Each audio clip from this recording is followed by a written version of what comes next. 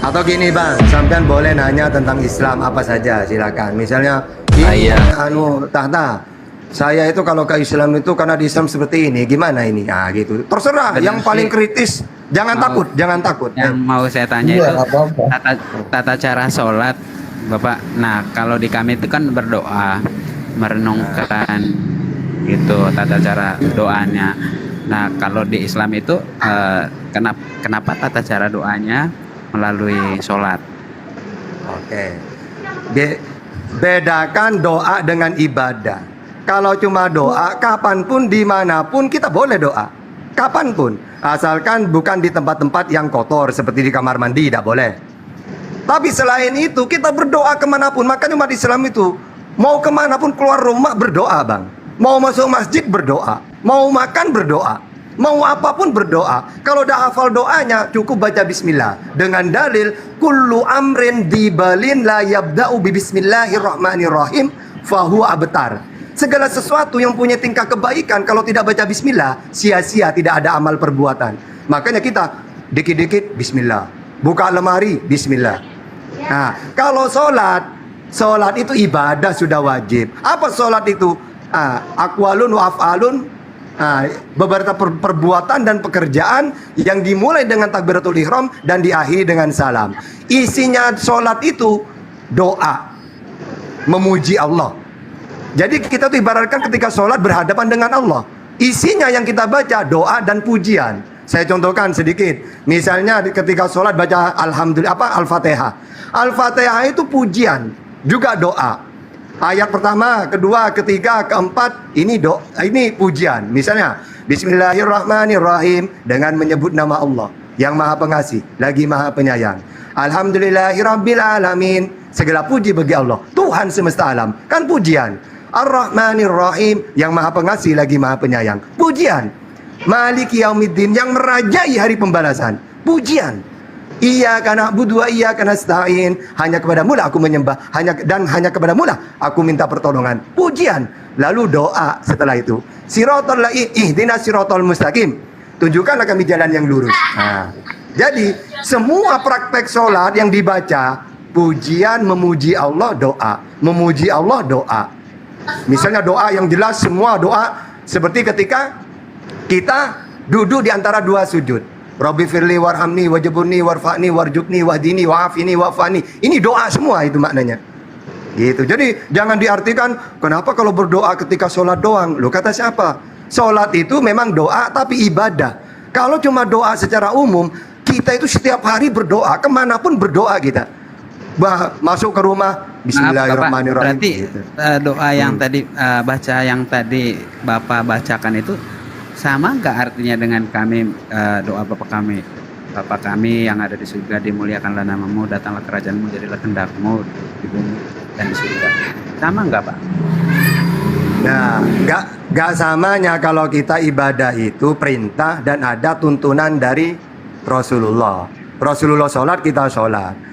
Kalau sampean doa seperti itu, kalau memang dicontohkan oleh Yesus, silakan. Tapi apakah Yesus mewajibkan kepada umatnya? Kalau umat Islam kan jelas, sholat itu wajib. Aqimus sholat, kerjakanlah sholat. Rasulullah sholat, kita sholat. Nah kalau sampean misalnya doa, apalagi ke gereja, apakah Yesus dulu ke gereja seperti sampean? Nih harus jelas itu. Itu abangku ya. Saya sih gereja itu pada saat Tuhan Yesus ada, gereja belum ada Pak. Gereja itu adanya setelah Yesus disalibkan. Itulah bedanya bang. Kalau umat Islam jangan melakukan apapun yang tidak dicontohkan Rasulullah. Rasulullah sholat, ya kita sholat. Rasulullah puasa, kita puasa. Rasulullah haji, kita haji. Jadi semuanya harus ada tuntunan. Karena para nabi ini panutan untuk umatnya. Kami umat Islam, panutan kami Rasulullah. Apa yang dikerjakan Rasulullah kalau wajib harus. Gitu. Nah kalau sampean umumnya umat orang Kristen lah. Kalau saya teliti, rata-rata tidak punya dalil itu. Tidak diajarkan Yesus tentang ketuhanan, tentang ibadah, tentang syariat. Banyak yang menyimpang itu sebenarnya. Kalau kita teliti satu-satu. Lanjut. Kan kalau kami sebelum mulai berdoa kan Pak ada nama Bapak gitu. Bapa, Putra dan Roh Kudus. Yang saya tidak bisa memecahkan antara atas nama Bapa, Putra dan Roh Kudus itu karena nggak ada penjelasan bagi kami untuk memecahkan tiga yang disebut atas nama Bapa, Putra dan Roh Kudus. Kita dari Islam nggak bisa memecahkan tiga sebutan ini. Kalau ada waktu untuk menjelaskan Pak, kalau ya juga tidak apa-apa. Iya, sebenarnya ya kalau andaikan ayat itu benar misalnya dari Yesus, sebenarnya gak masalah. Memang orang kalau mau beriman itu harus ada kalimat itu. Ini misalnya Rasulullah, kita mau masuk Islam, ada orang mau masuk Islam, pasti yang dikenalkan dua sosok ini, La ilaha illallah Muhammadur Rasulullah. Jadi Allah sebagai Tuhan, Nabi Muhammad sebagai utusan. Makanya kalau misalnya ini kalimat ini dari Yesus, tidak masalah sebenarnya. Baptisnya mereka atas nama Bapa sebagai Tuhan, Anak sebagai utusan, gitu seharusnya. Ibaratkan orang kalau mau masuk Islam, masukkan Islam dengan kalimat La ilaha illallah, berarti di situ sebagai Tuhan.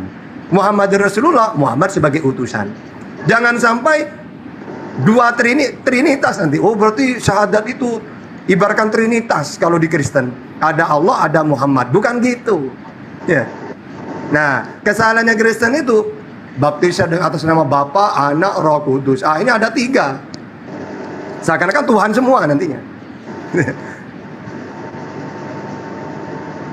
Terima kasih banyak Pak. Aku takut Pak, itu di bawah pada nyerang-nyerang. Jangan takut. Jangan Iya, dibantah. itu yang nyerang itu aku klarifikasi dulu, bukan Muslim, itu dari Kristen sendiri gitu. Yang Udah aman tuh, nggak ada, nyerang udah nggak itu. di bawah, nggak ada, nggak kelihatan. Oke, lanjut, Kolik. Bang Nova, lanjut aja, lanjut. Nanya tentang Islam. Terserah. Ayo. Jangan dihilangkan Masya komentarnya. Oh iya, Ya jangan Betul. dihilangkan. Itu seru. Bikin ngantuk. oh iya. Masya Allah ada Nah, gurunda. gitu dah. Hiburan tahu. Assalamualaikum gurundaku. Udah bangun. Dinda aku ini kok panggil gurunda gimana sih? Kaget saya dengar. Kualat saya suaranya nanti. gurunda. Kualat saya nanti. Lanjut. Jadi gini, saya melihat saudara kita dari Kristen ini kalau membahas tentang Islam itu ketinggian gitu. Kita yang mendasarinya aja dulu, karena tujuan dialog ini kan untuk pengakuan terhadap kebenaran. Bagaimana mungkin kemudian anak TK itu mengkaji tentang materi-materi mahasiswa anak kuliahan, itu nggak kena nantinya. Untuk itulah saudara kita namanya siapa ya? Nomfa, apa Nomfa? Nama artinya Yogi Pak. Oh Yogi, Flores. saudaraku Yogi. Iya, saudaraku Yogi. Jadi Tuhan itu menciptakan kita sebagai makhluk pembeda antara kita dengan makhluk lainnya itu karena adanya akal yang kita punya.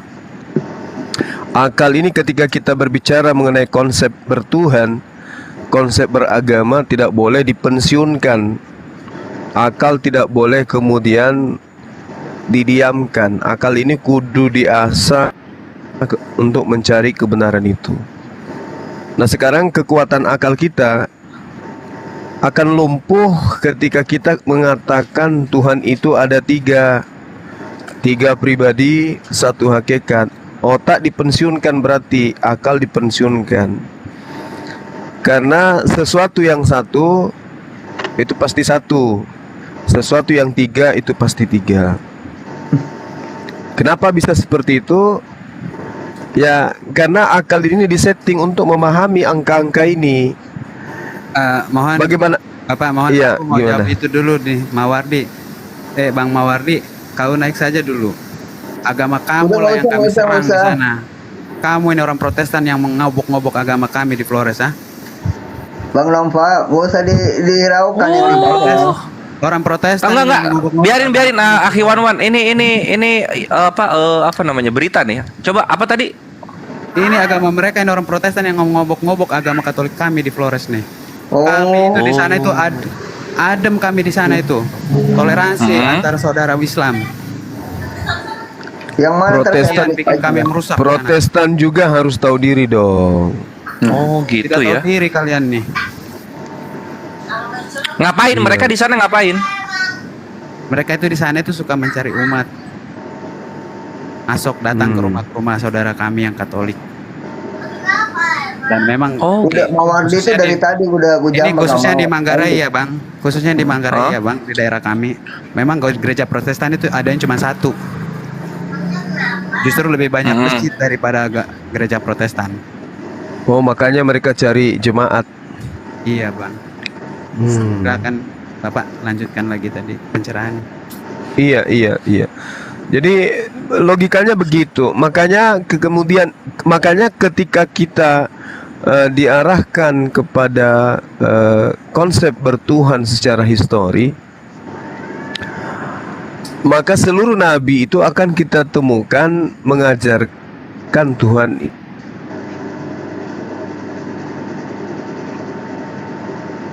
itu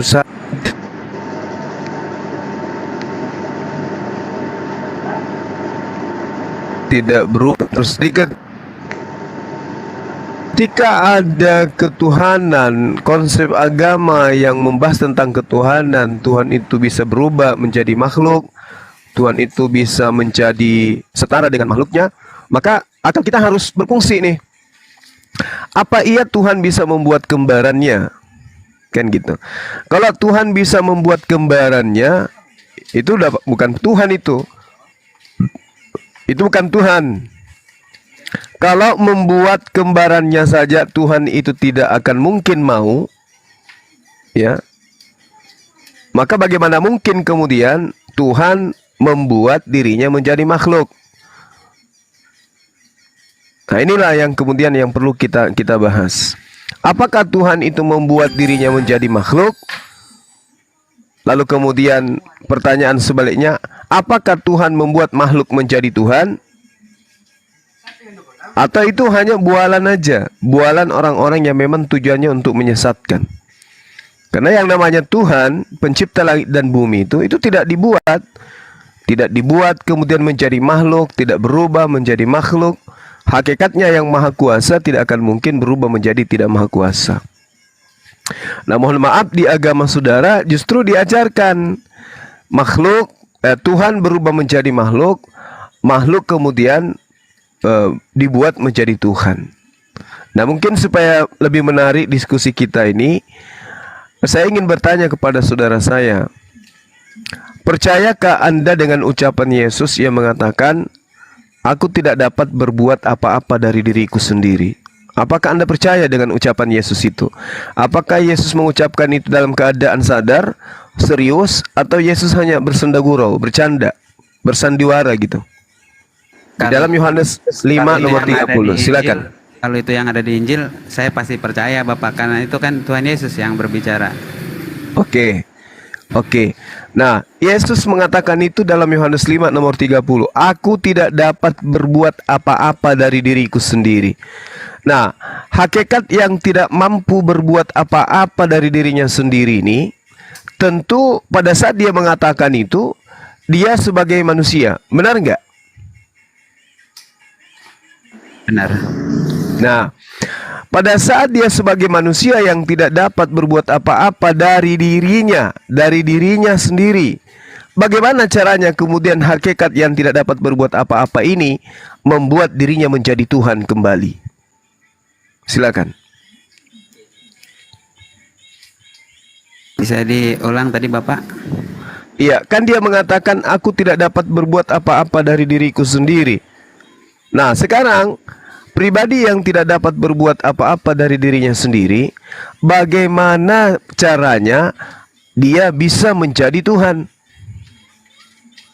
Kan tadinya dia nggak bisa berbuat apa-apa. Nah, setelah dia terangkat ke langit, ternyata dia menjadi Tuhan. Itu gimana ceritanya dia membuat dirinya menjadi Tuhan, sementara dia tidak bisa berbuat apa-apa? Apakah ada Tuhan lain yang membuatnya menjadi Tuhan? Karena silakan. Kalau diapkan ke dalam bahasa Indonesia, tentu ada Bapak Tuhan lain. Tapi kalau mujizat Tuhan Yesus sendiri, itu kan karena dia dari tiga itu adalah satu. Mungkin mujizat dia sendiri, mungkin itu Bapak. Iya kan gini, kalau terkait dengan mujizat, Yesus kan sudah mengaku itu di dalam Yohanes 5 nomor 36 bahwa kesaksianku lebih penting dari kesaksian Yohanes, bahwa Bapa yang mengutus aku. Nah, ternyata mujizatnya itu adalah mujizat yang diberikan, mujizat yang justru membuktikan dirinya sebagai utusan. Nah, sebagai utusan, dia hebat, mampu membuat orang mati hidup kembali, orang buta melihat, orang lumpuh berjalan. Tapi kesemua itu ternyata bukan dari dirinya. Makanya dia mengatakan, aku tidak dapat berbuat apa-apa dari diriku sendiri. Nah, ini manusia pada saat itu kok bisa berubah menjadi Tuhan? Itu siapa yang membuatnya menjadi Tuhan? Saudaraku mengatakan ada Tuhan lain yang membuatnya menjadi Tuhan. Ini parah, Bang. Ini adalah konsep batil, konsep jahil. Ada Tuhan membuat manusia ini menjadi Tuhan. Itu kayak mana ceritanya bisa dibenarkan oleh akal gitu? Dan nabi mana yang bisa kita sampaikan bahwa nabi ini yang mengajarkan seperti ini adanya? Gimana saudaraku? Di luar logika saya itu ya Bapak. Karena memang pada saat Tuhan Yesus membangkitkan orang mati, itu dia berdoa juga kepada Tuhan. Pada saat Tuhan Yesus disalib, dia berdoa juga kepada Tuhan. Oke. Ya Tuhanku, ampunilah mereka itu doa pada saat disalib. Ampunilah mereka sebab mereka tidak berdosa. Baik. Berarti bisakah kita sepakat bahwa Yesus itu adalah makhluk yang bertuhan? Kalau di Katolik iya. Yesus berarti dia bukan Tuhan. Kalau di Yesus dia disebutnya putra Allah Bapa. Iya, dalam keadaan putra dia bukan Tuhan. Saya tidak sampai ke situ Bapak, cuman kalau di Katolik dia itu disebutnya putra Allah Bapa. Tapi kami menyembah ada Tuhan selain Yesus juga, karena kami menyebut ya Tuhan kami, begitu sebutnya. Tidak menyertai Yesus. Iya, jadi jadi saudara saya ini dari sekte Katolik, sebenarnya Tuhannya ada berapa? Ada satu. Yesus atau Bapa? Bapa di surga. Yesus bukan? Yesus putra Bapa, putranya. Iya, saya tahu. Putra Bapa itu maksudnya Tuhan atau bukan? Bukan, kalau di konotasi dalam bahasa Indonesia tentu bukan. Dia adalah putra, anaknya Maria. Oke. Berarti yang mempertuhankan Yesus itu sesat. Menurut kami ya begitu. Kalau di Katolik tentu sesat, tapi kami tidak bisa mengatakan itu Bapak. Ini menurut keyakinan saya aja sebenarnya yang dari Katolik. Iya. Jadi Katolik sebenarnya memang tidak mempertuhankan anak Maria ya? Tidak. Tapi kenapa dikultuskan sampai patungnya dibuat, dicium dan seterusnya? Karena Roh Kudusnya Bapak. Makanya kami membuat patungnya. Ini yang saya tahu ya Bapak, karena saya bukan ahli agama. Oke. Jadi di dalam kitab saudara 1 Yohanes 5 nomor 7 ada 3 yang bersaksi di dalam surga. Yang mana di antaranya ketiga ini yang Tuhan, yang mana yang bukan?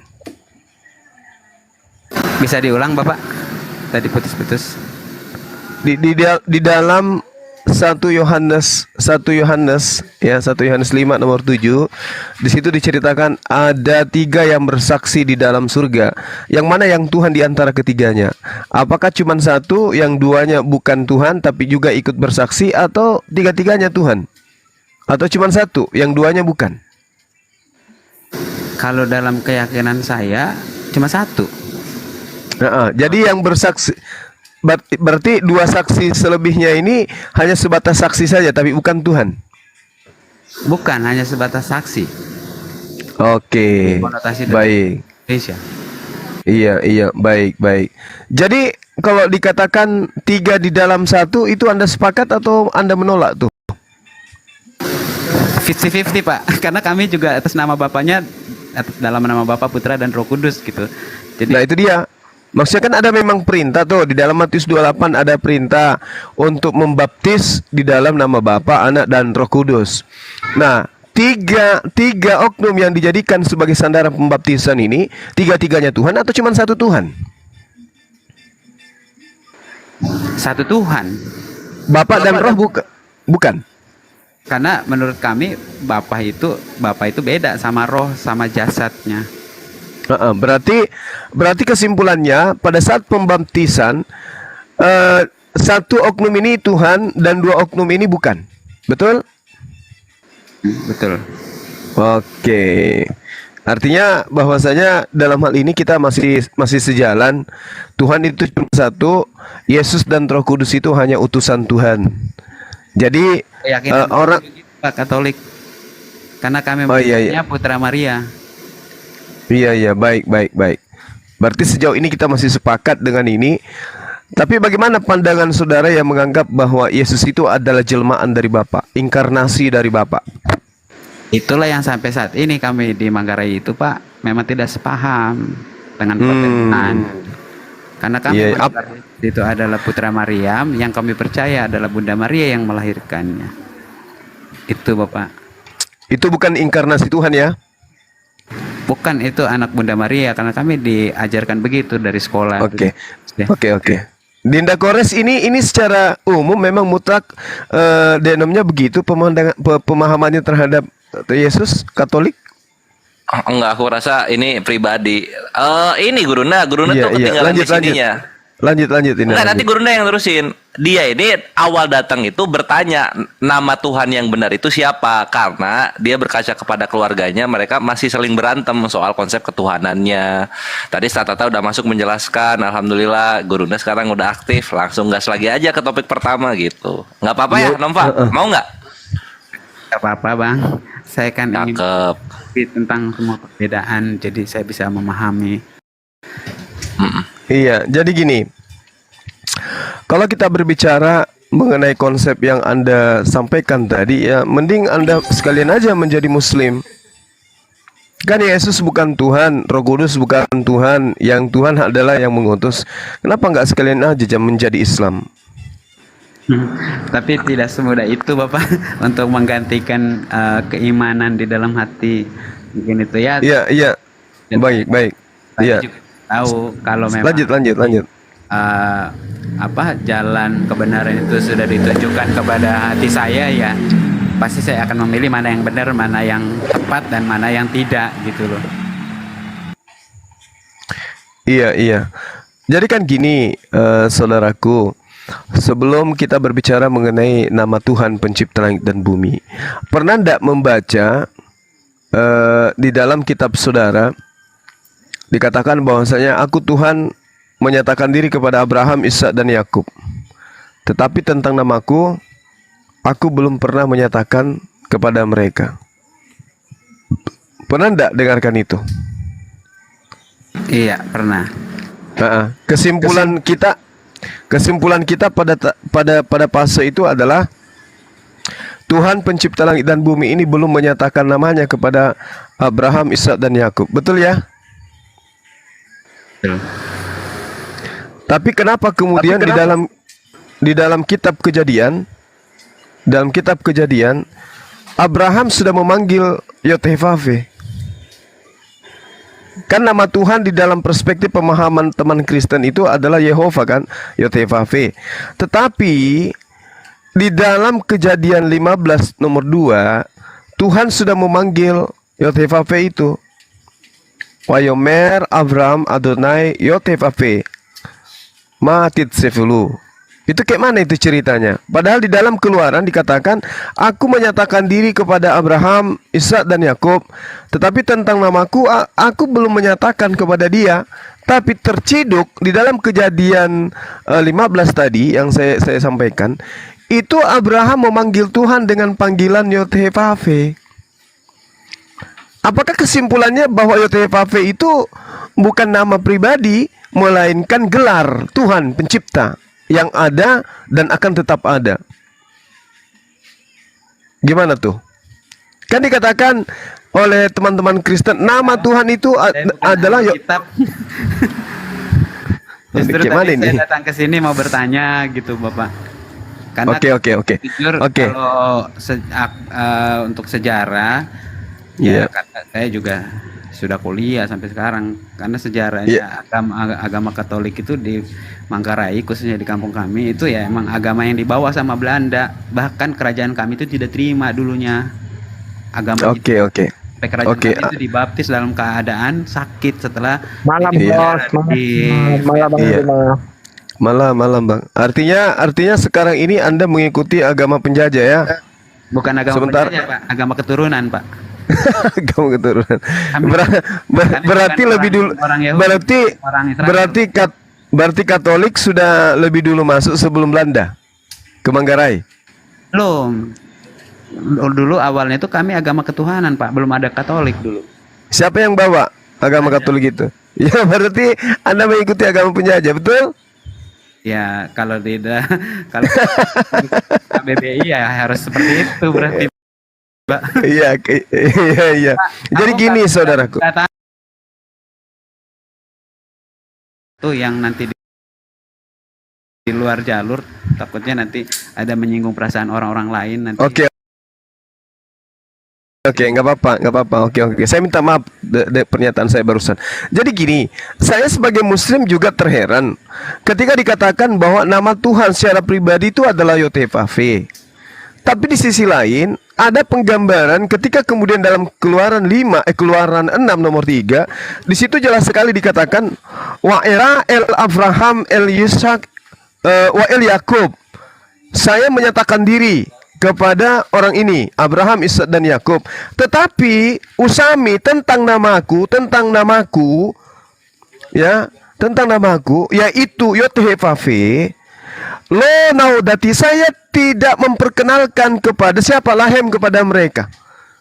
Nah, tentang namaku Yotevave, aku tidak menyatakan kepada mereka, aku tidak memperkenalkan kepada mereka. Tapi ajaibnya di dalam kejadian 15 nomor 2, di situ Tuhan menyatakan Wayomer Abraham Adonai Yotevave. Artinya Abraham justru sudah memanggil nama Tuhan itu, yaitu Yotevave. Nah, jadi saya punya kesimpulan, Yotevave itu gelar. Maksud daripada Keluaran 6 nomor 3, aku belum menyatakan namaku yang spesial kepada Abraham. Aku hanya menyatakan tentang bahwa aku ini Tuhan. Aku bukan makhluk, aku bukan malaikat, tapi aku Tuhan. Aku Yotevave. Itu yang pertama. Sehingga ketika kemudian di Islam muncul innani anallah la ilaha illa ana, Allah kemudian Tuhan kemudian memperkenalkan hakikat daripada namanya itu adalah Allah. Lalu kemudian yang ingin saya uraikan sini ya teman saya ya, karena saudara saya ternyata bukan seorang pendebat. Jadi ketika kemudian kita memahami kitabnya orang Yahudi, kata Yotevave mereka terjemahkan ke dalam bahasa Arab dalam kitab mereka. Yotevave itu selamanya merujuk kepada Allah. Bahkan Elohim juga mereka rujuknya kepada Allah. Jadi mereka secara tidak langsung mengakui bahwa nama pencipta langit dan bumi itu adalah Allah. Nah, itu dia. Itu yang kami temukan di dalam proses belajar tentang dua agama ini. Sehingga data akuratnya Keluaran 6 nomor 3, Tuhan belum memperkenalkan namanya kepada Abraham, tetapi di Kejadian 15 nomor 2 Abraham sudah memanggil nama Yotevave. Dengan kesimpulan Yotevave itu bukan nama pribadi Tuhan, tetapi hanya gelar Tuhan. Saya kira gitu untuk sementara. Makasih penjelasnya Bapak. Jujur, Iya. saya klik kitab soalnya. Jadi saya ya ke gereja doa menurut keyakinan gitu, makanya justru tadi saya datang untuk bertanya gitu. Ya, saya rasa kembali kepada Dinda saya, Dinda Tahta, tolong dijamu saudara kita ini, beliau lagi mau belajar lebih jauh, silakan. Ya, siap Guru Ndaku.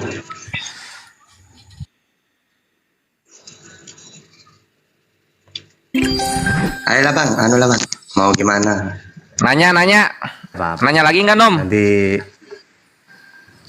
Mau bertanya lagi, Boleh. Boleh nanya lagi ntar. namanya Kalau- kalau hukum utama untuk masuk Islam itu apa? ya pertama, ya la ilaha illallah itu utama sudah. Mengakui bahwa tiada Tuhan selain Allah. Dan ini semua ajarannya para nabi. Ya, makanya kalau saya pakai Islam, ya pertama kenapa masuk Islam itu la ilaha illallah? Karena semua para nabi itu memang diajarkan supaya umatnya menyembah hanya kepada Allah. Maka dalam Al-Quran itu ya akan ada di dalam surat Al-Anbiya ayat 25. Wa ma arsalna min qablika min rasulin ila nuhi ilahi annahu la ilaha illa ana fa'budun. Nah ini, dan kami tidak mengutus seorang rasul pun sebelum engkau Muhammad, melainkan kami wahyukan kepadanya bahwa tidak ada Tuhan yang berhak disembah selain Allah. Ya, jadi masuk Islam apa paling utama? Ya kenal Tuhan yang benar dulu. Karena semua para nabi juga gitu. Ya, kata Allah. Ibaratkan gini, kalau disingkat ayat itu gini loh. Muhammad, sebelum kamu nabi-nabi yang aku utus, ya aku suruh perkenalkan bahwa tiada Tuhan selain Allah. Gitu. Makanya ini karena apa? Kok itu kunci nomor 1? Karena itulah kunci surga. Makanya la ilaha illallah Muhammad Rasulullah dalam Islam. Kalau nanya ke Yesus sih sama. Yesus, saya ingin hidup yang kekal di surga. Gimana caranya? Inilah hidup yang kekal, bahwa mereka mengenal engkau satu-satunya Allah yang benar. Dan mengenal Yesus yang telah engkau utus. Kalau nanya ke Nabi Muhammad, la ilaha illallah Muhammad Rasulullah. Tiada Tuhan selain Allah, Muhammad utusannya Allah. Inilah hidup yang kekal itu sama. Semua para nabi itu gitu. Sehingga itulah ajaran nomor 1. Ya, kalau ingin masuk Islam, mengenal Tuhan yang benar dulu. Kedua, mengimani Nabi Muhammad sebagai utusannya Allah. Udah. Gitu. Gimana? Apakah hanya mengimankan? Kalau misalnya kalau kami di kitab kami itu kan memang ada Yesus. Nah setelah misalnya, bukan setelah sih, nggak tahu kapan ya Pak, doakan saja. Nah kalau misalnya sudah masuk dalam Islam, apakah Yesus yang kami sembah itu diikut sertakan juga? Ada nggak kami menyembah Yesus di sana? Ya. Jangan menyembah, diimani sebagai utusan. Makanya umat Islam itu rukunnya iman itu diantaranya beriman kepada Allah sebagai Tuhan. Juga diantaranya beriman kepada semua para nabi. Yang wajib diketahui nabi itu adalah 25. Mulai dari Nabi Adam sampai Nabi Muhammad. Maka kami diperintah untuk bersolawat kepada semua para nabi. Wassalamun alal mursalin. Hai umat Islam, bersolawatlah kamu kepada semua para nabi. Isa alaihi salam, Musa alaihi salam, Daud alaihi salam. Diselawatin semua. Jadi kalau Anda masuk Islam, justru iman yang benar, baik Yesus tidak kamu tinggalkan. Tapi ketika kamu masuk Islam, maka ajaran Yesus lebih kamu kuasai malah. Siapa itu Yesus? Ya kalau pakai Quran ya wa rasulan ila bani Israel. Kalau pakai Bible, aku diutus hanya kepada domba-domba yang hilang dari Israel. Sama tetap. Ya, tidak akan meninggalkan Yesus, justru cinta. Maka dalam Islam itu la nufarriqu baina ahadin minhum wa nahnu lahu muslimun. Kami tidak membeda-bedakan semua para nabi. Semuanya mulia di hadapan Allah. Gitu. Gimana? Ya, mau bertanya lagi. Ini terima kasih banyak. Iya. Bapak, penjelasannya saya sangat terharu juga. Malah saya yang punya kitab, malah Bapak lebih tahu daripada saya. Saya Muridnya Bang Juma saya. saya mau bertanya lagi Bapak. Di dalam ajaran kami itu kan tidak ada yang namanya babi tidak boleh dimakan gitu. Tapi kenapa ajaran dalam Islam itu babi sama anjing nggak boleh dimakan gitu Pak? Mohon penjelasannya Bapak. Oke. Kalau dalam Al-Quran, hurrimat alaikumul maitatu waddamu walahmul khinjir. Ya, dilarang makan babi, ya. Juga apa? Kalau dalam Bible juga kan gitu. Dilarang kan makan babi itu. Imamat gitu, nanti Bang Juma atau Bang Slayer nanti tentang larangan makan babi. Ada semua. Kalau dalam Islam, ya jelas ya, hurimat alaikum, diharamkan atas kalian semua. Apa yang diharamkan? Makan babi, gitu. Tidak ada, ajaran samawi itu sama. Kalau masalah tentang babi, ya, misalnya kalau kita pakai Al-Quran, ya itu jelas, hurimat alaikumul maitatu wa damu wa lahmul khinzir. Kalau kita pakai Imamat pasal 11 ayat 7, sama, babi haram. Atau nanti ada di di mana lagi itu ya? Nah, selain nanti Ulangan ya, Ulangan 14:8. Jadi haram makan babi. Sama, mau kitab apa sampean? Islam dengan Bible Perjanjian Lama sama-sama haram babi itu. Gitu. Kami Gimana? perjanjian lama, Pak. Nah, yang kedua, Pak, hukum atau kewajiban apa yang utama ketika orang dari luar Islam masuk Islam misalnya? Mohon, Pak. Waduh, tanda-tanda, Bertahap, ya. tanda-tanda. Yang Lanjut. Ya itu Ustaz, Oke. lanjutin. Jadi Ya. pertama itu yang penting masuk Islam dulu. Lainnya bertahap. Dengan sampean mengatakan la ilaha illallah Muhammadur Rasulullah, udah masuk Islam sudah. Maka ketika mengucapkan kalimat itu, maka ayat Al-Qur'an menjelaskan kulil ladina kafaru iyantahu yufar lahum ma qad salaf. Katakan kepada orang-orang kafir, maksudnya orang yang tidak beriman kepada Allah dan Rasulnya, kalau mereka berhenti dari kekafiran itu, yufar lahum ma qad salaf. Ya, maksudnya dia jadi mu'allaf, maka semua dosanya diampuni oleh Allah. Udah masuk Islam. Setelah masuk Islam, pelajari Islam bertahap. Mulai dari nanti kewajiban-kewajiban syariat gitu ya. Yang penting masuk Islam dulu. Kalau di Islam itu kunci dulu pegang. Kunci surga dulu pegang. Apa? La ilaha illallah. Itu dulu pegang. Untuk yang lainnya bertahap sudah gitu. Saudara saya, Pak, dari sebelah katanya, wah masuk nih. Biar ada 3 agama dalam satu rumah. Gonjang-ganjing aja.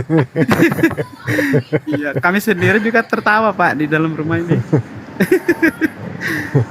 Tapi apa yang tadi Bapak jelaskan tadi memang cukup membuat saya untuk memahami, karena di kami sendiri juga di satu rumah juga ya perbedaan itu tetap ada dalam keyakinan. Saya pribadi sendiri yang memang tidak menghafali dalam 2 kitab ini, saya mencari-cari gitu, mana sih yang benar gitu, Pak. Ini yang saya lakukan itu, makanya saya masuk ke room ini dengerin, hanya mendengarin, tidak pernah berani komen, karena menurut saya penjelasan dalam Islam, karena saya berbahasa Indonesia, ketika dijelaskan masuk nalar saya dalam bahasa Indonesia.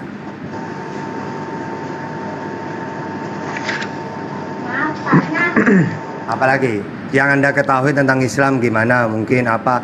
Ditanyakan karena gini. Sampai walaupun udah masuk Islam, tanya-tanya dulu. Apa mungkin saya tidak setuju tentang Islam masalah ini apa? Omongkan mumpung ada guru Anda, ya ada Slayer, kami pribadi gitu. Jadi Ayo. 2 hari yang lalu itu saya kebetulan di satu tempat kerjaan itu ada teman yang kebetulan orang Islam, dia orang Jawa juga. Nah, saya nanya kepada dia, ada enggak di nabi kamu itu kan dia selalu menjelaskan ke saya bahwa nabi kami itu, bro, selalu memikirkan umat. Pada saat meninggalnya aja memikirkan umat gitu. Tapi dia tidak memberikan penjelasan secara detail gitu.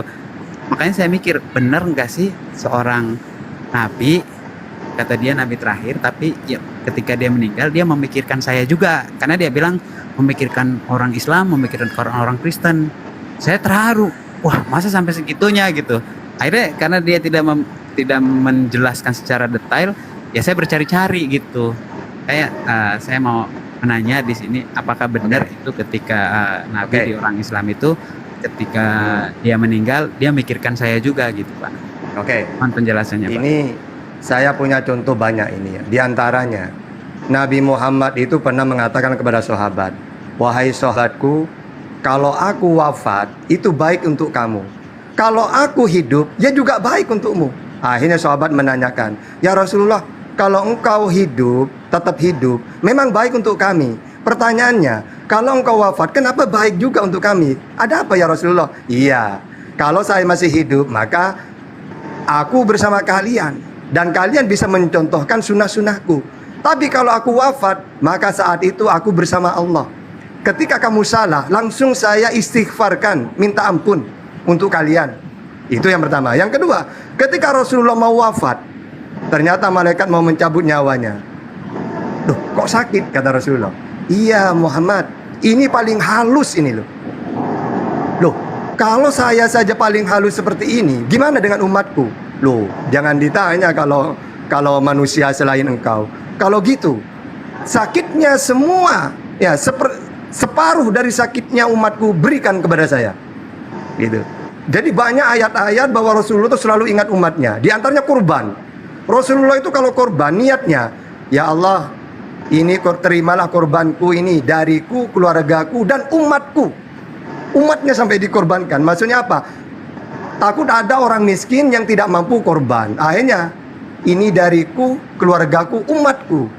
Bahkan ketika nanti di Siratul Mustaqim, Rasulullah sebenarnya masuk surga sudah. Apa kata Rasulullah? Tidak ya Allah, saya ingin melihat umatku dulu. Jalan di jembatan Sirat ini. Ketika ada umatnya itu kayaknya sulit, langsung beliau gini, ya Allah, itu umatku ya, selamatkan ya Allah. Gitu. Jadi Rasulullah selalu ingat umatnya. Dikit-dikit ummati, ummati, umatku, umatku gitu. Ya, banyak contoh-contoh itu di dalam hadis gitu. Terima kasih Bapak. Saya hampir menangis ini. Bapak menjelaskan itu. Ya Allah, saya bersedih ya Allah. Bapak menjelas itu saya hampir nangis karena apa yang dijelaskan teman saya di tempat kerja itu juga sama seperti itu. Ketika dia menceritakan apa karena memang mereka cara berceritanya membuat saya sedih atau memang memang perjalanannya Nabi di Islam itu memang membuat orang itu ya itulah perjuangan dia gitu Pak. Terima kasih banyak Pak untuk penjelasannya. Sama-sama Nova. Ada lagi? Apa mau langsung? Jadi gimana? Aku lanjutin ah. Iya lanjut. Bang Goy. Jadi gimana my brethren Nova? Masih apa? Setelah ngobrol-ngobrol santai ini, apakah masih berpikir menyembah manusia Yesus itu layak untuk manusia Nova? Gimana? Ya, mungkin dalam 2 atau 3 hari ini saya kebetulan di rumah kami ini ada masjid yang terdekat juga Pak. Saya akan mencari ustadz untuk berdiskusi lagi. Mudah-mudahan nanti kita membukakan saya jalan yang lurus. Masya Allah. Sip. Bagus. Kalau di keluarga kami itu tidak ada penolakan Pak. Jadi memang bebas. Siapa yang sudah bisa berpikir ya bebas dia untuk memilih yang benar. Bang Kores, mungkin di waktu kali Bang Kores. Diarahin coba. Di waktu apa? Masa di waktu set dong? Oh enggak lah, biarin ini aja. Aku cuma pengen tahu ininya aja. Kalau misalnya mau dia kapan ini ya terserah ke dianya gitu. Karena la ikroha fiddin. Oke. Bang Nomfa, barusan saya follow Bang Nomfa lo ya. Maaf Bang, aku mau cerita sedikit di daerah kami di Manggarai. Kami itu setiap tahun Pak, kami ada arak-arakan kitab Al-Quran sama kitab perjanjian lama itu diarak keliling kota. Jadi kami bikin kitab kami itu bikin segede-gedenya naikin ke atas mobil truk. Jadi kami arak-arakin keliling kota, mampir ke gereja ini, mampir ke masjid ini, kami didoakan terus berjalan lagi. Itu anak-anak mudanya. Itulah kenapa saya tadi sangat marah ketika ada teman-teman dari Protestan yang menghina saya karena rusaknya toleransi kami di sana itu ya mereka itu. Oh gitu ya? Iya Pak. Mereka dari kapan baru masuk apa Manggarai itu? Dari kapan baru masuk? Belum lama Pak. Dalam waktu belum ada 2 atau 3 tahun yang lalu kami bakar gereja malah disuruh sama pastor. Hah? Bakar gereja yang bukan gereja Protestan tapi gereja yang di luar Protestan juga gitu. Gereja biasa kuping sakit. Iya, kami tidak terima. Syukurin. Nah, Gitu ya disuruh bakar ya? kok gitu ya? Iya, karena yang nggak tahu ya Pak, karena di daerah kami yang kami terima sekarang itu cuman ya itu Islam, Katolik sama ada gereja Protestan. Gitu. Kalau daerah kami cuma satu gereja Protestan. Yang banyak tuh gereja Katolik itu di mana-mana. Gitu. Oh, I see. Sama ini tadi yang diarak itu ternyata cuma Bapak boleh Ya. lihat di YouTube Pak. Jadi arak-arakan kitab di Kota Reo itu jelas di YouTube itu kami arak-arakan setiap tahun. Jadi para kiai, para pastor, para romo itu jalan bareng gitu. Oh gitu ya. Itu ini ya apa PL-nya aja ya, PB-nya tuh nggak dibawa ya? Enggak dibawa. Karena kan Oh, kami kok penganut kita perjanjian lama sama dari teman sebelah dari Islam itu Al-Qur'an. Oh gitu, keren, keren. Di YouTube ada itu Pak. Jadi kalau mau lihat di YouTube di Manggarai di Kota Reo, ya itu kami setiap tahun berbuat seperti itu. Jadi umat Katolik sama umat Islam itu arak-arakan kitab namanya kirab kitab. Kalau di kami sebut. Jadi di sana itu memang kitab itu berbeda bang, terpisah gitu antara perjanjian lama dan perjanjian baru, Bible-nya. Bukan Bapak, karena kami karena kan mayoritas Katolik kan. Jadi yang kami Enggak, maksudnya Bible di sana tuh terpisah perjanjian lama sama perjanjian baru, sehingga tadi kan membawa arak-arakan tuh berupa yang dibawa itu adalah menurut kitab keyakinan perjanjian kami Pak, menurut keyakinan kami kitab perjanjian baru itu hanya ada di Protestan. Kami penganut perjanjian lama. Oh ya, beda-beda kitab Katolik. ya, benar, sorry Kami kan maaf, Katolik maaf. Pak. Ya, beda kitab. Oke, siap. Hah? Kami kan Katolik. Jadi kalian nggak pakai PB? Enggak, kami perjanjian lama. Terus gimana tahu Bapak Putra Roh Kudus kalau nggak ada PB? Kan di perjanjian lama Pak. Diajarin dari sekolah kami. Atas nama Bapa, Putra dan Roh Kudus. Mana ada ya? Nggak apa-apa. Sekolah. Jangan ditekan lebih jauh. Diajarin Iya. setelah Pelan-pelan aja. setelah kami diajarkan untuk mulai berdoa itu dalam nama Bapa, kami pakai tangan Pak, dalam nama Bapa, Putra dan Roh Kudus. Amin. Baru mulai doa, kami yang ada di surga, dimuliakan namamu, datanglah kerajaanmu, jadilah kehendakmu. Mungkin di kitab tambahannya mungkin Bang Kores, karena kan mereka ini kan 72 kitab ya Bang ya. Dia nggak Kalau pakai cuma PB, cuma pakai Iya. PL. Ya pakai PL. Nah di situ mungkin tertulis tentang, di situ juga ada doa Bunda Maria ya Bang ya. Betul, Jadi Pak. PL yang nggak ada juga Bunda Maria. Kami di perjanjian lama itu kan kami di Katolik itu kan doa Bunda Maria, doa Bapa kami. Kami percaya Bunda Maria itu adalah seorang perempuan perawan yang melahirkan Yesus. Jadi percaya Bunda Maria, percaya Yesus, tapi nggak pakai perjanjian baru gitu ya? Enggak Bapak, perjanjian baru itu zaman saya SD itu baru mulai ditebar-tebarkan itu. Tapi ada juga yang sampai sekarang orang Katolik itu yang nggak mau pakai itu. Gitu. Oh. Bang Kores ini ada Bang Ogadinho dari Hindu mau nanya tentang Islam dari kalau nggak salah sama Bang Juma. Oh iya, Nova kalau begitu thank you sharing-sharingnya ya. Ntar gue cek yang video-videonya. Kita beralih ke kawan kita yang lain ya. Ya Bapak terima kasih, saya izin turun Bapak, terima kasih. Oh ya, makasih Bang Nova ya. Kemudian ini menjadi Enggak, saya. abang standby aja Bang, standby aja Bang di sini Bang. Amin. Sini aja nggak apa-apa sini. Di sini nggak apa-apa. Standby aja Bang. Udah malam Bapak di sini. Oh, Oh, Iya, udah. Bang Nova nanti fallback ya, udah saya follow kok. Amin. Fallback ya. Makasih banyak Bapak. Siap. ya belajar lagi Bang sama ustadz-ustadz terdekat Bang di sana Bang. Ya, selamat malam Bapak. Selamat malam Bang Nova. Semoga Bang Jo, bentar hidayah Bang Jo menyertai. ya. Semoga ada yang menjemput. Bang Ogadinho, monitor Bang Ogadinho. Ya, monitor Bang. Iya, Bang Ogadinho tadi mau nanya tentang Islam. Kalau nggak salah tadi. Ya, melanjutkan yang tadi sore kan udah ada penjelasan juga dari Pak Ardiansyah. Iya. Jadi ada beberapa rangkuman lah yang saya simpulkan sendiri gitu. Oh, Mungkin ada tambahan nanti dari Ustadz Juma ya. Ditanyain lagi, mungkin nanti ditambahin Ustadz Atta apa Bang Juma dulu boleh silakan. Iya. Jadi Tunggu. pertanyaan. Jawabannya lebih oke tuh daripada jawaban saya. Ini Ogandinya Hindunya Hindu mana? Hindu Jawa, Hindu Bali? Saya asal dari Medan. Saya Hindu Tamil. Oh. Domisili di mana sekarang? Medan, Medan. Oh, di Sama mana, Medan Bang? ya. Oh, lanjut. Sama bang, sama. Medan Jadi, juga. Bang. Abang di mana? Di kampung Madras. Namanya juga Weda, tapi tulisannya Tamil. Awal Iya, iya. mula Abang di mana? Abang di Awal- kampung Madras. Domisili. Kampung Keling. di dekat Carrefour, Gatot Subroto. Dekat Carrefour. KWS. Pasundan. Iya, iya. Emitri. Emidris. Oke. Dekat kita bang. Tadi Abang di yang mana mau ini? Iya, tadi yang mau ditanyain Abang apa di tadi Padang Bang Ogadinho? Oke, lanjut ya Bang. Silakan Bang Ogadinho.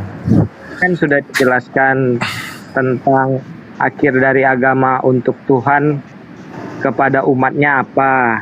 Bapak Aryansa tadi menjelaskan neraka dan surga. Kemudian siapa pemberi nama Tuhan dan siapa penerima, dan bagaimana si penerima menyebarkan sehingga membuat umat yakin untuk menerapkan, menjalankan, serta mengucapkan namanya. Dari rangkuman dua pertanyaan ini, makhluk yang sempurna di bumi ini siapa? Oke, dari Ustadz Ahsan dulu deh. Bang Juba monitor dong Bang. Oh lagi. Tadi WA dulu. Ya Ustadz Ahsan dulu.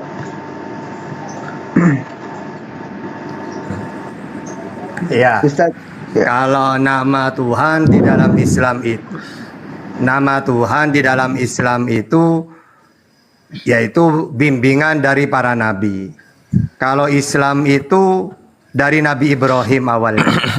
Ketika Allah mengutus dia ke Mekah, wa id yarfa'u Ibrahim. Ketika Allah menugaskan Ibrahim untuk meninggikan Ka'bah. Lalu dia mengenalkan nama Tuhan itu Allah. Lalu diteruskan putranya Ismail, diteruskan Bani Jurhum, diteruskan Bani Huza'ah.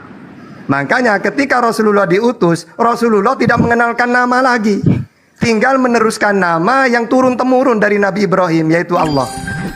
Ya, orang Arab juga tahu Tuhan itu Allah. Wala in sa'altahum man khalaqas samawati wal arda wa sakhkhara samsa wal qamar la yakulunna Allah. Ketika mereka ditanya siapa yang menciptakan langit dan bumi dan yang menundukkan matahari dan bulan, mereka jawab Allah. Gitu. Dan akhir dari memang gini ya, tadi sudah saya jelaskan bahwa semua para nabi itu mengenalkan tauhid memang. Semuanya para nabi. Ya, makanya kata di dalam Islam, semua para nabi itu ibaratkan aliran sungai-sungai yang mana pada akhirnya akan menuju ke satu arah, yaitu lautan. Nah, lautan ini ibaratkan Nabi Muhammad. Ya. Jadi nabi-nabi itu diutus untuk kaumnya saja. Nanti pada akhirnya Allah akan mengutus nabi yang terlahir untuk seluruh dunia. Di Hindu juga ada kitab Weda itu mengenalkan sosok nabi terakhir ini. Nanti kamu akan kembali ke nabi akhir zaman ini. Ini yang paham Zakir Naik biasanya itu. Karena memang iya. Karena memang kalau ada sebagian ulama yang mengatakan sebenarnya nabi itu bukan hanya di Israel sebelum Nabi Muhammad itu, banyak. Kalau dalam Al-Qur'an itu dijelaskan di dalam surat An-Nisa 164. Wa rusulan qad qasasnahum 'alaika min qabl wa rusulan lam naqsusum 'alaik. Wa kallamallahu Musa taklima. Dan kami telah mengutus rasul-rasul yang sungguh telah kami kisahkan tentang mereka kepadamu dahulu, dan rasul-rasul yang tidak Allah ceritakan kisahnya. Berarti jumlahnya itu kalau rasul ya itu 8.000. Jadi bukan hanya di Israel, bahkan di Jawa ya ada mungkin dulu. Pasti wong 8.000 kok. Hanya saja mereka hanya untuk kaumnya saja mengajarkan akhlak gitu tuh. Makanya kata ulama ya ini sebagai ilmu saja. Sebenarnya Brahma, Siwa, Wisnu itu dulunya nabi katanya. Tapi oleh orang dianggap Tuhan yang menjelma jadi manusia. Makanya ketika dia itu tidak ada, kembali lagi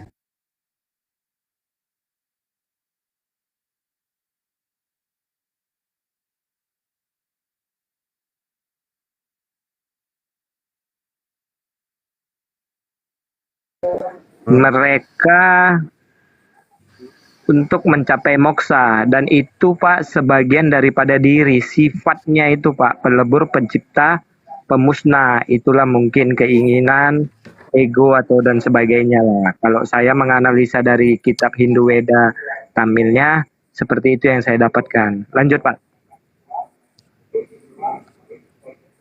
Iya, jadi intinya setiap negara di seluruh dunia, kenapa kok ada akhlak, ada hati nurani? Ternyata kata ulama, mungkin dulunya memang ada nabi. Tapi nabi ini hanya untuk satu kaum itu doang, suku itu doang. Mengajarkan, tidak mungkin kan manusia mempunyai akhlak-akhlak yang baik itu tanpa ada kitab suci yang ada yang membawa. Nah ini cocok dengan Al-Quran bahwa Rasulan qad qasasnahum alaik. Jadi nabi, dan kalau nabi malah 1.200 berapa itu? Ada yang ingat nggak? Ada 100.000 lebih malah kalau nabi. Kalau Rasul 8.000. Nah, yang kita kenal kan umumnya cuma Nabi mulai dari apa? Nabi Muhammad dari keturunan Ismail.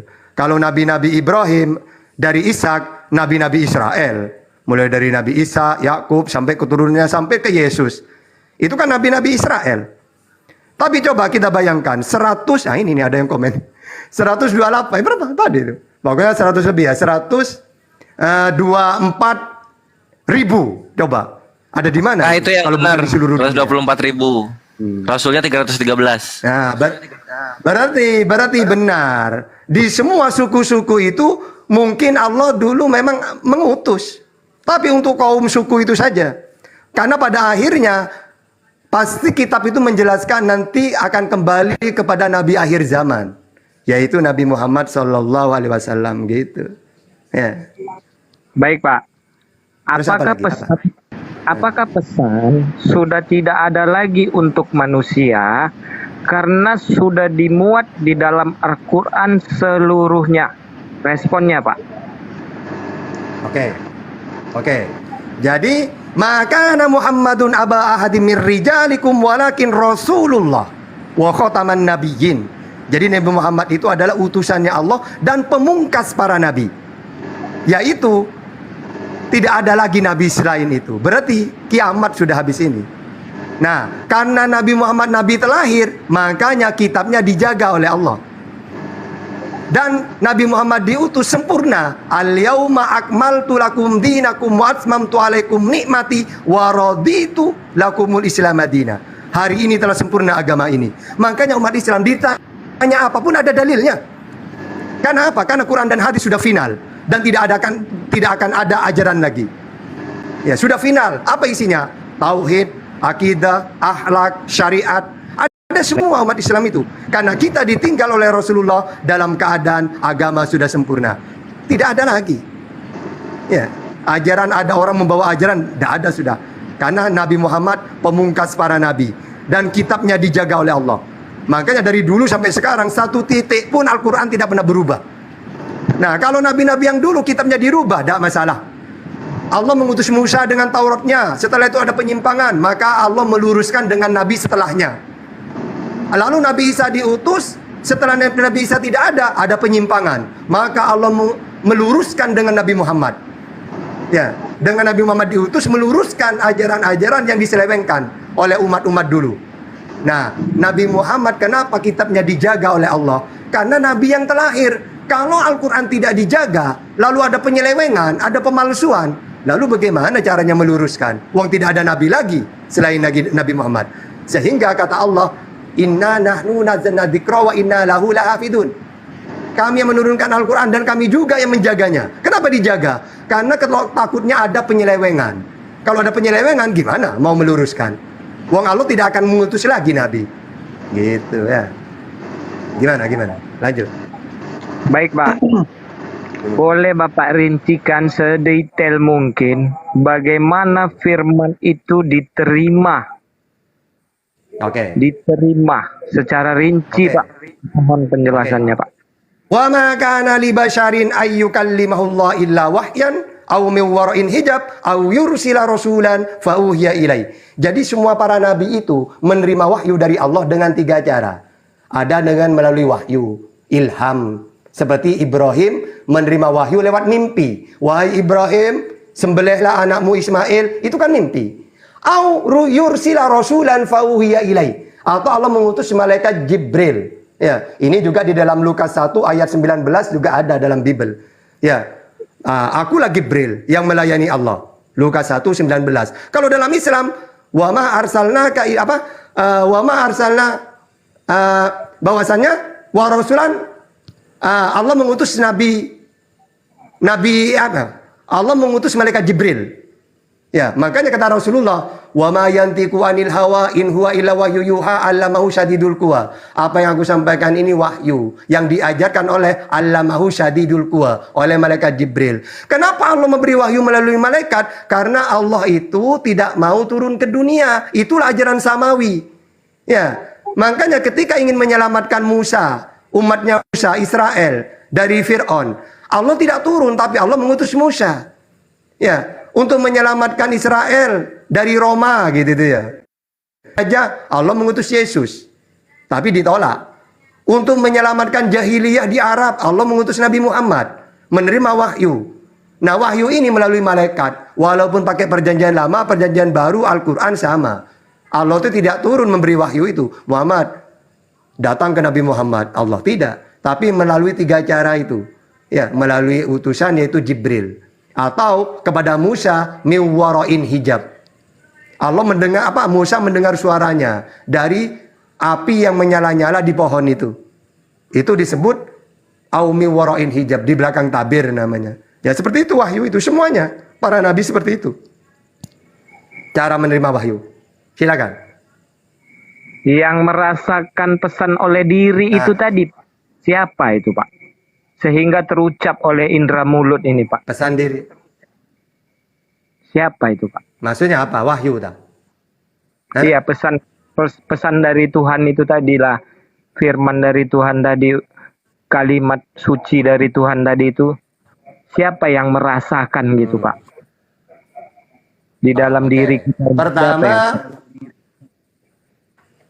Pertama wahyu itu kan ajaran wahyu itu. Diterima oleh malaikat Jibril, oleh malaikat Jibril disampaikan kepada Nabi Muhammad. Nabi Muhammad mendengar. Oleh Nabi Muhammad disampaikan kepada umatnya. Siapa umatnya? Wa ma arsalnaka illa rahmatan lil alamin, seluruh alam. Nah, lalu yang kita dengar ini dari Nabi Muhammad. Wahyu itu Al-Qur'an itu.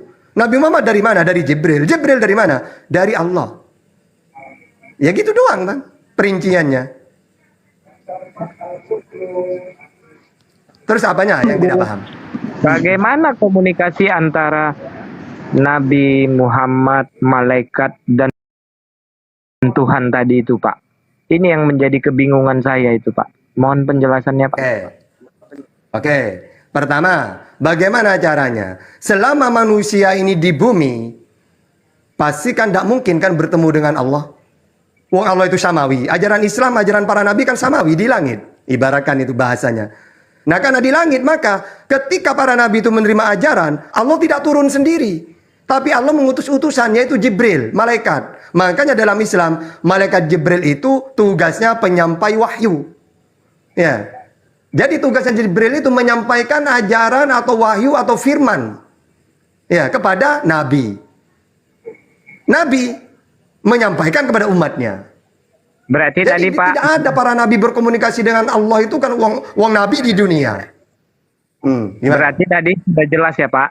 Pesan tadi yang sudah komplit dan sempurna tadi tertuangkan di dalam Al-Quran itu, dan tidak ada lagi pesan melalui malaikat lagi ya Pak, karena semua sudah tertuang di dalam Al-Quran tadi ya Pak.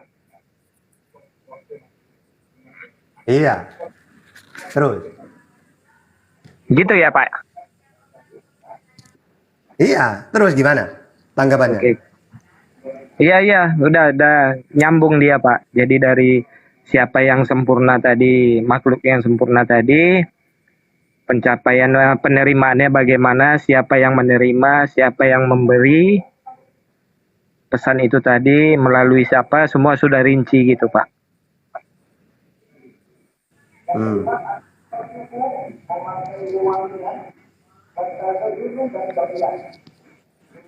Terus nanya apa lagi? Bagaimana kita bisa memastikan bahwasannya itu pesannya baik untuk seluruh umat manusia? apa yang menjadi dasarnya bahwasannya pesan itu baik? Oke. Makanya Al-Qur'an itu isinya akidah, tauhid, perintah, larangan, akhlak. Maka dalam Islam itu kan lengkap itu. Ya, tata krama kan baik tata krama itu. Bagaimana tata krama kita kepada orang tua, kepada tetangga, kepada sesama manusia. Nah, itu kan baik-baik semua. Ada dalilnya.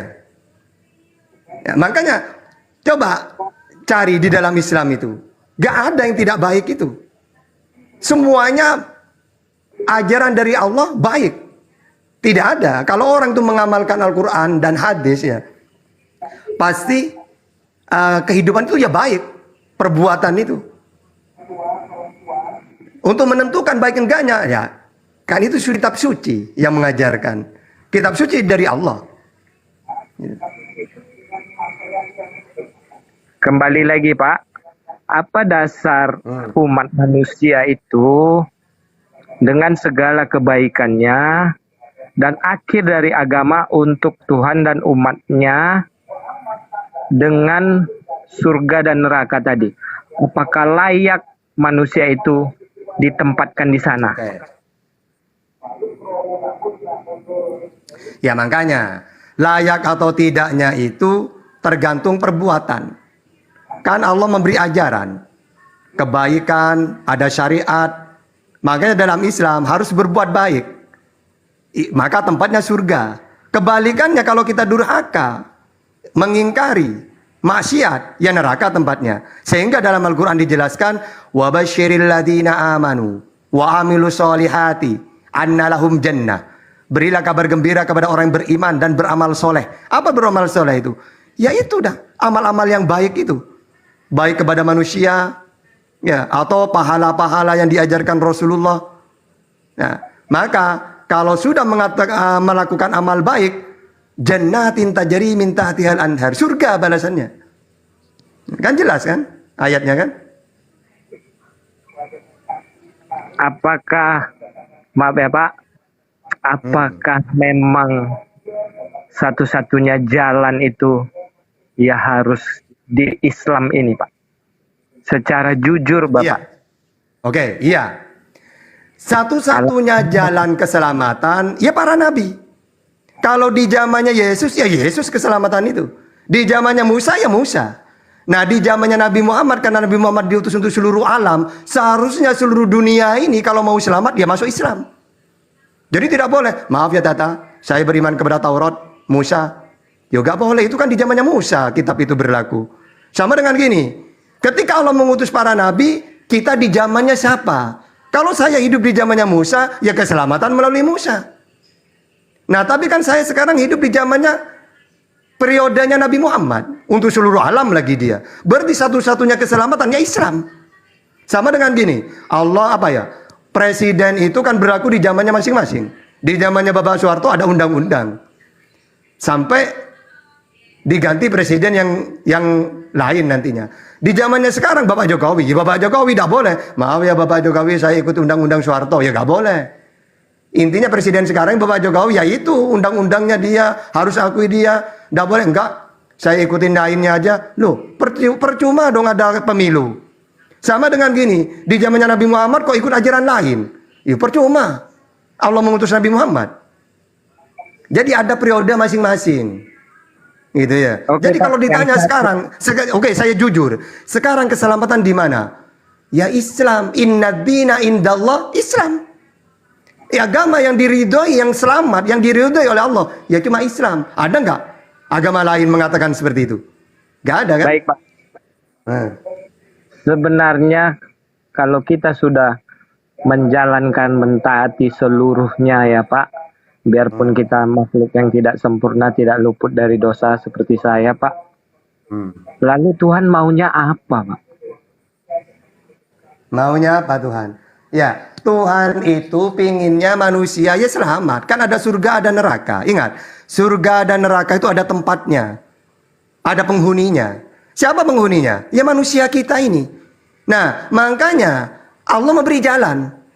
Kalau kamu ingin selamat, ikutilah ajarannya. Kalau sekarang kan Nabi Muhammad, ikutin ajaran Nabi Muhammad. Kalau kamu kafir, tidak beriman, ya neraka tempatnya. Jadi keinginan Allah itu, Allah menciptakan surga neraka, ada penghuninya. Siapa penghuninya? Manusia. Manusianya mau apa tidak? Kalau mau, ikutin ajarannya Allah melalui Nabi Muhammad. Makanya kata Nabi Muhammad, kullu ummati yadkhulunal jannah illa man aba. Semua umatku pasti masuk surga, kecuali yang tidak mau. Lalu sahabat nanya, siapa Nabi Muhammad yang tidak mau? Man ato'ani dakhalal jannah. Siapa yang taat kepadaku, ya masuk surga. Wa man asoni, siapa yang bermaksiat, tidak taat, ya masuk neraka. Ada surga, ada neraka. Jalannya sudah diberitahu oleh Allah melalui Nabi Muhammad. Gitu doang. Gimana? Baik Pak, jelas Pak. Tapi masih ada satu Banyak pernyataan apa-apa. saya bahwasannya sebenarnya manusia itu tidak berdasar atas kebaikannya kalau tidak diberikan kehidupan. Bagaimana dia bisa melakukan hal-hal baik kalau dia tidak ada kehidupan? Lalu bagaimana tempat yang begitu suci dan layak itu patut untuk manusia, Pak? Ya makanya ada kehidupan, makanya dalam hadis itu orang masuk surga ya karena rahmatnya Allah. Apa rahmat itu? Ya belas kasihnya Allah itu. Saya ini andaikan tidak ada rahmat dari Allah, ya tidak mungkin Islam. Ya, makanya sudah ada jalannya masing-masing. Allah menciptakan manusia, apa intinya hidup dalam Islam? Wa ma khalaqtul jinna wal insa illa liya'budun. Aku tidak menciptakan manusia dan jin kecuali semata-mata beribadah kepadaku. Itu kuncinya hidup. Dan hidup itu karena kita hidup diberi aturan oleh Allah. Jangankan Allah, kita hidup di dunia diberi aturan. Jangankan Allah, kita hidup di dunia. Orang punya pabrik, ada aturannya. Orang punya mobil di jalan, ada aturan lalu lintas. Apalagi hidup di dunia. Makanya barang siapa yang ikut aturan, selamat. Ya, yang tidak ikut aturan, ditilang. Jadi agama itu, kitab suci itu aturan hidup di dunia. Sama seperti lalu lintas, aturan itu. Barang siapa yang patuh, selamat. Yang tidak patuh, ditilang. Kena denda nantinya. Cuma gitu hidup itu intinya. Ya, gimana? Baik Pak, dari penjelasan Bapak, saya rangkumkan lagi, nanti saya tanya lagi lebih dalam. Terima kasih Pak atas penjelasannya, selalu sehat Bapaknya. Terima kasih host ya. Bang Ogan, makasih. Ini aku mau ini dong, motivasi bertanya Islam itu apa, Ogan? Kita kan tidak, aku pribadi Bang, nggak mau ikut-ikutan tanpa merasakan, tanpa melakukan. Aku tidak mau, tipikal aku tidak seperti itu Bang. Karena Ikut-ikutan apa tuh? ikut-ikutan tanpa ada yang kujalankan dan kurasakan Bang. Jadi dari penjelasan dan pertanyaan tadi Bang, itu semua nanti kurangkum kembali gitu. Apakah benar, apakah tidak secara 100% ku terima bulat-bulat, tidak boleh gitu juga Bang. Karena nanti penjelasannya aku bisa menjelaskan secara alami yang aku rasakan Bang gitu. Betul itu, betul. Dari kami Muslim boleh nggak bertanya kepada saudara kita ini, boleh nggak? Boleh Bang? Oke. Mohon izin teman-teman, saya ingin tahu kalau di dalam kitab saudara, apakah Anda pernah membaca tentang Kalki Avatar? Tadi sudah dijelaskan tadi Bang Juma tentang Nabi yang terakhir itu kan? Iya. Iya. Jadi gimana Gini, karakter Nabi terakhir ini menurut saudara? Ya. Jadi menurut pemahaman saya Bang, saya tidak membaca namanya Weda Sangsekerta Bang, tapi saya membaca Weda Tamil. Itu terjadi konflik politik karena tidak merasakan itu Bang, jadi tidak berani mengambil kesimpulan lah kan gitu di saat suku Arya itu Bang. Jadi dasarnya itu saya itu belajar Weda Tamil. Nah, di situ pelajaran tentang ketuhanan, Bang. Tentang mencapai moksa tadi. Itu lagi dalam pendalaman, Bang. Dari usia saya 17, sekarang usia saya udah 37 gitu. Terus dalam pelajaran. Kalau Abang menanyakan tentang yang Kalki Avatar tadi, itu mengarah ke Sang Sekerta, Bang. Oh ya? Ya. Kalau Nasarangsa gimana tuh? Saya, Bang, Upanishad, Upanishad, Bhagavad Gita itu semua pecahan dari Weda. Sedangkan Weda, Rigveda, Athurveda, semua itu, Bang, tidak saya baca, Bang, karena saya pedomannya ke Tamilnya, Bang. Kebetulan saya juga suku Tamil gitu.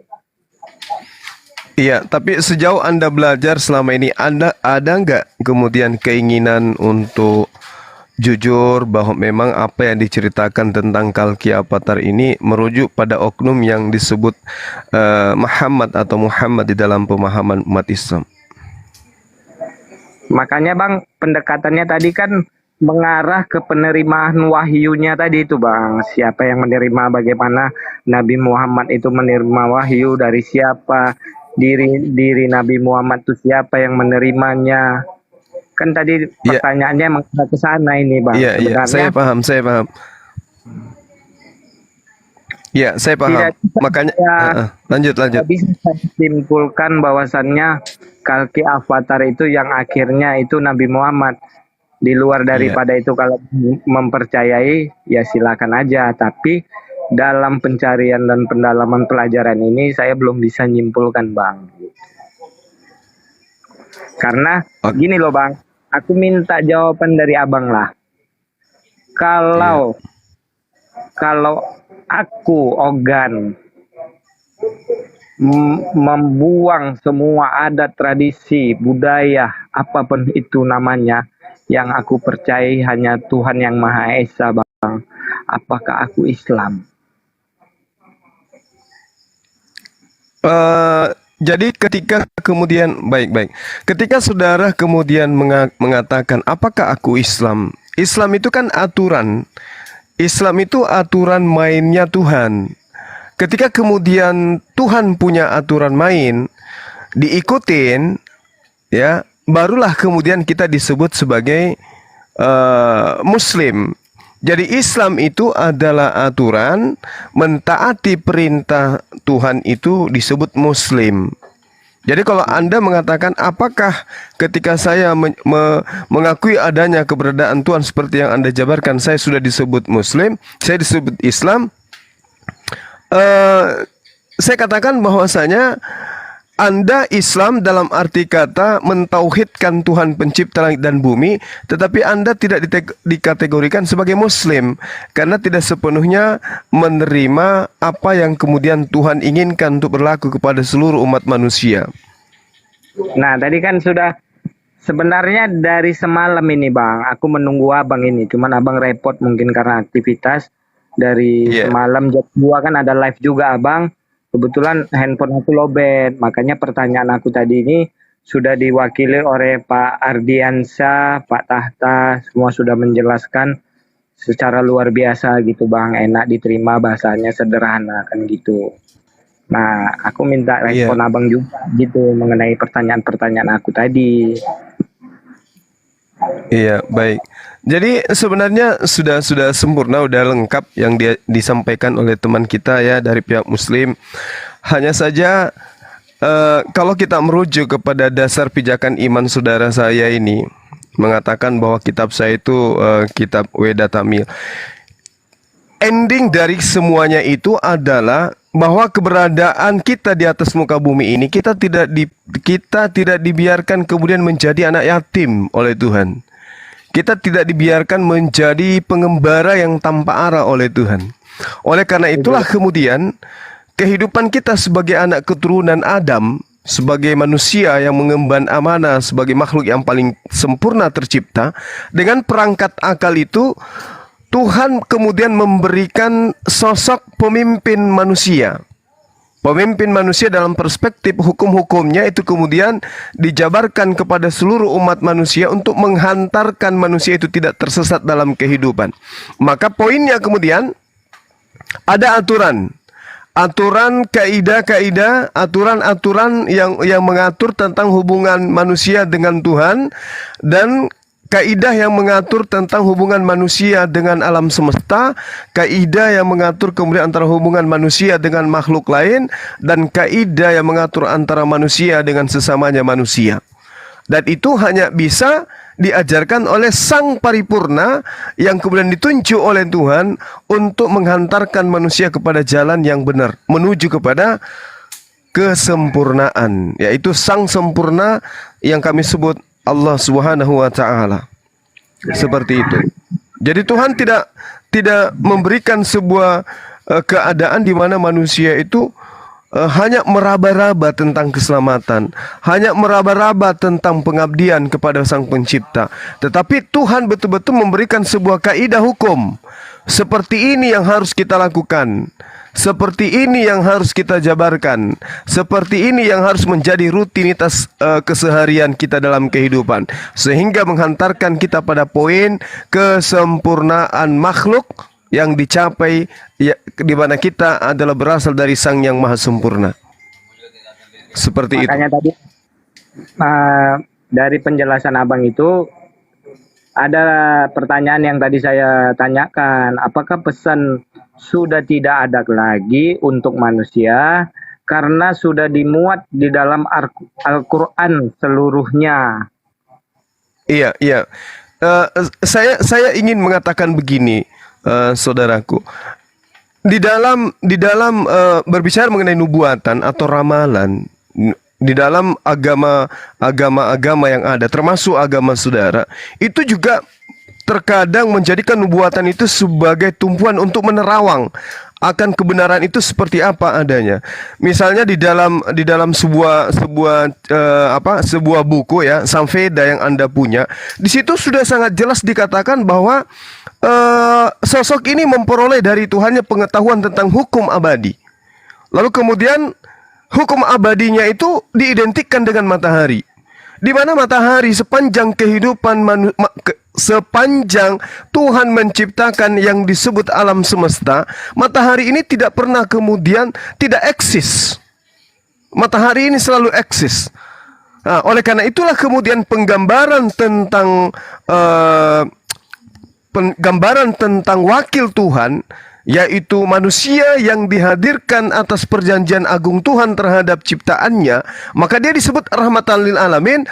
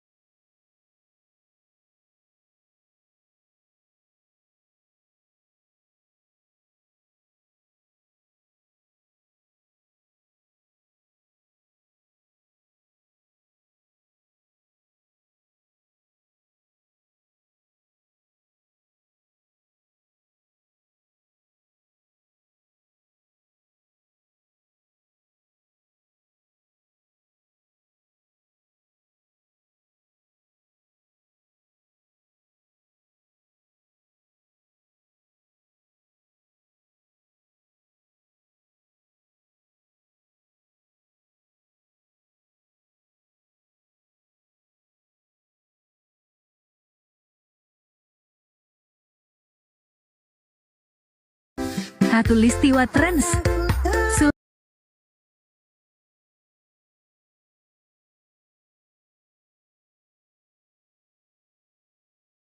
Purana atau kitab yang Anda pegang, saya yang menjabarkan tadi tentang Kalki Avatar itu saya menemukan sebuah konsep yang sama, seirama, seimbang, bahkan gelombangnya itu tidak kemudian terdapat sebuah pemisah di mana Tuhan pencipta langit, Tuhan yang mengadakan kehidupan terhadap ciptaan,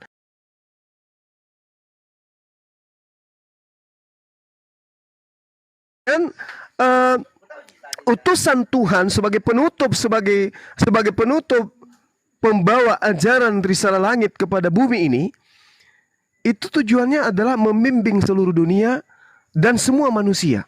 Itu dia. Jadi dia tidak hanya kepada satu kelompok atau satu kaum, tapi sifatnya adalah global, menyeluruh. Dan itu dikatakan di dalam kitab saudara.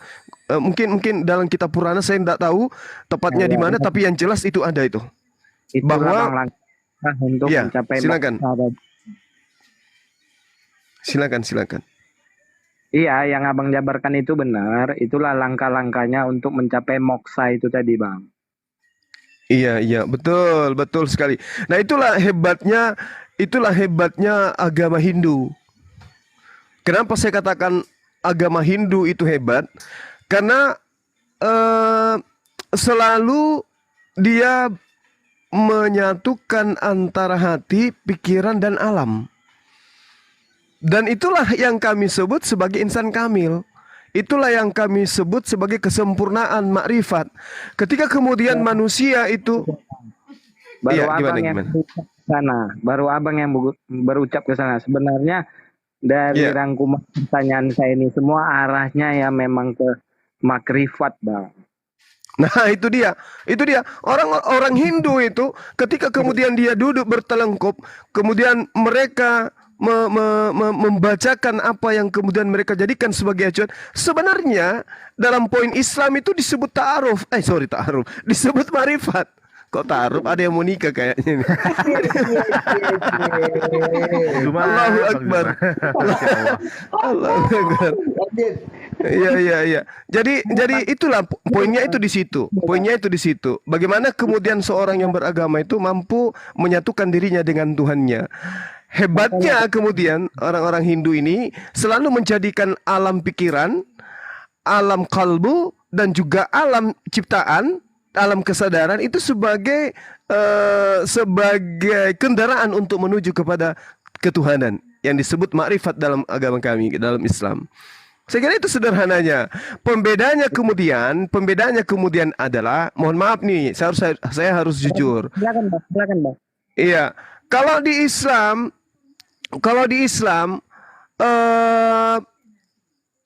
Islam, kisi-kisi yang kami terima kemudian sebagai agama yang memiliki konsep tauhid, sebagai agama yang memiliki konsep ibadah, sebagai agama yang memiliki konsep apalagi muamalah, ya, hubungan sosial terhadap makhluk lain dan seterusnya.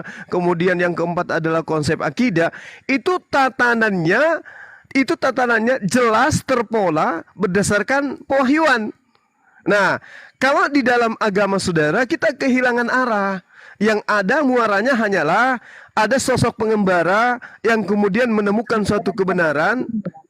Penyampaian tidak kusebutkan lah ya, oknum-oknum aja bang yang kurang pas bang. Sebenarnya arahnya itu sudah dapat sih saya gitu, arahnya kemana gitu. Makanya tadi saya bertanya, apakah memang akhir dari cerita ini haruskah Islam keputusan akhirnya gitu. Makanya saya tanya. Nah, ini yang saya sedang jabarkan sekarang, saudaraku. Iya, aku udah tahu. Iya, betul. Jadi pola terakhir itu ketika Kalki Avatar ini datang, maka semuanya baku. Semuanya baku, tidak ngambang, tidak menerawang, tapi tidak sampai kepada tujuan. Tapi ketika di Islam 1400 tahun silam, apapun yang menjadi kaidah dalam kehidupan kami beragama tentang hubungan kepada yang di langit dan hubungan kepada yang ada di bumi, itu tatanannya sudah mencakup. Makanya dikatakan sebagai hukum abadi yang menerima cahaya darinya seperti dari matahari. Itulah dia. Ya, saya rasa saya kembalikan kepada saudara. Silakan. Ya, izinkan saya belajar lagi Bang, tidak Silakan, silakan. Iya, silakan. Kita memang diutus untuk belajar. Makanya di Al-Quran dikatakan Iqra. Pondasi ditemukannya semua jabatan tertinggi di atas muka bumi ini tuh diawali dengan Iqra. Orang bisa menjadi tokoh agama karena Iqra. Orang menjadi tokoh negara karena Iqra. Bahkan menjadi tokoh dunia sekalipun itu harus berdasar kepada Iqra. Maka inilah yang disebut hukum abadi. Membaca dengan akal, membaca dengan pikiran, membaca dengan perasaan, membaca dengan penglihatan, membaca dengan pendengaran. Itulah tatanan Al-Quran itu yang dibawa oleh pembawa hukum abadi ini. Silakan. Baik Bang. Bang, menurut Iya. Abang ya, secara Siap, jujur Bapak Abang, Nam. jujur sejujur-jujurnya Bang, apakah kami menyebutnya itu atman atau orang Abang menyebutnya itu ruh atau sir? Apakah semua itu satu Bang? Iya, jadi gini. Layaknya air itu cuma satu. Layaknya udara itu cuma satu. Layaknya tanah itu cuma satu. Kenapa semua itu satu? Karena pada hakikatnya penciptanya adalah satu. Sumbernya cuma satu.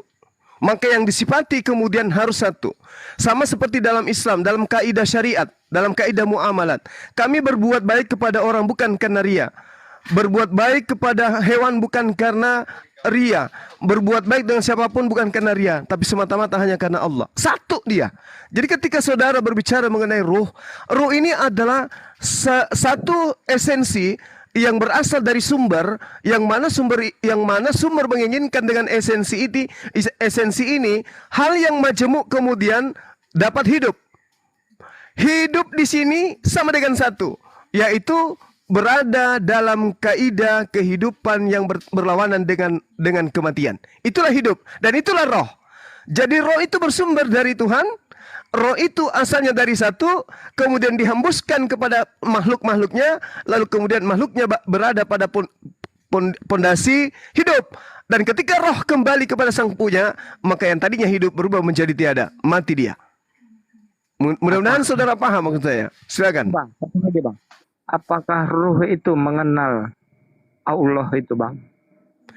Betul. Kenapa kemudian kita ini tidak mengenal Allah? Karena kita terikat oleh jasad. Ketika roh keluar dari jasad, maka roh seketika ibarat orang tertidur. Yang tadinya tertidur, tiba-tiba terbangun. Anda boleh ingat pernyataan saya. Ketika roh Anda keluar dari jasad Anda, barulah Anda ibarat orang terbangun. Ternyata saya kembali kepada Sang Pencipta yang memang sudah saya kenal pada alam roh.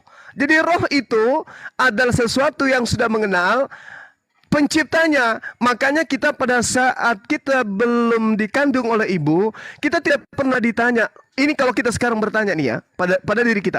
Pernahkah kita ditanyai oleh Sang Pencipta, wahai si fulan, aku ingin menciptakan engkau, aku ingin memasukkan engkau pada jasad manusia yang lahir dari rahim seorang ibu dari seorang bapak bupati di tahun sekian dalam keadaan jenis perempuan atau dalam keadaan jenis laki-laki. Apakah engkau setuju?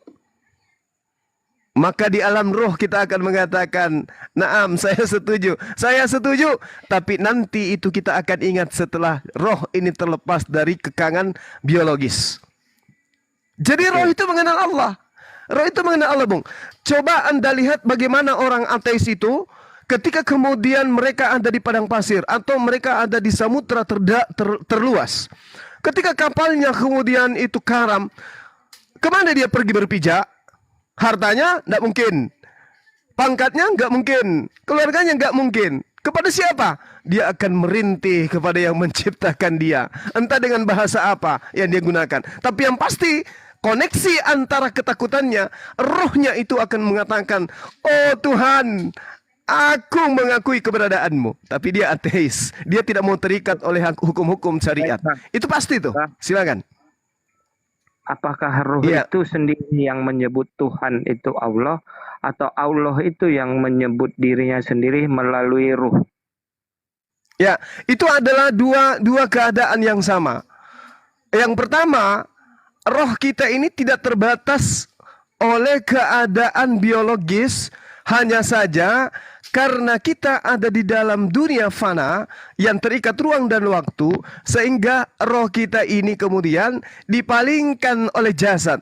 Oleh karena itulah saya katakan tadi, hukum abadi ini mengikat jasmani dan rohani. Makanya ada perintah, jangan engkau makan ini, jangan engkau minum ini, jangan engkau begini, jangan engkau begitu. Kenapa? Karena di situ ada tatanan, ada keinginan, ada satu makhluk yang menginginkan kita melupakan dari mana kita datang, untuk apa kita datang, dan akan kemana kita pergi. Itu ada tuh. Itulah yang disebut iblis. Nah, sehingga ketika Allah mengatakan, apakah engkau mengakui bahwa aku Tuhanmu? Roh akan mengatakan, ya, aku mengakui engkau adalah Tuhanku. Gitu. Kembalinya ruh tadi dengan cara menyatu dari hembusannya. Iya, jadi gini. Ketika kami umat Islam dikatakan innalillahi wa inna ilaihi rajiun, segala yang datang dari Allah kembali kepada Allah. Kembali kepada Allah itu maksudnya kembali kepada ketentuan ketetapan Tuhan. Jadi ketika kita dicipta oleh Allah, kemudian Dia memberikan dua tempat kembali, yaitu jannah, taman, dan juga adalah api, neraka. Itu yang ada dalam kehidupan kita. Kenapa? Baik dan buruk itu adalah satu hal yang seiring sejalan, tidak bisa terpisahkan kemudian. Pembuktiannya gini. Keseharian kita diperhadapkan dengan keadaan kematian. Tetangga yang kemarin kita masih menggaplek tiba-tiba meninggal hari ini. Teman yang kemarin kita sejalan ke sekolah terdengar informasinya meninggal. Jadi kullu za'iqatul maut. Setiap yang bernyawa pasti akan merasakan maut. Nah, pada kondisi dalam kehidupan kita itu terkadang ada yang kita lakukan sesuatu yang tidak baik. Lalu analoginya begini. Ketika ada orang melakukan kejahatan, melakukan pembunuhan misalnya, membunuh si fulan. Lalu tidak ada orang yang mengetahui bahwa dia telah membunuh. Tidak ada orang yang mengetahui bahwa pembunuhnya adalah si fulan. Meninggal orang ini, tidak ada yang tahu. Pembunuhnya tidak ada yang tahu. Pembunuhnya hidup melenggang sampai 30 tahun. Sementara yang meninggal terkubur dengan sendirinya tanpa ada yang tahu. Apakah kehidupan berakhir sampai di situ? Tidak ada pembalasan terhadap pembunuh yang tidak diketahui oleh siapapun kecuali Sang Maha Melihat? Tentu ada kehidupan berikutnya. Untuk itulah dikatakan roh yang datang berasal kembali kepada Allah, tetapi kembalinya itu dalam ketetapan hukum Tuhan.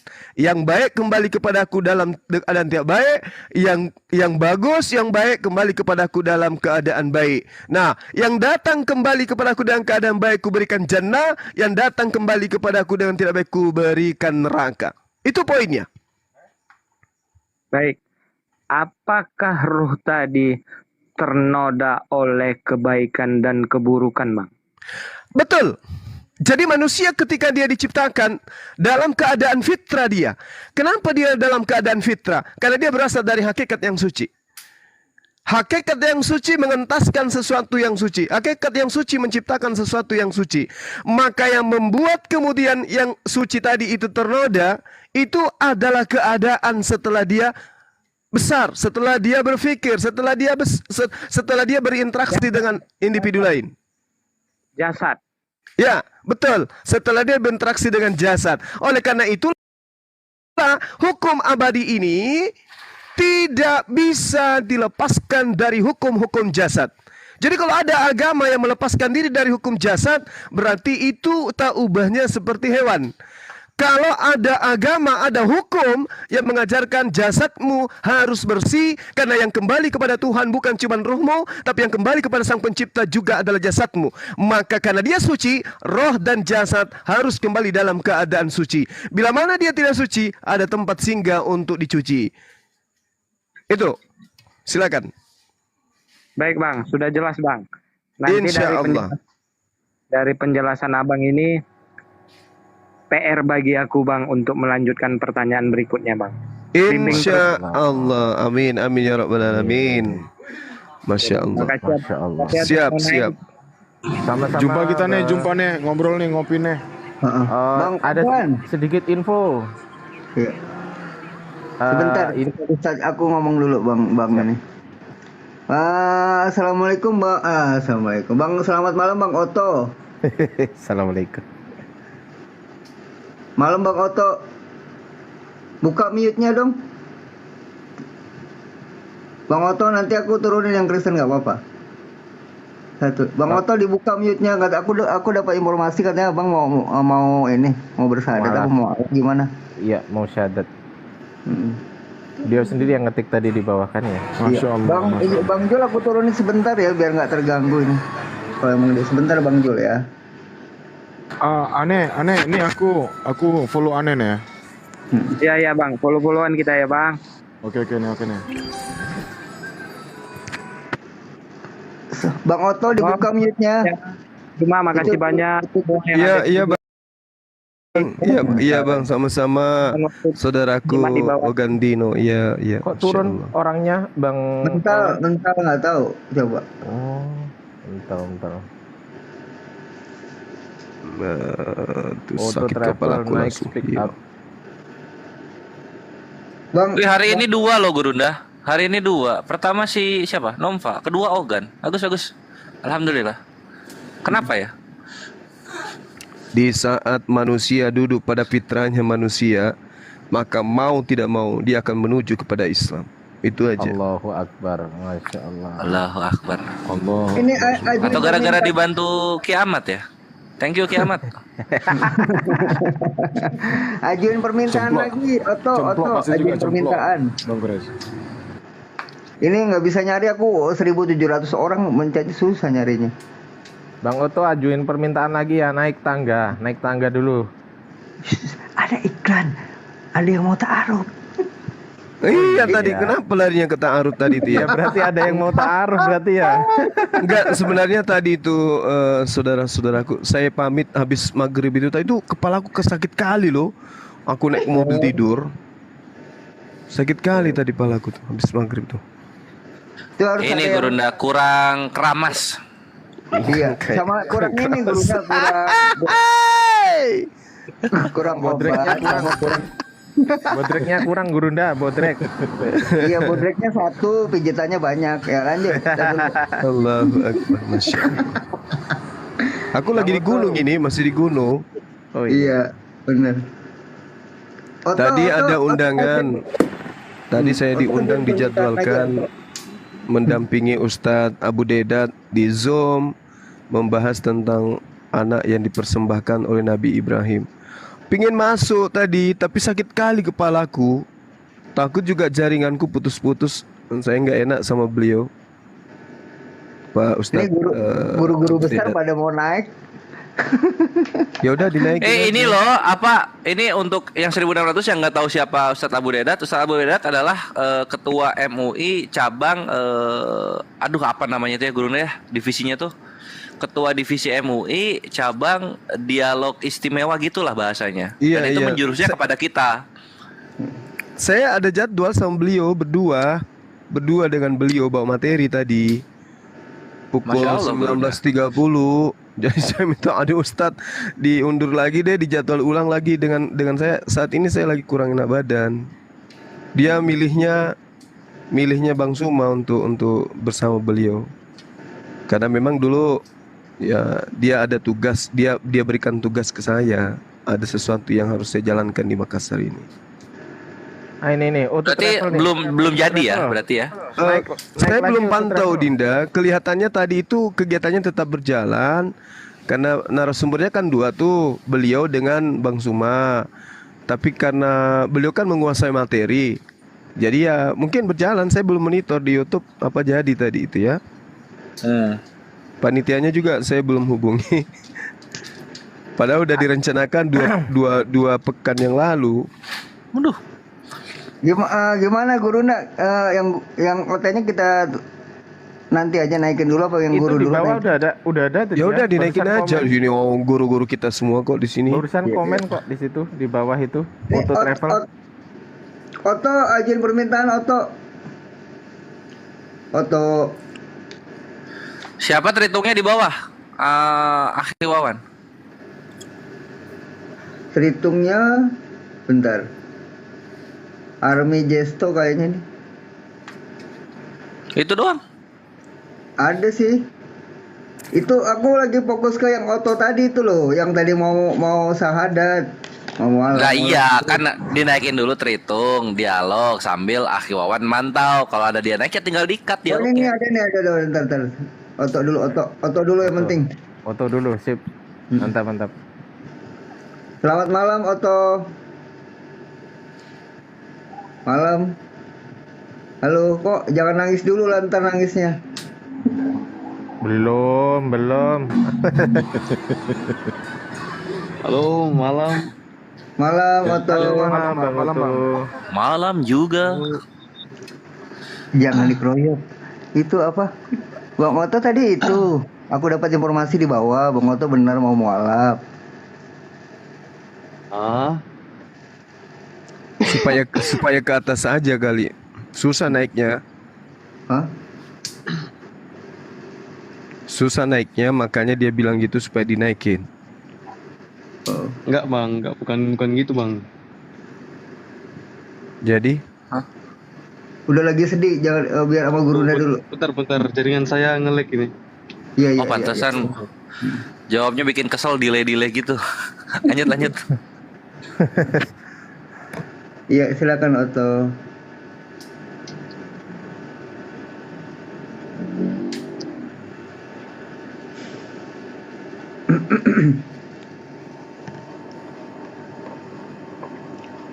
Oto masih ada kan? Bang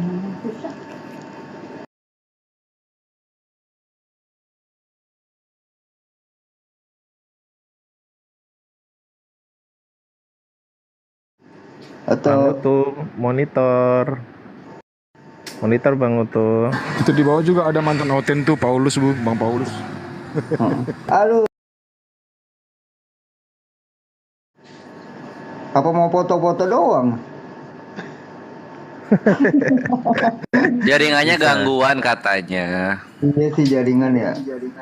Nggak boleh itu Bang Ardi nggak boleh si Ujon.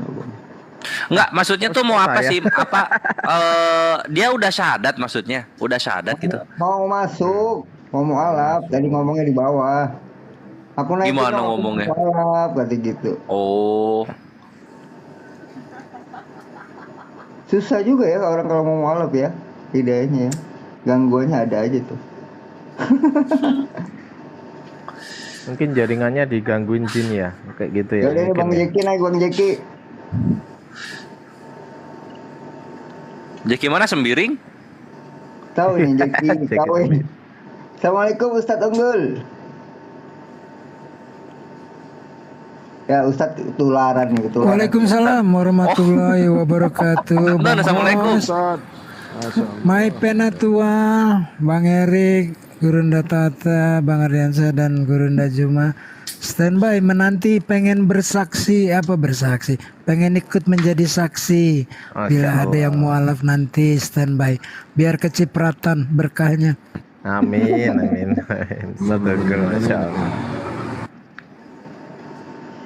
Ini udah dua loh. Tadi yang pertama ini satu unggul. Yang pertama si Namfo itu. Yang kedua tadi si siapa? Bendino. Itu Bendito. Nah yang ketiga Oto sekarang weh. Malamnya penuh makna. Siap. Nanti kalau ada yang mau mualaf 3 orang, aku diturunkan nyimak di bawah nggak apa-apa. Udah nih jangan panas ya, di bawah jaga sendalnya ya. Jaga sendalnya. Bu Dari mau naik juga ya? Mau naik lagi ya? Nanti aja naiknya. Oh, yang mau taruh itu Bu Darni sama Bang Zuma lagi mumet nih.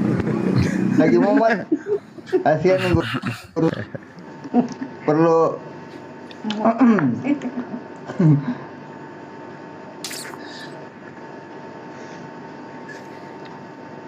lah Bang Jeki kemana tadi? Gak jadi naik orang.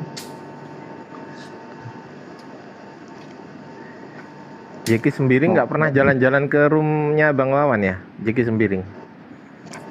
Enggak. Gak berani, kemarin ditantang Bang Ali juga udah oke, tahu-tahu mengundurkan diri. Jeki Sembiring itu blokir saya itu. Wah, aku tabok itu, nggak mau lagi dia dialog sama aku. Anaknya masih muda, semuda ilmunya, yang nggak ada papanya. Semudah ilmunya, Insya Allah. Pertaruhannya, perpuluhannya soalnya bang. Iya. Betul. Aduh, ilmunya pendeta dia ya? Ya, Oh. nihil senihil-nihilnya. Hanya berbekal alis. Bang Ardi itu ada tamu. Malam po. Malam Bu. Kalau Mozart gimana bang? Moset Selamat yang mana? malam, Bang Yang mana Po. nih Moset? Moset yang mana Mozart ini? yang orang Sulawesi. Alifuru, Mozart Alifuru. Alifuru, Mozart. Cadel dia. Logonya Israel. Ah, itu apa itu? Iya. Biasa itu. Nah, itu lebih parah lagi itu kalau itu. Masalahnya ini loh, pendalaman Bible itu kan harus sejalan dengan akal. Ketika mereka semakin mendalami Bible, bibir bawah miring ke kanan, bibir atas miring ke kiri. Jadi kita yang datang dengan membawa akal itu akan membuat mereka ini bulan-bulanan. Itu sih poinnya. Kita mau penggaris saja bang. Kita mau Iya, penggaris aku saja. tuh- Iya betul. Aku paling seru tuh ini tuh kalau udah Tritunggal berantem sama Trimodal, itu Tritunggal jadi Islam Gurunda dialognya tuh. Argumennya Islam semua itu. Lawak. Nyontek Islam dia, gue perhatiin juga Kores. Iya kan ya? Aduh. Bang Po, monitor. Selamat malam, selamat datang, Bang Po. Apakah Anda masih di situ? Selamat datang di kandang meong. Dihidupin dulu itu, Bang Po, lampunya, mic-nya. Bang Po minta naik, jangan ketiduran. Nanti yang ngantri di bawah. Iya. Kita hitung sampai 2000 nih. Buset. Bang Galwe. Oke Bang Galwe, coba. Gurunda Zuma, mohon izin bertanya Gurunda. Naon? Nah ya, apakah tidak ada teman-teman Muslim, apologet Muslim yang mengajak berdebat si kiamat via offline? Aku yang bayar dia kalau mau. Offline. Iya, aku yang bayar dia kalau mau. Oh. Offline. Jadi nggak berani dia. Nggak mau. Selalu beralasan mau di. Ini bang. Turun dulu bang. Doubling. Feedback. Bang Gali turun dulu bang, nanti naik Turun lagi. dulu, naik lagi nanti ya. Lanjut. Oh, jadi nggak berani ya? Pantesan aja ya.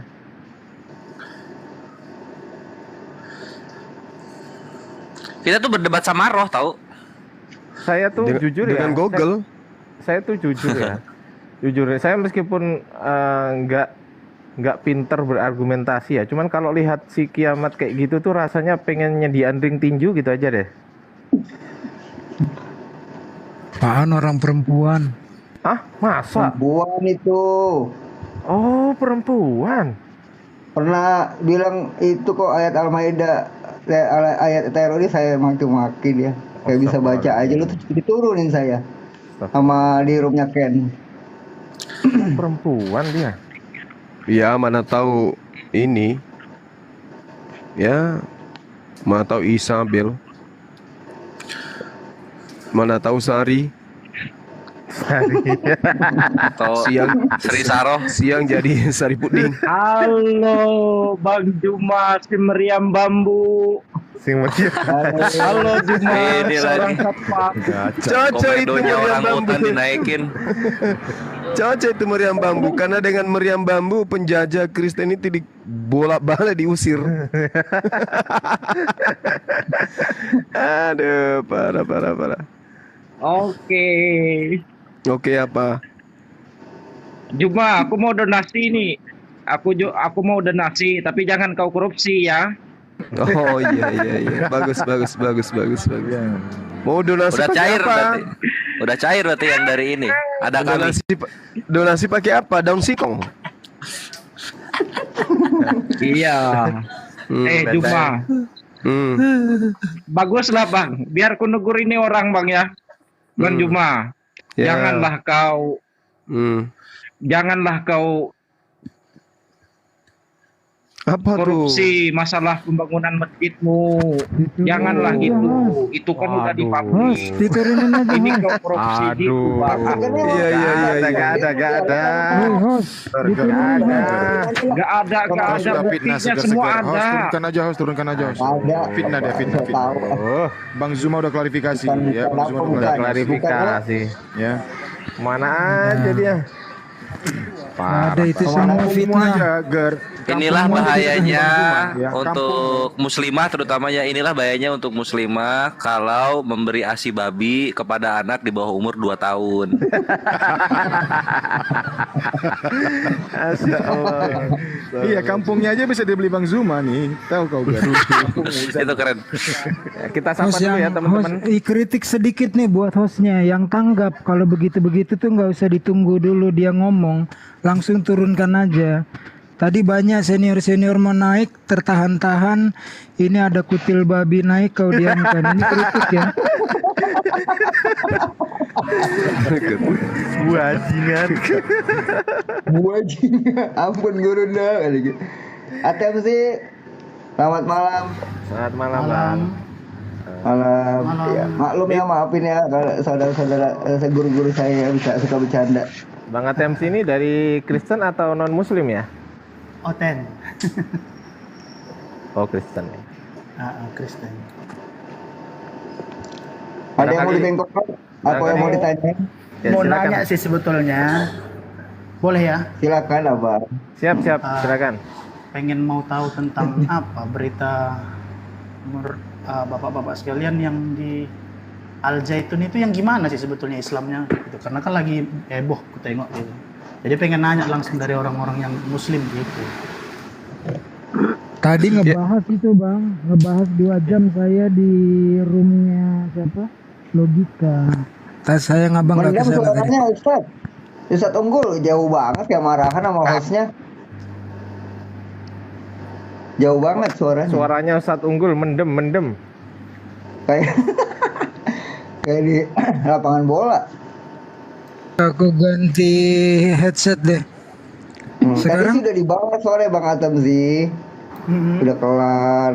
Udah kelar Gitu ya? loh. Kelewatan soalnya tadi. Oke. Saya sering Dialog kesini aja, dan- dialog aja. Kalau mau nanya boleh tentang keislaman, tentang apa boleh. Apa yang mau dibengkokkan juga boleh. Kalau nanya sih enggak ada.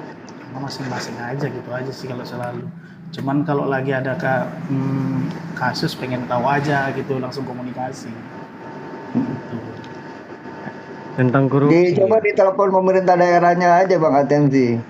Nanti saya kasih nomornya Panji Gumilang nanti. Saya kasih nomornya. nanti. Iya gitu. Oke lah itu aja sih. Emang gitu Mungkin loh, Pak. ada yang mau tanya lagi selain masalah itu loh, masalah keilmuan. Ya jangan berita lah, ini dialog lintas agama bukan lintas wallpaper orang. Itu aja sih. Kalau dalam masalah agama saya nggak mau komunikasi total. Kalau agama ya masing-masing aja gitu. Suruh hostnya baca typing tuh, ada yang bilang tuh Bang host di bawah. Kadang kan nggak kebaca semua orang, banyak banget. Nah iya makanya itu.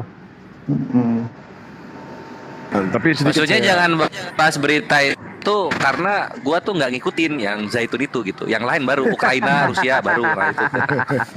Tapi mungkin sedikit dari saya ya Bang Atismi. Jadi mungkin mungkin ya karena mereka juga sama seperti kita melakukan sholat. Nah, menurut saya mereka akidahnya sama. Cuman cara mereka melaksanakan ibadah itu sangat jauh berbeda dari ajaran Rasulullah itu aja Bang.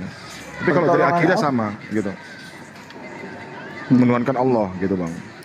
Karena juga Kalau mereka saya melaksanakan sih sholat.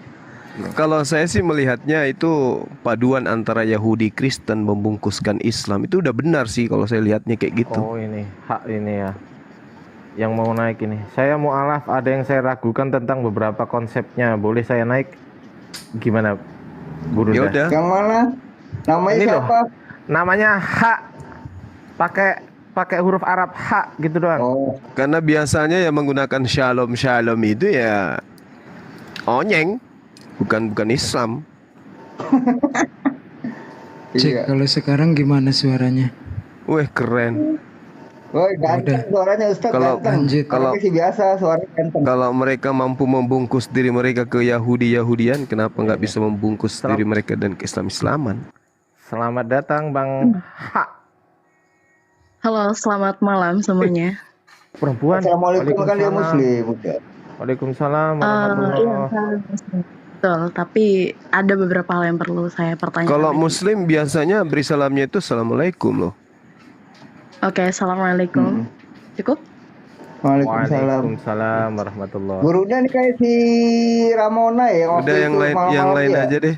Yang lain silakan Dinda Tahta. Enggak. Saya serius ada yang ingin saya pertanyakan tentang kontekstual yang belum pernah saya isi juga di sini. Tidak ada maksud apapun. Right? Iya silakan nanti Ustadz Unggul aja yang jawab. Oke, Kalau Ustadz baik. Tahta. Pertama, saya seorang agnostik sebelumnya. Sakit kepalanya. Baik. Saya seorang agnostik sebelumnya. Pada tahun 2019 saya memutuskan mualaf karena 1 tahun lamanya saya mengenal Islam untuk cari. Tapi ketika saya sudah masuk ke dalam satu dogma ini, yaitu Islam, saya menemukan beberapa poin yang tidak sesuai dan tidak selaras dengan akidah. Mungkin bisa kita tepatkan cara manusia memanusiakan manusia yang lain dan cara pemikiran-pemikiran yang tidak masuk kepada satu konteks. Konteksnya selalu keluar dari bidang yang selalu dibangunkan dalam kontekstual. Islam sendiri berkata bahwasanya manusia itu sangat selaras dengan kasih sayang. Islam juga sangat diajarkan kedamaian. Namun, saya cari di konsep Islam ini tidak menemukan itu sama sekali. Yang saya temukan hanya satu, menjatuhkan sesamanya. Awalnya saya masuk Islam memang karena percaya dengan poin ini. Tapi lama-kelamaan mengapa kalian terus mengecam setiap individu yang mana kalian sendiri belum tahu isi buah pemikiran individu ini apa? No, saya bukan Michelle. Di mana itu, Mbak? Di mana? Gimana? Di mana itu? Ya di mana Mbak dapatnya informasi itu? Saya langsung terjun, Pak. Ini saya harus sumpah ya. Demi Allah, demi Rasulullah, saya bukan Artinya saudari ini udah mahir Al-Qur'an lah ya kan? Saya nggak bisa bilang seperti itu, Pak. Enggak, masalahnya poinnya sudah Anda simpulkan. Tidak. Saya udah masuk di Islam dan 1 tahun saya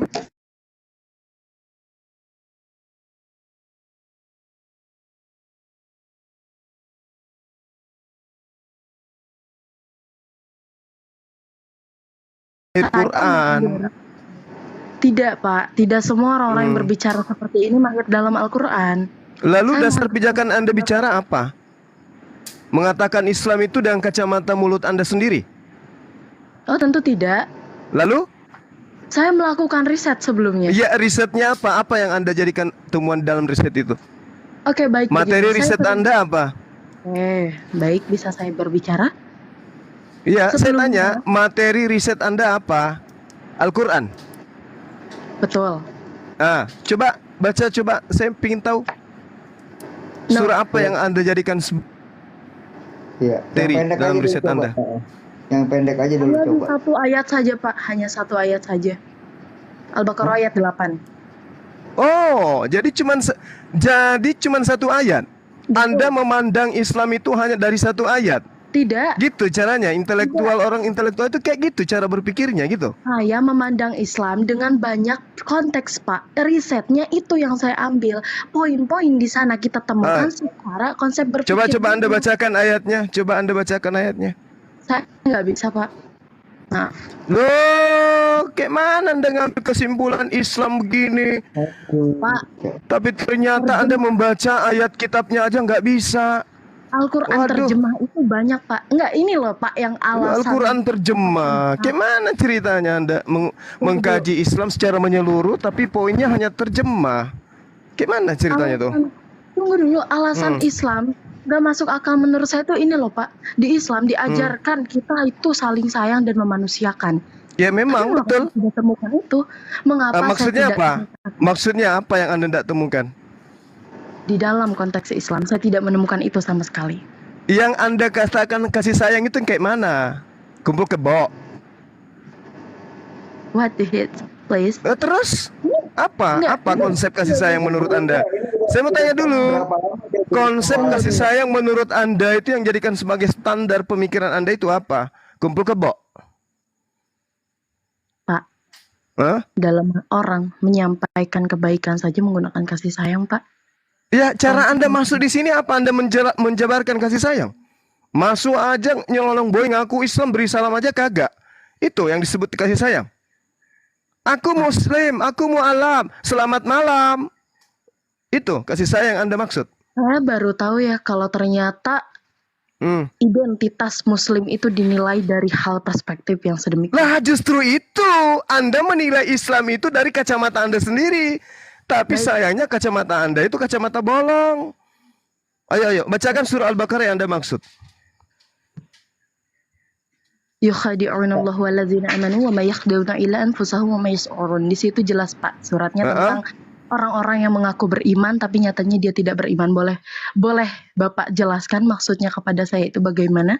Beriman itu iman itu apa? Saya belum tahu Pak, makanya saya Nah, Anda harus menjelaskan dulu. Karena kesimpulan Anda tadi Anda sudah bawa. Anda uraikan dulu. Apa itu iman? Lalu kemudian yang Anda sebutkan tadi kan Islamnya tuh, bukan oknum, tapi Islam. Saya tidak menemukan ternyata di dalam Islam itu nggak ada itu. Nah, coba Anda jabarkan. Saya ingin tahu. Ini penjabaran yang sudah saya tunjukkan, Pak. Iya, coba Anda jabarkan. Jabarkan. Ya, tapi pembaca, tunggu dulu. Jabarannya seperti apa dan yang bagaimana? Itu saja. Ya, Anda yang menjelaskan. Maksudnya Mbak yang bawa narasi. Jadi yang kita yang jelasin gitu loh. Gini. Lanjut. Gini loh mbakku, mbak kan yang boker, masa kita yang cebok, kan gitu ya. Mbak tadi yang mengeluarkan pernyataan pertama, ya mbak yang mempunyai kewajiban untuk menjelaskan gitu loh. Oke, baik. Tapi sorry, demi apapun ekspektasi tadi saya di awal tadi saudari ini menyebut surah apa tadi? Al-Baqarah ayat berapa tadi tuh? ayat 8, Pak. Ayat 8. Yakin itu? Iya, sepertinya itu ayat 8. Oh gitu. Salah. Yang dibaca tadi salah. Udah setahun mau. Aduh. Allahu Ekspektasi saya tinggi Akbar. sekali loh kepada kalian orang-orang beragama Islam di sini. Ya makanya saudaraku, saudariku, Anda masuk itu langsung ngecam Islam loh. Sadar nggak Anda? Oke, baik. Bagaimana titik saya pengecaman Islam? Boleh dijabarkan? Makanya kalau bicara itu pakai narasinya itu tolong dipikirkan dulu. Saya tidak menemukan di dalam Islam. Kasih sayang itu saya tidak temukan di dalam Islam. Apa tuh maksudnya tuh? Padahal Anda membaca satu ayat aja salah. Gimana itu? Itu dia. Demi apapun, mau jadi bener-bener ragu ya di Islam kalau udah kayak gini. Oh nggak apa-apa, nggak masalah. Nggak, Islam nggak butuh orang yang seperti Anda. Emang kenapa? Ayat 8 itu wa minan nasi may yaqulu amanna billahi wa bil yaumil akhir wa ma hum bimu'minin. Tadi Anda baca ayat apa? Saya mau tahu. Saya tadi baca ayat ke-9 ya. Makanya kalau mau nih jangan sini, Mbak. Pak, menipu itu bagaimana? Tadi terusan Anda mengatakan saya membaca surah Al-Baqarah ayat 8. Kuping saya masih sehat loh.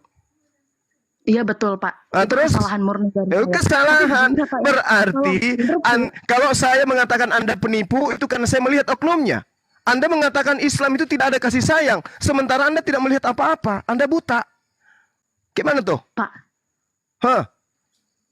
Di sini yang bersuara bukan hanya Bapak, tapi saya juga. Betul. Saya merespon suara Mbak. Aku mu'alaf. Aku tadinya jatuh cinta. Kupikir Islam itu kasih sayang. Begitu saya masuk ternyata di Islam itu nggak ada kasih sayang. Sebagaimana dalam Al-Quran diterangkan di ayat 8 surah Al-Baqarah. Apa nggak malu tuh? Yukhadi'una Allah walladzina amanu wa ma yahda'una illa anfusahum wa ma yash'urun. Baru ngaji satu ayat sudah salah, udah kayak gitu. Pandangan terhadap Islam secara menyeluruh nggak ada kasih sayang. Saya rugi loh. Saya ngerasa orang Islam sekarang rugi loh mendengarkan Anda seperti ini, Ya Pak. nggak apa-apa, nggak masalah. Anda yang naik ke sini membawa narasi menyerang Islam. Good. Saya udah Seakan-akan Anda itu mewakili seluruh umat manusia. Saya udah masuk loh, aku udah masuk Islam, ternyata seperti ini Islam itu. Apa maksud Anda? Tunggu, tadinya saya sudah berpikiran baik ya Pak ya dengan mendengarkan. Nggak apa-apa, saya nggak butuh pikiran baik Anda. Saya nggak butuh, saya tidak butuh pemikiran baik Anda. Anda siapa rupanya? Ini Allah nggak butuh, kita nggak butuh. ini orang yang dibanggakan loh Mbak. Pak, Oh nggak apa-apa, Anda menyerang agama saya loh Mbak. Saya tidak menyerang agama Loh, Pak. tadi Anda mengatakan di Islam itu nggak ada kasih sayang loh. Pak, Anda Apa? seperti orang yang sangat bertuhan.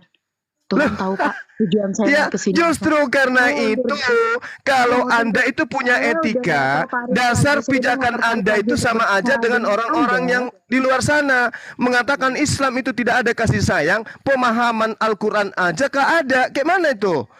Anda tak ubahnya tadi sama seperti segar-segar membicarakan sesuatu yang Anda sendiri tidak paham.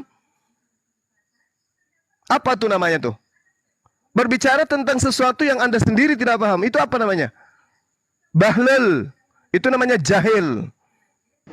Paham? Ya Allah, gini ternyata orang yang dibanggakan oleh banyak Iya, orang. maka saya tidak butuh dibanggakan. Saya nggak butuh dibanggakan. Ketika Anda muncul membawa narasi Islam itu tidak ada kasih sayang, maka saya katakan Anda buta huruf. Paham? Kabur. Berbicara mengenai Islam, berbicara mengenai satu hukum-hukum kaidah.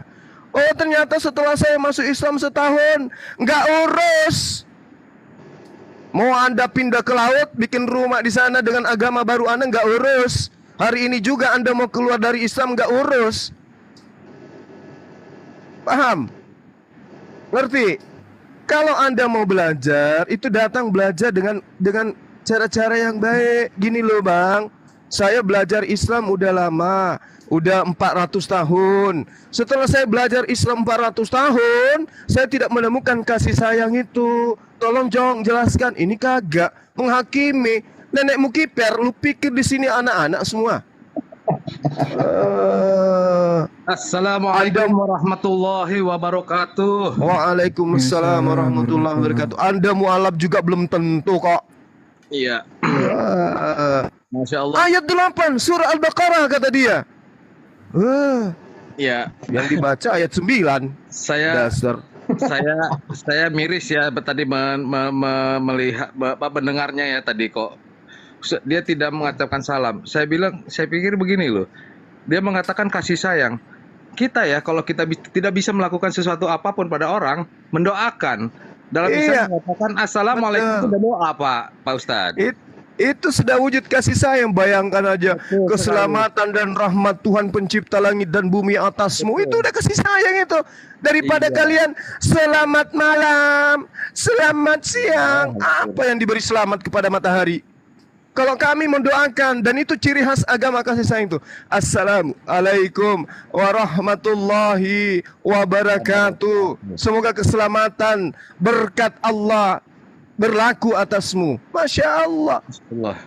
Ini naik-naik. Saya udah gini loh. Ini gini-gini loh. Gini-gini loh. Kamu pikir dengan cara-cara seperti itu bisa menjatuhkan marwah Islam? Enggak. Nah, yang saudari ini harus tahu, ternyata di Islam itu ada orang yang lembut, ada juga orang yang tegas. Jadi kamu tidak boleh asal-asalan nyamar atau ingin menjatuhkan Islam. Gak mudah menjatuhkan Islam itu. Anda datang dengan baik, kita layani dengan baik. Anda datang dengan cara seperti itu, ya kita ikuti.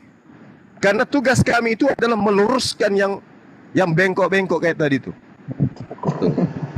Izin ikutan. Ya, silakan itu, Bang. Host, izin host. Iya, silakan. Iya. Jadi secara singkat ya, basic saya kan sering saya bilang saya itu pendakwah ya.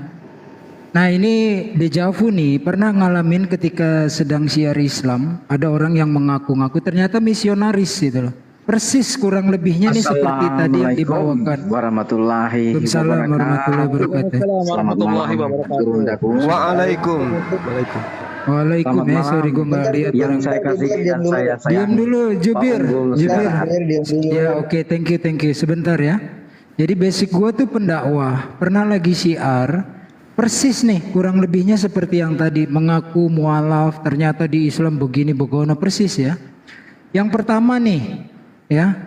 Dari membaca basmalah saja itu sudah menunjukkan Tuhan kita penuh kasih dan sayang ya. Kemudian saya nih anggota Juleha ya, juru sembelih halal. Bahkan untuk menyembelih hewan saja itu diajarkan loh bagaimana berkasih sayang kepada hewan yang akan disembelih. Lalu yang masuk ke intinya sedikit lagi, dia hanya membaca ayat 8 ya. Ini yang untuk saudara-saudariku Kristiani aku bacakan, jadi tahu duduk perkaranya. Dia bacakan tadi ayat 8 yang artinya, dan di antara manusia ada yang berkata, kami beriman kepada Allah dan hari akhir. Sesungguhnya mereka itu bukanlah orang-orang yang beriman. Berhenti sampai sini, ini cara-cara PKI nih. PKI dulu bilang, cilakalah orang-orang yang sholat. Berhenti tuh, sampai situ ya. Nah harusnya kalau mau dengan cepat, sistem cepat, menangkap arti ayat, tarik sebelumnya, satu sebelumnya, dan baca satu ayat sesudahnya, itu minimalnya. Belum lagi bicara harus merujuk kepada tafsir-tafsir para mufasir kita. Saya lanjutkan di ayat 9-nya, mereka menipu Allah dan orang-orang yang beriman. Padahal mereka hanyalah menipu diri sendiri tanpa mereka sadari. Nih harus disambung. Kalau tadi berhenti tuh cara-cara PKI itu zaman dulu menyerang Islam. Kemudian ayat 10-nya, dalam hati mereka ada penyakit. Tuh ya, orang-orang begini nih orang-orang sakit. Lalu Allah menambah penyakitnya. Setelah diterima dengan baik, dimuliakan sebagai tamu, makin menjadi-jadi. Jadi Allah menambah tuh penyakitnya orang-orang seperti ini. Dan mereka mendapat azab yang pedih karena mereka berdusta. Lanjut, host standby, thank you. Jadi masukan saya pada mualaf, kita saya mau nanya dulu. Bang Gurunda, dari beberapa malam terakhir ini saya sempat diskusi dengan saudara-saudara dari Muslim juga, cuman saya belum mendapatkan jawaban yang akurat begitu. Ya, saya berharap diskusi dengan Gurunda ini bisa mendapatkan informasi yang akurat. Boleh bertanya, Gurunda? Iya, silakan. Nanti ada beberapa teman kita di sini yang bisa membantu menjawab, Ustaz. Bang Ini mengenai Edo di bawah dulu ya, Bang Edo. Ya, lanjut, Bang Jubil. Mengenai ini Gurunda, sungguh telah kafirlah orang yang mengatakan Isa putra Maryam itu adalah Tuhan.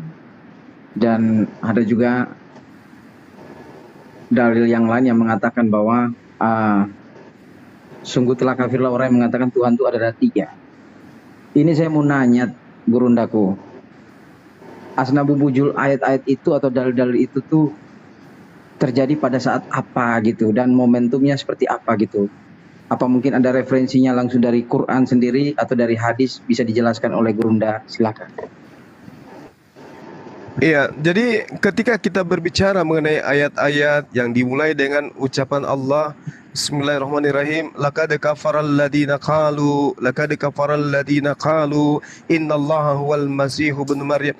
Ini sebenarnya secara garis besar itu merujuk kepada orang-orang yang tadinya disebut oleh Allah ahli kitab. Ahli kitab inilah yang kemudian mengajarkan kepada orang-orang di sekelilingnya bahwa Tuhan pencipta langit dan bumi itu nuzul, inkarnasi menjadi makhluk. Ini yang dimaksud dengan Al-Quran. Makanya seruannya itu selalu merujuk kepada kaum Nasara. Wa minal ladina qalu innan nasara ahasna mitsaqahum fanasu hazzam mimma zukkiru bi.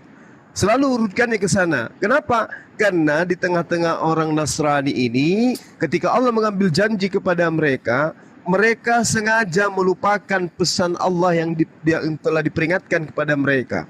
Maka apa yang terjadi kemudian? Di antaranya ada yang mengimani bahwa Isa putra Maryam itu adalah satu Tuhan dari 3 rangkaian Tuhan. Gitu.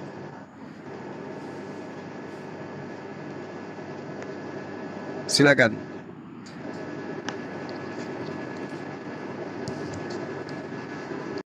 Saya tambah Gurunda. Iya, silakan, silakan. Iya. Jadi tidak semua Al-Quran itu ada asbabun nuzulnya. Baik itu laqad kafarul ladina qalu innallah huwal masihu ibnu Maryam. Ya tidak ada asbabun nuzulnya. Atau ayat 73, laqad kafarul ladina qalu innallaha salisu salasa. Ya enggak ada asbabun nuzulnya. Karena enggak semua Al-Quran itu ada asbabun nuzulnya. Enggak semuanya. Kecuali nanti ada peristiwa lalu turun ayat, berarti ayat ini menjelaskan tentang sebab-sebabnya ini turunnya. Enggak semuanya. Ya, yang terakhir, jadi muncul ayat kayak gitu itu untuk meluruskan. Karena dalam Al-Quran, di dalam tafsir, wa ma qataluhu wa ma salabuhu walakin subbiha lahum. Jadi setelah Nabi Isa itu diangkat oleh Allah, maka umatnya terpecah menjadi 3 sekte. Ada Yakubiyah, Nasturiyah, Muslim. Maksud Muslim di situ tidak mentuhankan Isa. Sedangkan Nasturiyah, Yakubiyah mengatakan dulu Tuhan bersama kita. Yang Yakubiyah dulu anak Allah bersama kita. Ini sekte yang sesat sehingga diluruskan oleh ayat-ayat tersebut. Gitu ya. Lanjut, Gurunda. Host sedikit host, kalau ada oten yang mau naik, aku nggak apa-apa diturunkan standby di bawah. Ustadz Unggul jadi host aja, nanti saya turunin aja. Jangan begitu Pak Unggul. Saya naik ke sini tuh karena saya melihat saudara, jadi makanya saya semangat saudaraku. Jangan turun lah. Enggak, maksudnya biar kau ada temannya. Nanti kau kencing di celana sendirian. Kalau ada berdua kan nggak malu. Nih Bang Amos ada nih Bang Amos. Selamat malam juga. Samuel tuh mau naik katanya. Samuel Kristen ya. Kalau dia udah minta permintaan ditarik aja. Aku diturunkan nggak apa-apa host standby. Nanti ada slot kosong naik lagi. Aman, ada gurunda-gurundaku semua di sini. Allahu Akbar, Masya Allah. Bang Amos mau nanya, Bang Amos, selamat malam. Assalamualaikum Bang Sidik. Waalaikumsalam warahmatullahi wabarakatuh. Assalamualaikum warahmatullahi wabarakatuh. Bunda, Ustadz semua di sini. Waalaikumsalam warahmatullahi wabarakatuh. Ini yang typing. Waalaikumsalam. Ada Samuel katanya mau naik. Coba lihat permintaannya ada nggak itu? Terus biar nanti Dulu, gantian ini Bang saya. Amos dulu. Ya, bentar. Silakan Bang Amos, silakan. Bang Amos, selamat malam. Oh, Bang Amos saudara kita Kristen juga ya? Lanjut standby. Makanya mau nanya ini Kristen apa Islam? Tidur itu dia. Tidur ya? Kayaknya sih tidur. Pegangin kepala mulu lagi. Ya kalau tidur diturunkan aja. Iya. Pak, udah tidur. Coba lihat Samuel katanya. Iya Bang Juber tuh nanya lagi apa? Silakan.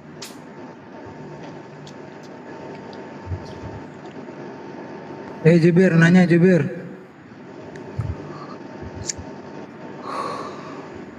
Kopi. Jangan pakai masak kok Bang. Gurunda. Kopi hitam aja sama gula. Gurunda. Iya, gimana Bang? Nah, jadi dari tadi yang Gurunda sampaikan itu, jadi sebenarnya tidak ada asnabul mujulnya gitu ya. Iya, bukan asnabul, asbabul. Sebab. Oh, asbabul. Sorry. Iya. Ya maklum lah, saya bahasa Arabnya belepotan. Yes, Tapi yang saya baca, saya baca nih Pak, saya baca nih salah satu dari seorang tafsir yang cukup ahli tafsir yang cukup terkenal juga dari tafsir Islam itu namanya itu Jamaluddin Al-Qasimi.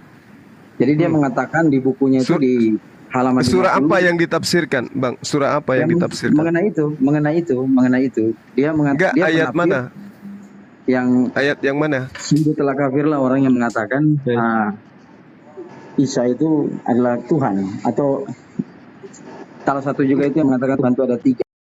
Iya, tapi kan ayatnya tuh ada beberapa ayat berbarengan dengan narasi itu. Maksudnya apakah dia mentafsirkan Al-Baqarah atau mentafsirkan Al-Maidah ayat berapa? Itu biar kita tahu. Al-Maidah, cuman saya lupa ayatnya berapa nanti. Pokoknya ayat kira-kira 17 bunyinya mungkin. segitulah. Iya, gimana? Ya, nah, dia menafsirkannya seperti ini, saudara. Dia mengatakan begini. asna bubujul ayat itu sebenarnya ditujukan kepada Kristen Mariano yang tumbuh pesat di Arab Saudi pada abad keempat waktu itu. Jadi Kristen Mariano ini di sana itu mereka menetapkan dan memantapkan Maria sebagai salah satu daripada sistem ketuhanan mereka. Dan itu sebenarnya adalah salah satu sekte Kristiani yang dikatakan sesat pada waktu itu. Itu pun dikonfirmasi oleh bapak-bapak gereja yang dari abad pertama dan abad kedua.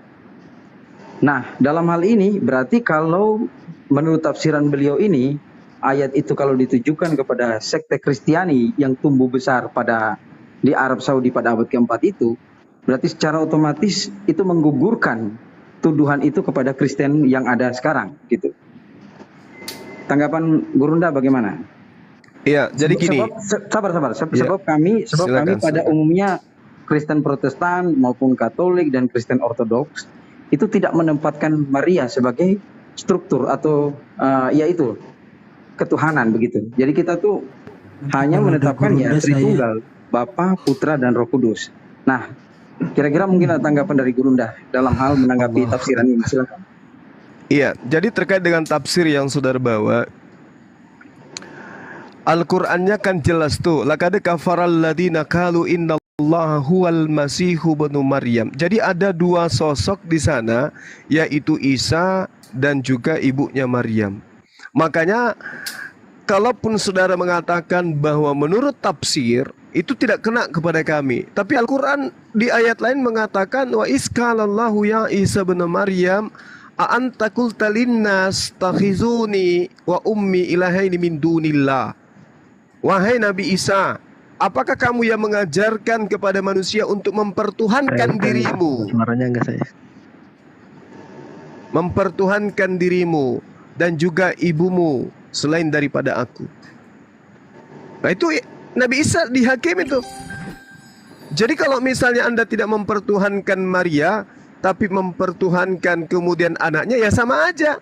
Karena memang dua oknum ini, Maria itu juga pernah dituhankan memang. Bahkan sebelum konsili, ya tadinya itu Roh Kudus itu nggak duduk dia. Yang duduk di situ adalah ibunya. Itu loh yang saudara saya perlu tahu. Saya tambahkan, Bang. Iya, silakan Abang Akhi, silakan. Siap, sedikit ya menambahkan. Jadi ini yang sering dipertanyakan oleh apologet-apologet Kristen. Dikatakan bahwa Al-Quran salah, tidak tahu tentang Trinitas. Kalau kita lihat itu ada dua hal yang diluruskan oleh Al-Quran. Trinitas yang Bapa, Putra, dan Roh Kudus juga ada dikoreksi ya di surat atau ayat yang lain. Mengenai ini, coba jubir cek sejarah ya. Itu ternyata ada kolidiarisme, yaitu Tritunggal dengan menempatkan Bapa, Yesus, dan maminya.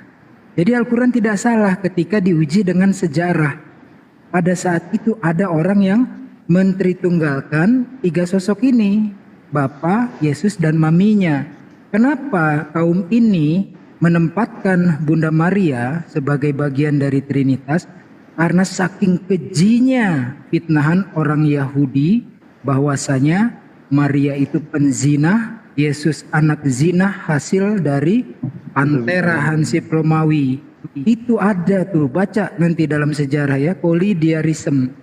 Itu bahkan Al-Quran membela maminya Yesus dengan sangat mulia. Satu-satunya nama surat dengan nama perempuan adalah surat Maryam, maminya Yesus. Clear ya? Standby, lanjut lagi Bang Zuma. Baik, sedikit saya menanggapi. Gurunda minta izin, Gurundaku. Gurunda. Lanjut. Saya masih standby, saudara. Boleh saya sedikit ya? Oke. Jadi gini. Tunggu sebentar ya. Jadi benar kalau Al-Maidah 17 itu memang Nasrani yang mentuhankan Isa. Sedangkan 73 Nabi Isa dan ibunya.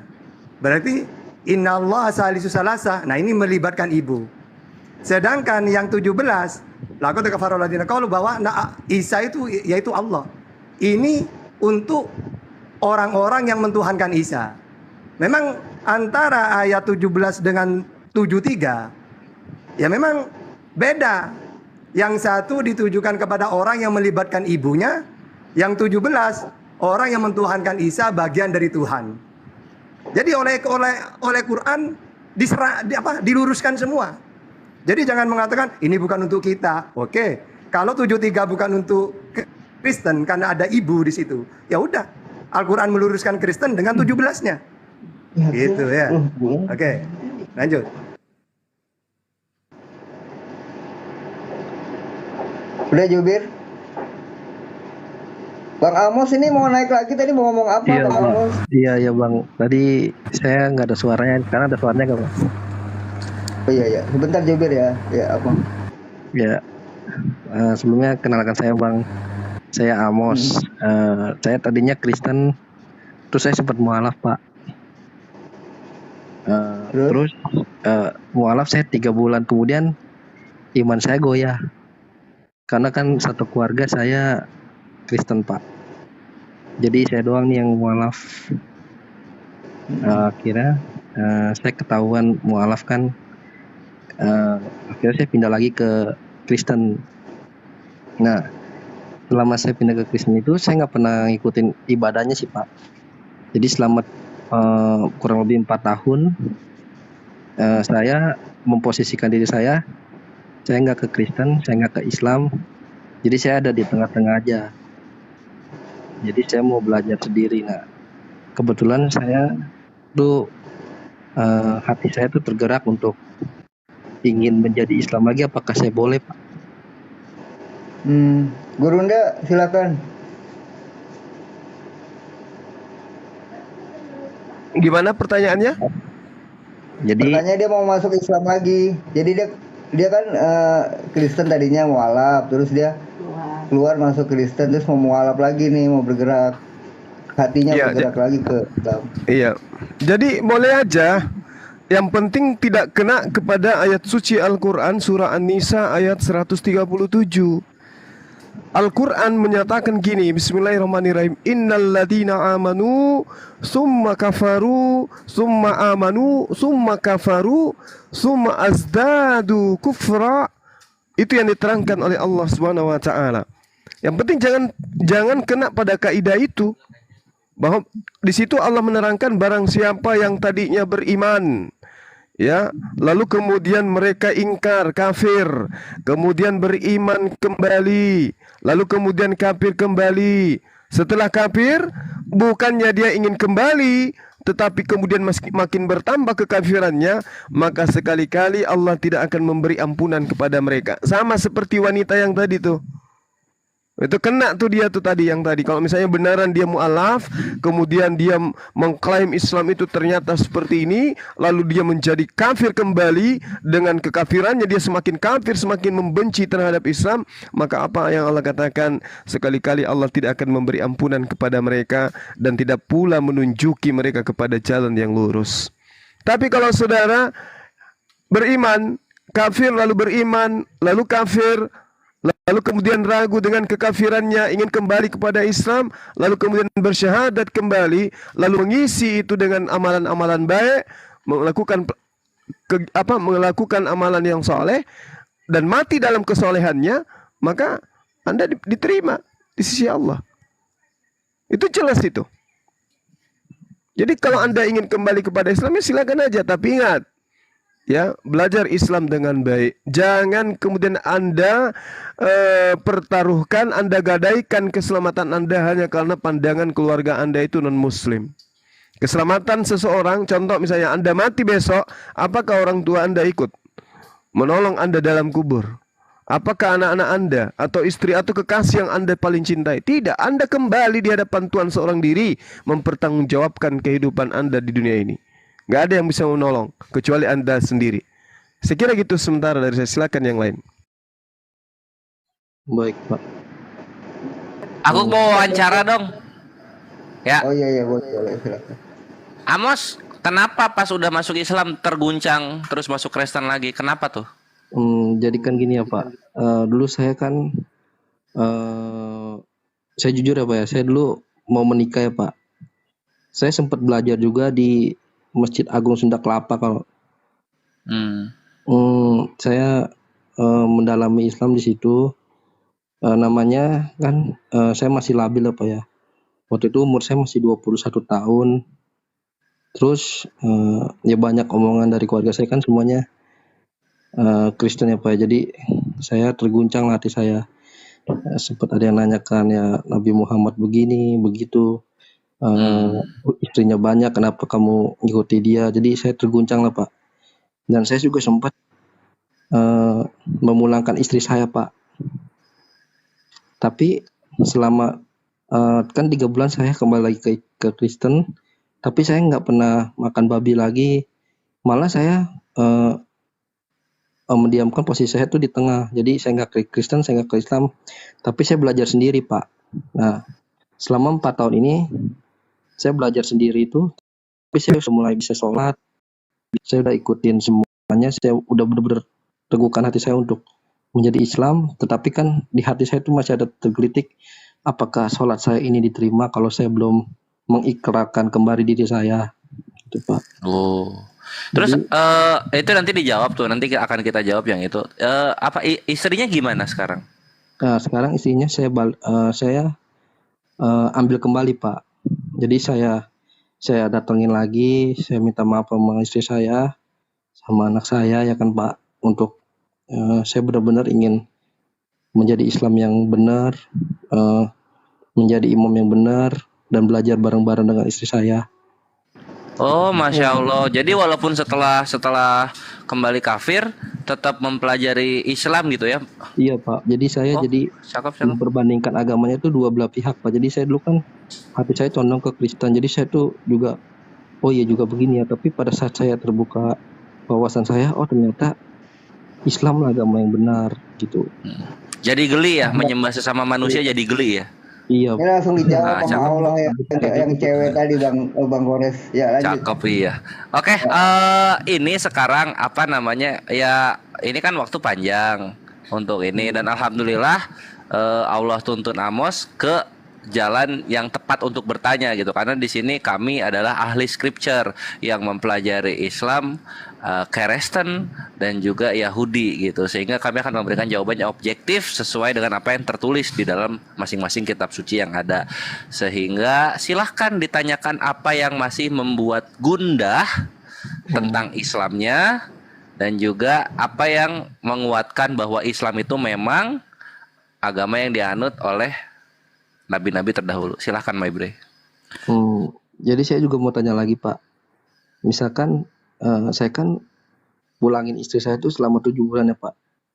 Dari saya nikah tuh saya pulangin ke dia ke rumah orang tuanya 7 bulan. Nah pertanyaan saya, apakah saya harus ijab kabul lagi Pak kepada istri saya? Oke, Ustadz Tata. Jatuh talak nggak? Ya silakan, persilakan Ustaz. Gimana? Iya. Itu katanya dia udah mulangin istri 7 bulan. Ya. Oh udah ya, udah tangkap ya. Lanjut. Oke. Iya udah. Pertama biar enak gini. Di dalam Islam itu dosa apapun selalu diberi kesempatan oleh Allah untuk kembali kepada Allah. Selagi malam yugorgir, selagi nyawa belum ada di tenggorokan. Jadi dosa apapun sampean terus mau kembali kepada Allah, diterima. Itu yang harus diketahui. Cuma 2 yang tidak diterima. Kapan? Ketika sakaratul maut, maka ditutup pintu tobat. Kedua, ketika matahari terbit dari barat, berarti kiamat, maka pintu tobat ditutup oleh Allah. Itulah keistimewaan umatnya Nabi Muhammad. Yang kedua, masalah menentukan tolak atau tidak, terjadi talak atau tidak. Tolak ada 2. Ada yang bentuknya soreh, ada kinayah. Kalau soreh itu jelas kalimatnya, tolak tuki, kamu saya tolak. Ada yang kinayah, sindiran. Maka sindiran ini butuh niat. Misalnya, kamu pulang ke orang tuamu. Ini kan kinayah, sindiran ini. Terjadi tolak tergantung pada niatnya. Apakah pulang itu disuruh makan doang, atau niatnya memang udah kamu bukan istriku. Kan tergantung niat itu. Nah makanya yang tahu ya orang yang melakukan. Misalnya saya punya istri, pulanglah kamu ke orang tuamu. Kalau niat saya maksudnya tolak, ya tolak. Kalau tidak, ya Halo. tidak. Halo.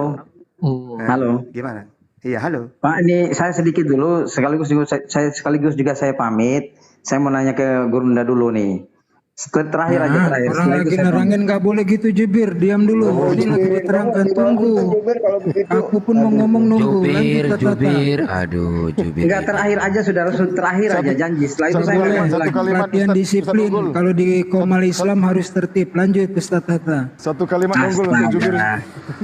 Pak, bentar Jubir. Ya sudah. Oke, baik, Sudah baik, dari kami sudah. Silakan Gurunda. Udah tuh, Jubir udah tuh, lanjut Bir. Baik, ya Gurundaku, halo Gurunda masih standby. Selalu di hati. Lanjut. Oke, baik. Jadi tadi saya baru baca ulang lagi, ternyata menurut tafsiran beliau itu di Al-Maidah itulah, Al-Maidah 72 itu, sesungguhnya telah kafirlah orang-orang yang berkata, sesungguhnya Allah ialah Al-Masih. Nah, sebenarnya ini kan kalau saya baca dari ayat ini sebenarnya bertentangan dengan doktrin kepercayaan kami sendiri bahwa Allah itu bukan Yesus. Kami tidak percaya bahwa Allah itu Yesus. Hah? Iya, itu bukan doktrin kami. Doktrin kami bukan Allah itu Yesus. Kan di sini kan Allah jadi Al-Masih kan. Al-Masih itu dalam pengertian kan Isa, putra Maryam di sini kan. Al-Masih putra Maryam. Nah, sedangkan ini bukan doktrin Kristen. Ini doktrin Marianisme. Ini doktrin Marianos yang tadi saya sebutkan itu di abad keempat itu. Maka ini sesuai dengan tafsir Jamaluddin ini Al-Qasimi tadi itu. Tunggu, Jubir, denom lu berarti Yesus itu bukan Allah. Tidak bukan Allah ya, bukan Allah putra Yesus itu.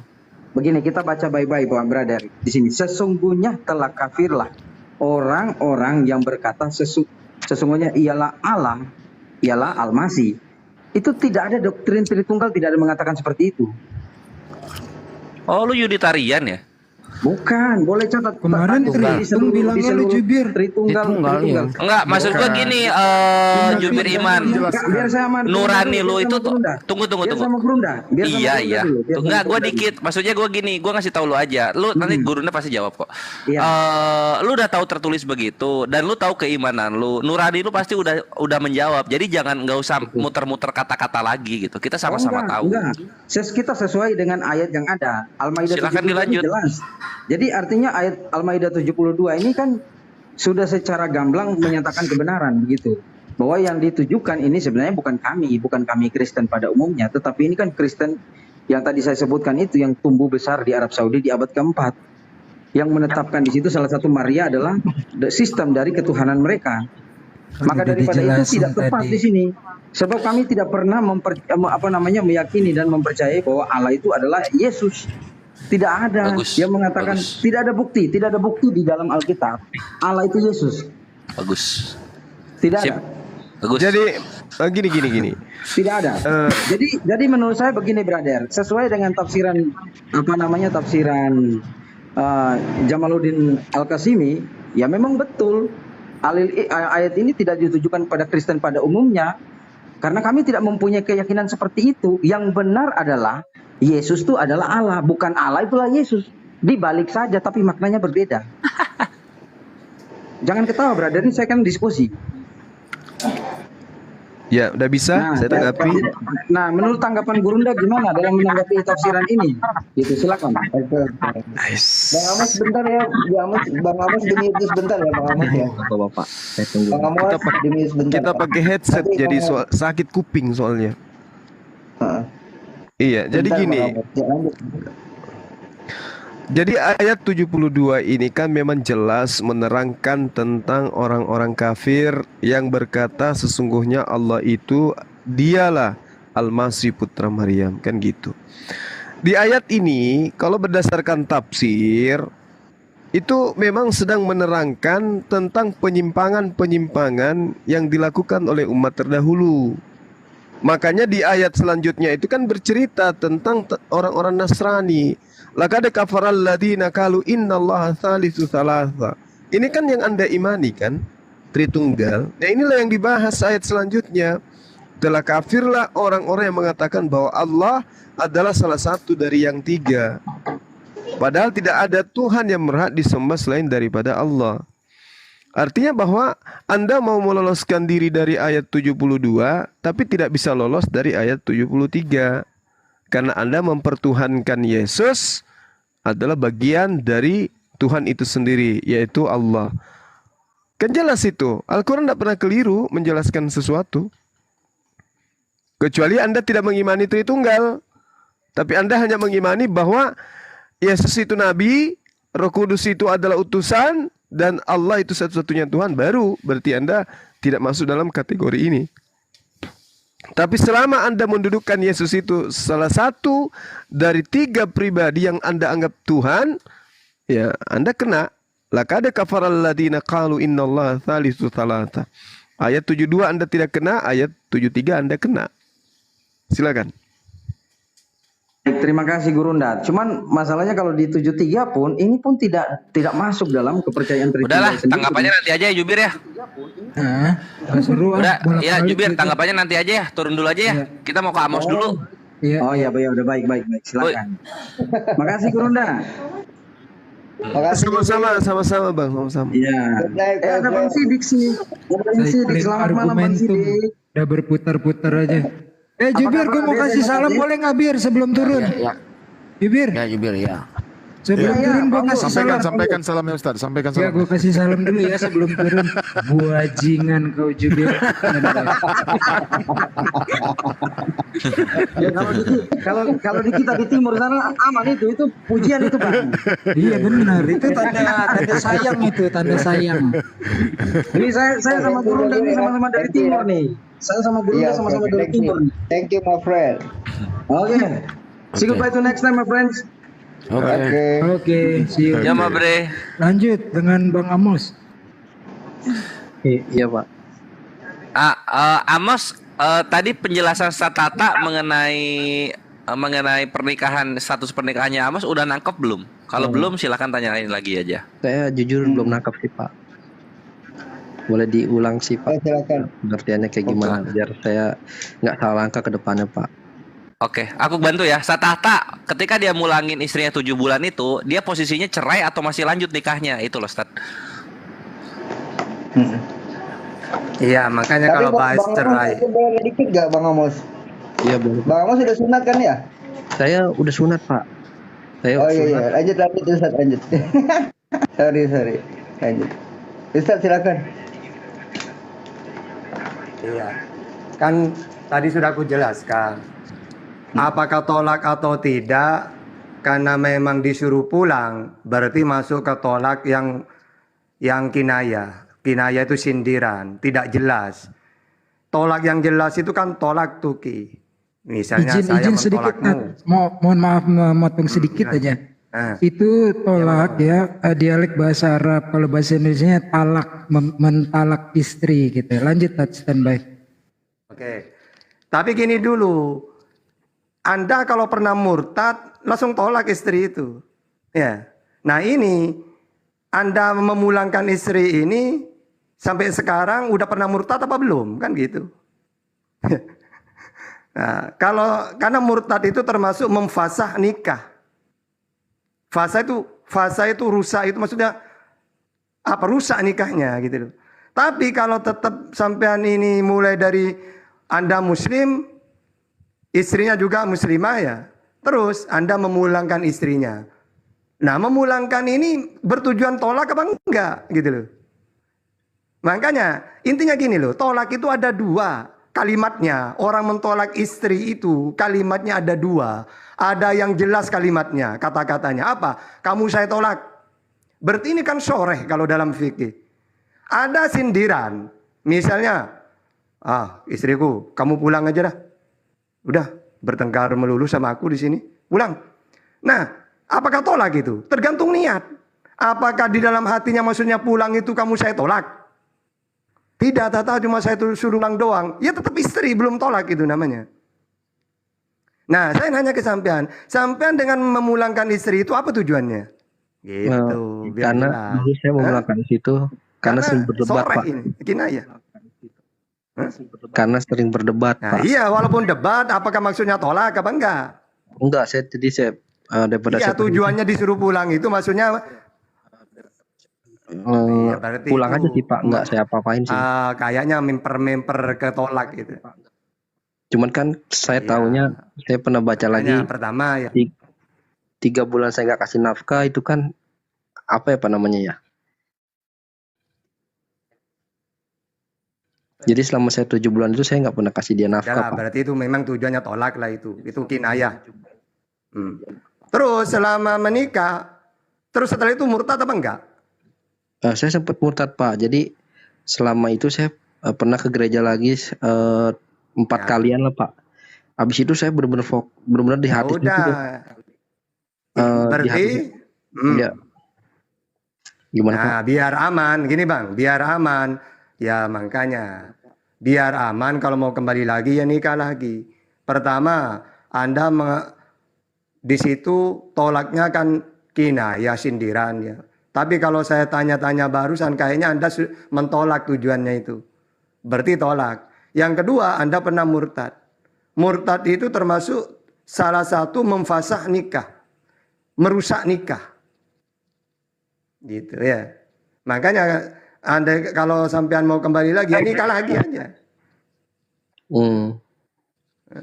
Paham? Paham Pak, baik. Nah, berarti kalau saya kan sudah benar-benar niat sekali Pak. Saya udah 2 tahun ini, saya udah ikutin belajar sholat, belajar hafal bacaan, biarpun nggak terlalu hafal, tapi saya sudah sholat lah Pak. Tapi kan saya takut sholat saya ini nggak diterima oleh Allah gitu Pak. Jadi saya harus bagaimana Pak? Apakah saya harus baca syahadat lagi? Yang enggak, syahadat itu sebenarnya ya. Orang syahadat itu tidak seperti sholat, seperti akad nikah. Kalau akad nikah kan butuh saksi. Dengan sampean mengatakan la ilaha illallah Muhammad Rasulullah berarti muslim. Hanya saja, umumnya kan pakai saksi ya. Sebagaimana Bang Juma sudah berapa ratus yang disyahadatkan. Kita menyaksikan itu. Tapi sebenarnya andaikan Anda sudah mengatakan la ilaha illallah Muhammad Rasulullah sudah muslim. Kalau sudah muslim berarti Anda sudah kena hukum syariat Islam. Apa kewajiban-kewajiban sholat. Kalau sudah sholat jangan memikirkan gini. Apakah sholat saya diterima? Loh, tidak usah mikir kayak gitu. Sholat itu kewajiban. Ya, yang penting Anda merasa muslim ya sholat wajib. Udah, terima atau tidaknya loh. Bukan masalah terima atau enggaknya. Sholat itu perintah kewajiban. Gitu loh ya. Gimana? Jadi saya berarti saya ini udah nggak usah syahadat lagi ya Pak? Ya kalau syahadat enak, ini ada Bang Juma langsung sekarang biar tambah mantap gitu loh. Gimana? Iya betul. Mau Pak. Karena saya udah tunggu fanatis saya itu dari udah lama sekali. Coba aku ini ya, dilafatin aja. Dilafatin itu udah enak, udah tenang, jadi udah sah gitu. Kerasa sahnya sama batin dan juga para saksi ini. Saksinya kan di sini ada 2.000, di Akuk 300, di Gurunda 1.900 tuh. Udah ribuan orang akan menyaksikan Amos untuk bersyahadat. Kalau memang benar-benar udah mantep untuk ingin memeluk Islam kembali secara kafah atau secara menyeluruh. Nah, pertanyaannya, apakah memang Amos per malam ini mantep untuk benar-benar kembali ke Islam? Mantap Pak. Masya Allah. Ada paksaan nggak? Misalnya dari kami gitu ngecat di belakang atau dari siapa gitu? Ada paksaan nggak? Tidak ada Pak. Jadi selama saya baru ketemu forum seperti ini, jadi saya lebih meyakinkan lagi ke diri saya sih Pak. Saya sering sekali lihat Bang Zuma berdialog, Ustadz Alif berdialog, Pak Sidik, dan saya izin masuk sebentar Bang Kores. Izin masuk saya Bang Kores. Tunggu dikit lagi. Satu lagi ini yang pentingnya di sini. Ini Amos ini bukan tepu-tepu lahir Islam pura-pura gitu kan? Gitu nggak? Saya dari kecil tuh saya Kristen Pak. Jadi keluarga saya itu semua Kristen. Saya ini keturunan Chinese sih Pak. Oh gitu, Masya Jadi Allah. semua saya Kristen. Di dalam keluarga saya itu cuma saya doang yang Muslim tadinya. Oh gitu. Oke, Aki Erik apa? Silahkan. Dari bahasanya. Oke, tadi saya sempat mendengar dari pernyataan Bang Amos ya bahwasannya tergugah lagi keimanannya sehingga dia kembali lagi ke Nasrani atau Kristen. Tadi sempat ada katanya doktrin dari keluarganya bahwasanya baginda Nabi Muhammad SAW itu tukang kawin. Mungkin Ustadz Tata bisa menjelaskan biar bisa lebih mantap lagi saudara kita nanti ini. dulu nanti. Nanti itu bisa nanti Itu bisa kita jawab. Gampang. Aku boleh gabung nggak selaras dengan Kores? Oke. Silakan, bertemu. Oke, ini Amos aku nggak menginterview ya. Tetapi bila saja ada permintaan dari istrimu, aku mau kalau kamu bersyahadat lagi atau menjadi Islam lagi, atau permintaan dari orang tua istrimu tersebut ya, yang kita bicarakan ini, aku sebut saja istrimu lah ya, untuk mempersingkat. Itu jangan. Karena nanti kamu berislam bukan karena Allah, harus karena Allah. Di sini semua sering kan kita lihat. Jangan bersyahadat karena disyahadatkan oleh Bang Zuma, disyahadatkan oleh Ustaz Tata. Jangan bersyahadat karena Allah. Perantaraannya boleh siapa saja. Nah, jadi itu perhatikan yang pertama. Terus kedua, saranku jangan belajar Islam apalagi Al-Quran sendirian. Pasti tersesat. Harus dengan ada pembimbing. Pembimbingnya pun kita pilih-pilih. Jangan nanti orang yang ngaku Islam menyesat-nyesatkan, jangan.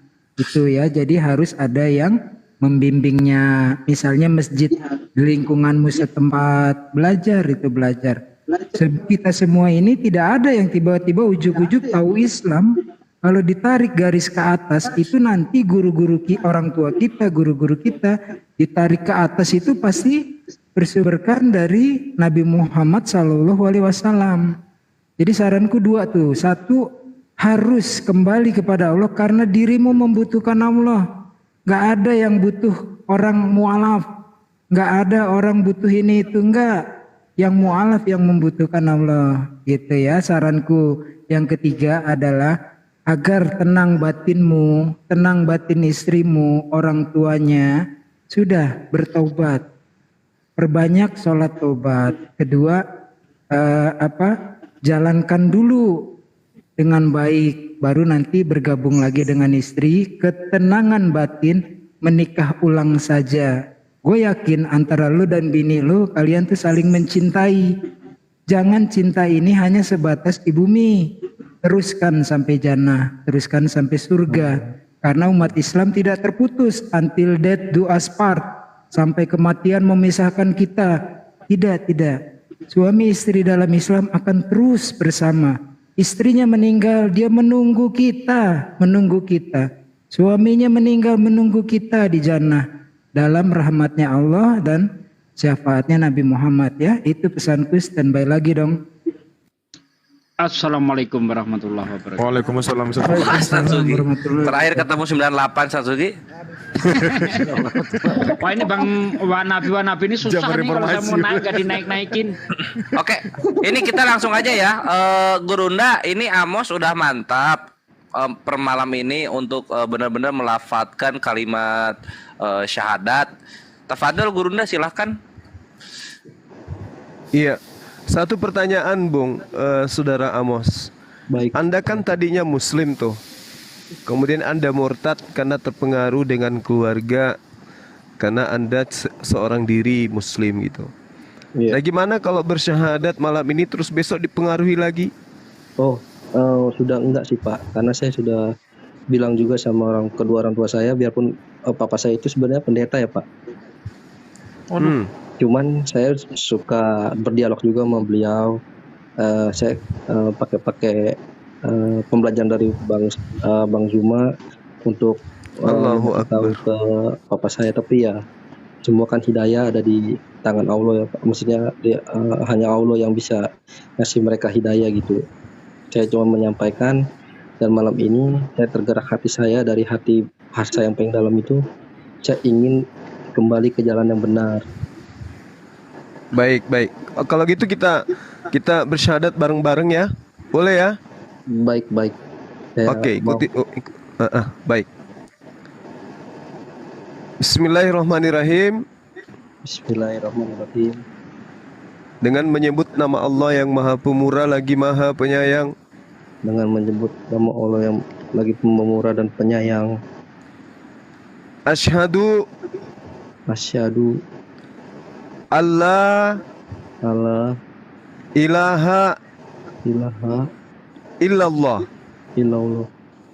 wa asyhadu anna Muhammadan Rasulullah.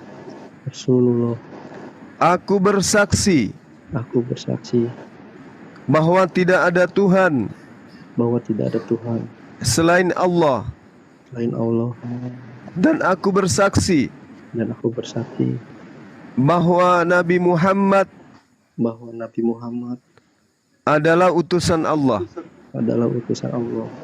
Allahu Akbar. Sah ya saudaraku ya. Masya Allah. Sah. Welcome to the hood. Ya, silakan diambil alih sahabat-sahabat yang lain. Makasih. Ustaz Sugi, ini dah tugas. Iya, kasih Sugi. Ini dong, apa? Baru mualaf loh, Masya Allah. Baru mualaf. Masya Allah, alhamdulillah. Didoakan Ya, akhi, berarti- beliau biar istiqomah akhi. Fadal. Bang ini Bang Handi mau naik nggak ada lagi. Handi nggak muat lagi namanya. Ya, saya turun kalau Bang Hadi naik saya turun.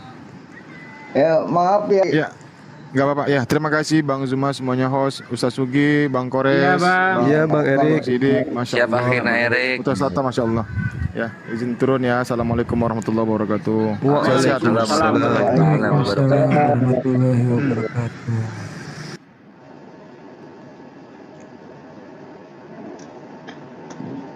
Ya, tambahan dari saya ya, saudaraku Amos.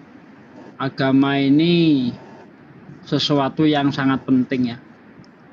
Bahkan seandainya Allah ini tidak menurunkan agama yang berupa agama Islam ini, Allah tidak akan menciptakan dunia dan segala isinya.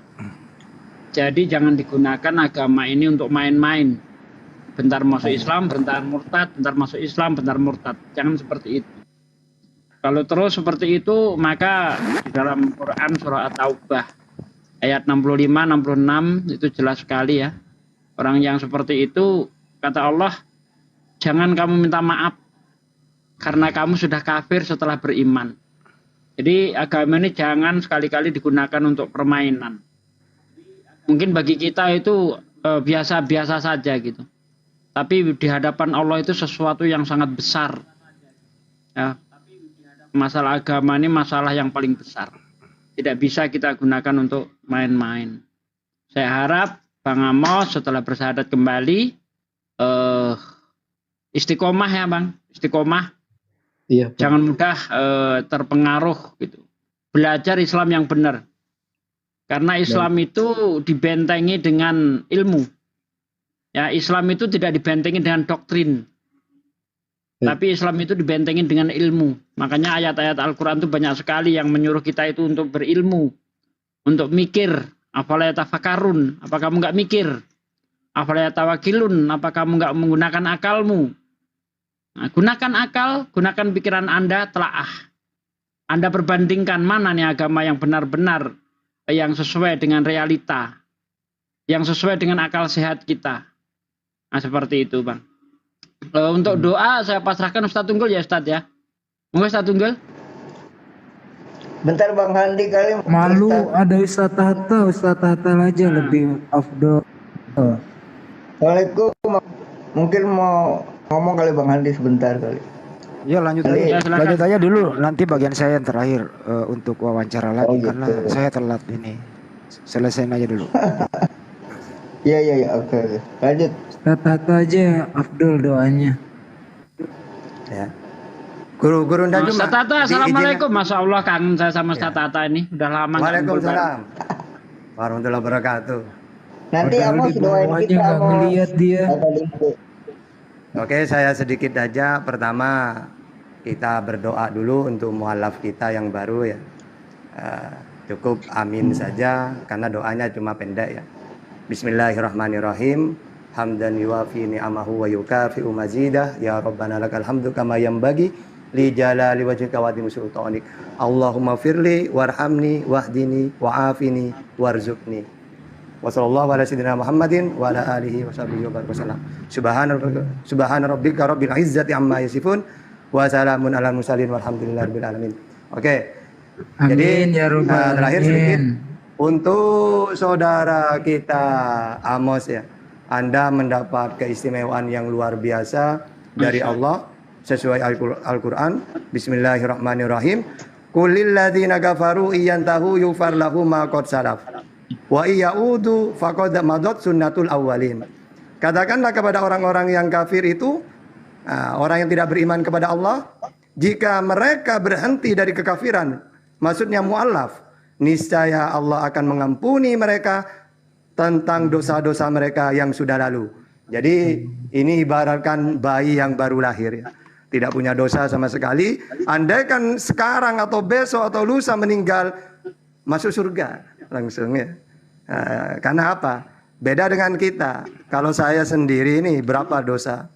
Karena apa? Hidup saya udah banyak. Ya, karena manusia ini itu ya al-insan mahalul khata' wa nisyan. Yang namanya manusia itu tidak luput dari salah, lupa gitu ya. Sehingga pasti banyak dosa. Ya. Nah, sedangkan untuk Bang Amos ini, Masya Allah, ibaratkan buku kosong gitu. Ya. Makanya bergembiralah. Dan ingat, belajar untuk selanjutnya belajar Islam ya, tentang sholat insya Allah sudah sedikit banyak tahu ya. Bertahap lah. Di sini kita banyak saudara.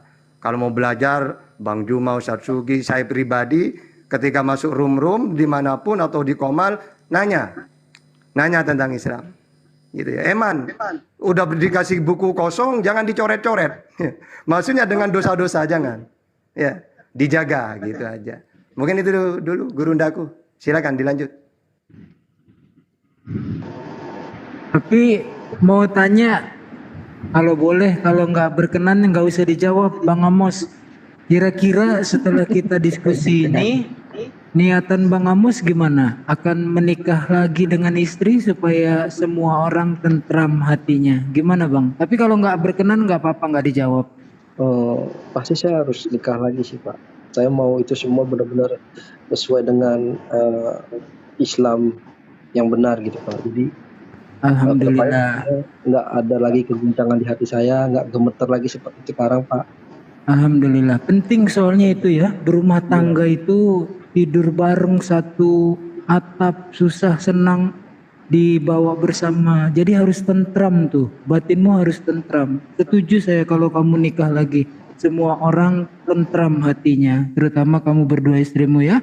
Aku ikut berdoa dari sini, standby.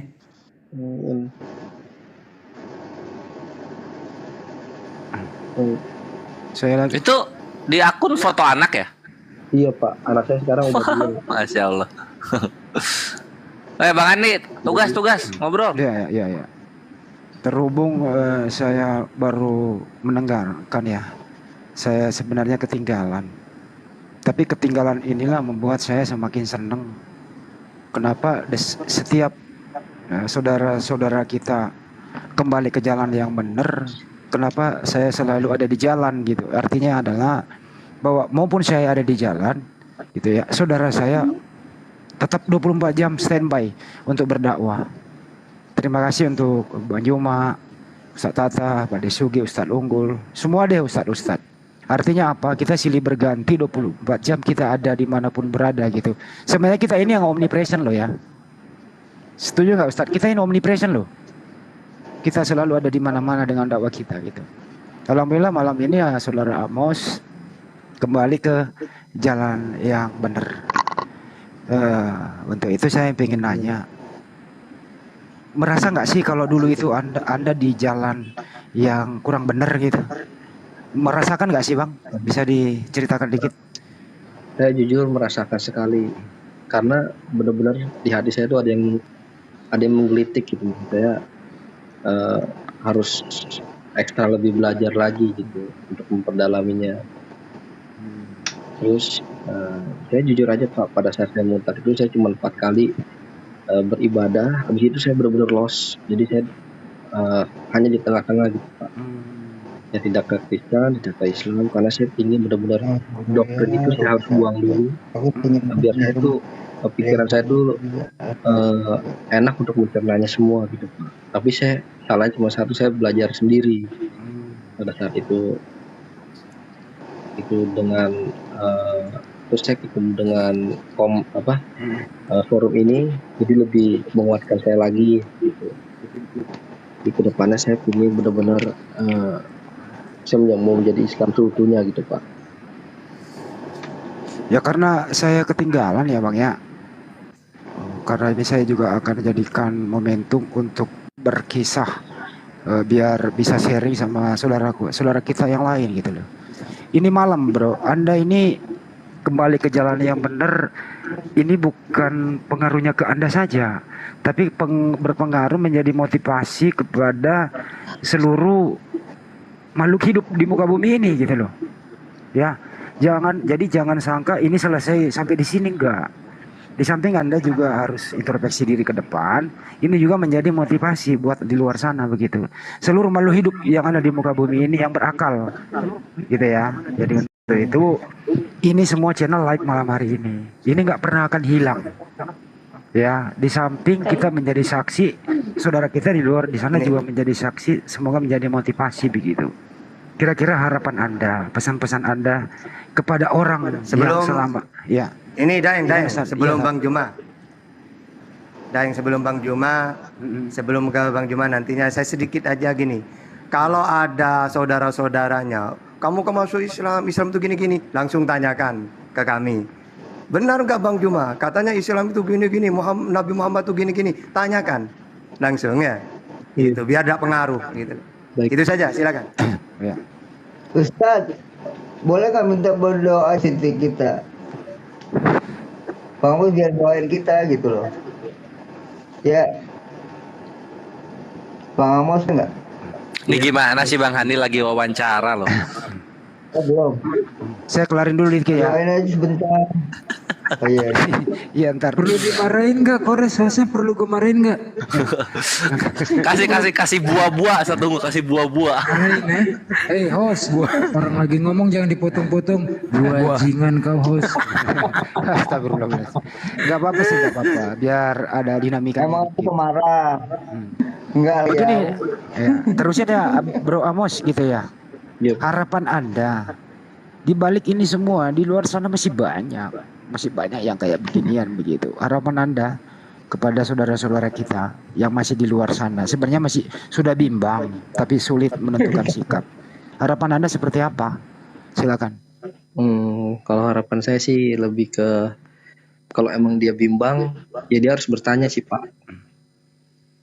Harus bertanya lagi, harus mencari tahu lagi, dan dia harus membuang namanya doktrin dari ajaran pendeta sih Pak. Gitu. Jadi jangan hanya asal mengimani tapi logikanya nggak ada. Karena saya ini baru masuk, sempat nggak sih Anda pernah dibaptis nggak sih?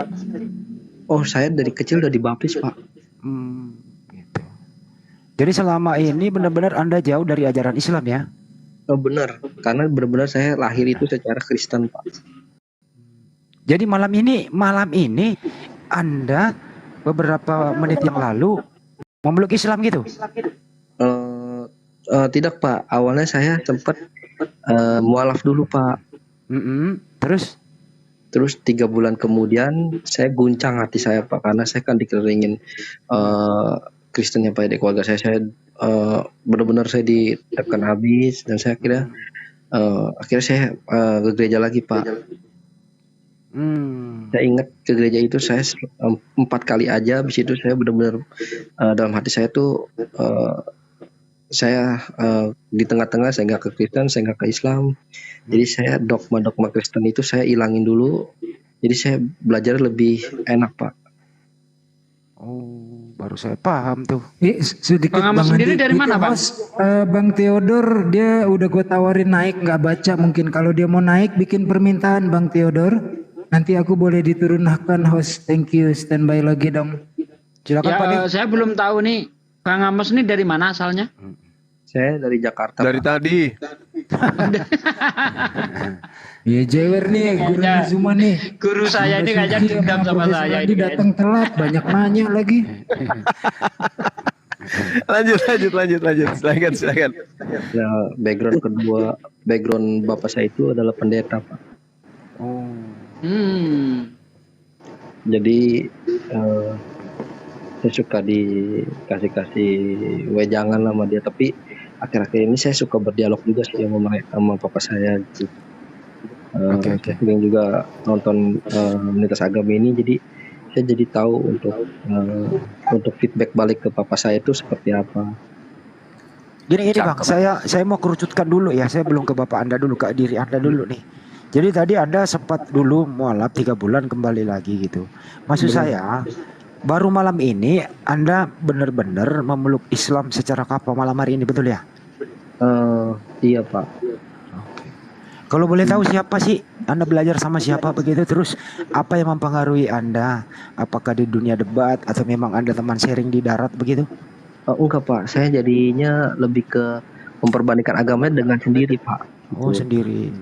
Tidak ada guru, tidak ada idola gitu? Tadinya saya nggak ada Pak. Tadinya tuh saya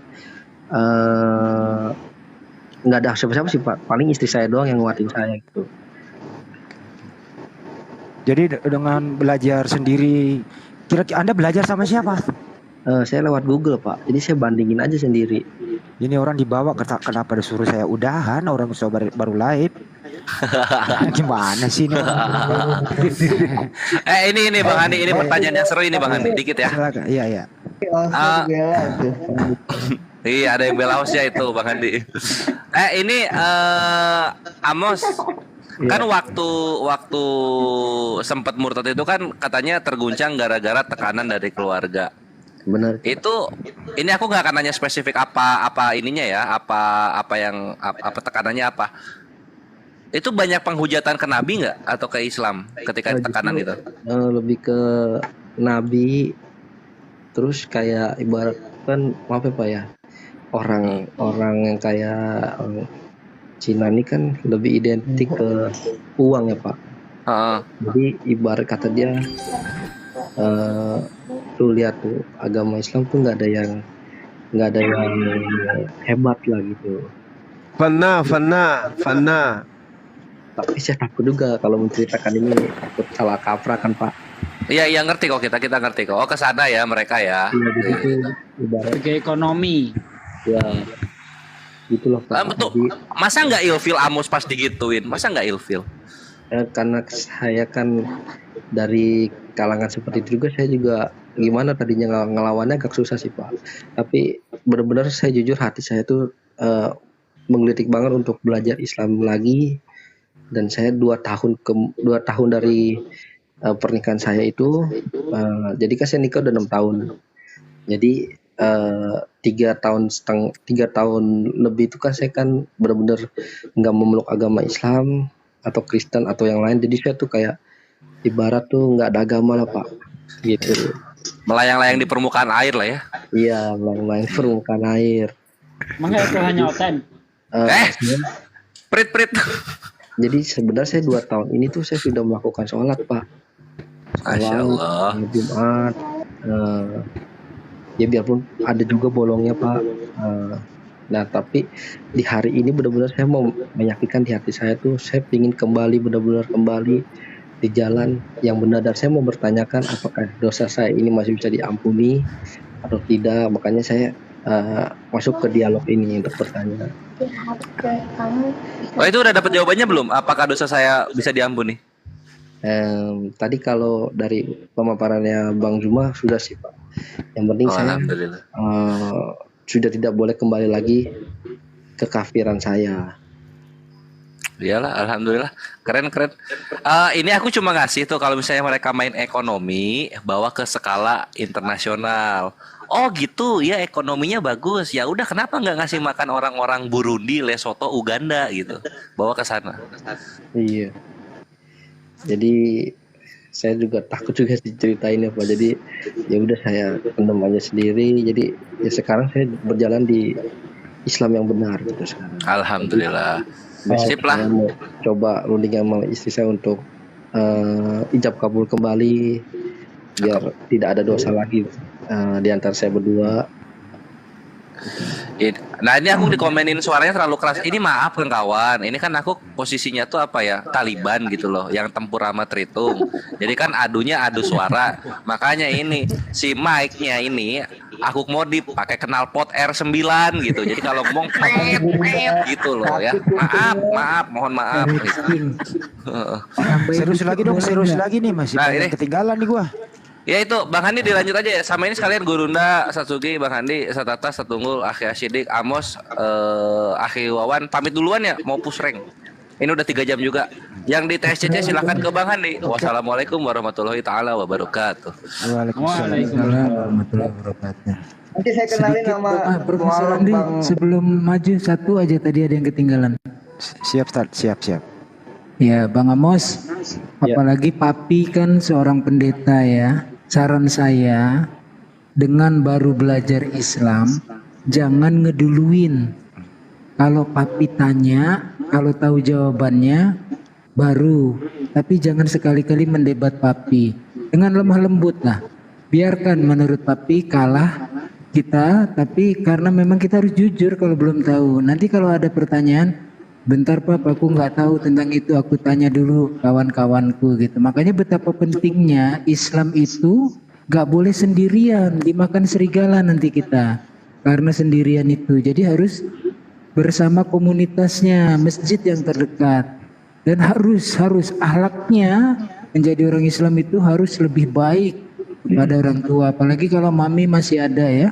Banyak sahabat-sahabat saya ketika menjadi Islam itu ditolak habis-habisan, nggak dikasih waris sekalian, tapi karena kelembutan akhlaknya, Waalaikumsalam warahmatullahi, bahkan karena kelembutannya akhlaknya setelah menjadi Islam, akhirnya satu keluarga yang menentang malah ikut menjadi mualaf.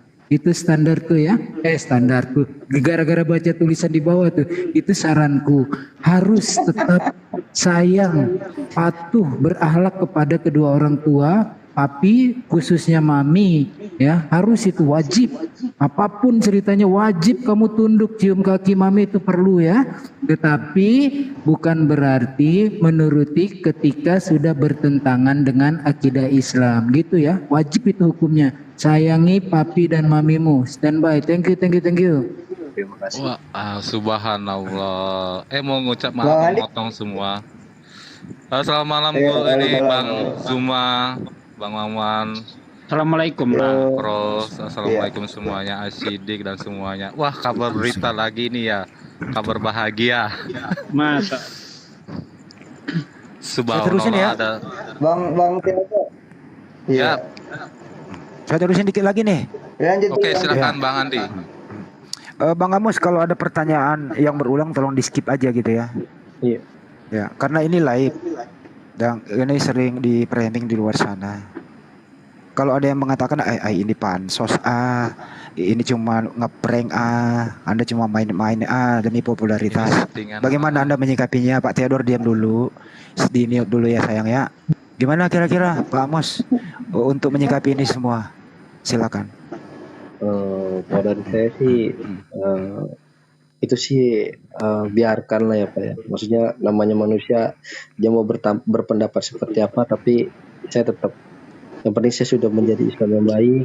Sekarang di jalan Islam, mempercayai Tuhan hanya satu, yaitu Allah, dan Nabi Muhammad adalah utusannya. Masya Allah. Yang lainnya saya hanya bisa melihat saja sih Pak. Oke. Kalau saya boleh tahu, kan tadi saya dengar keluarga Anda kan masih di sebelah kebanyakan ya, betul ya? Benar Pak. Teman-teman juga mungkin pada di sana semua.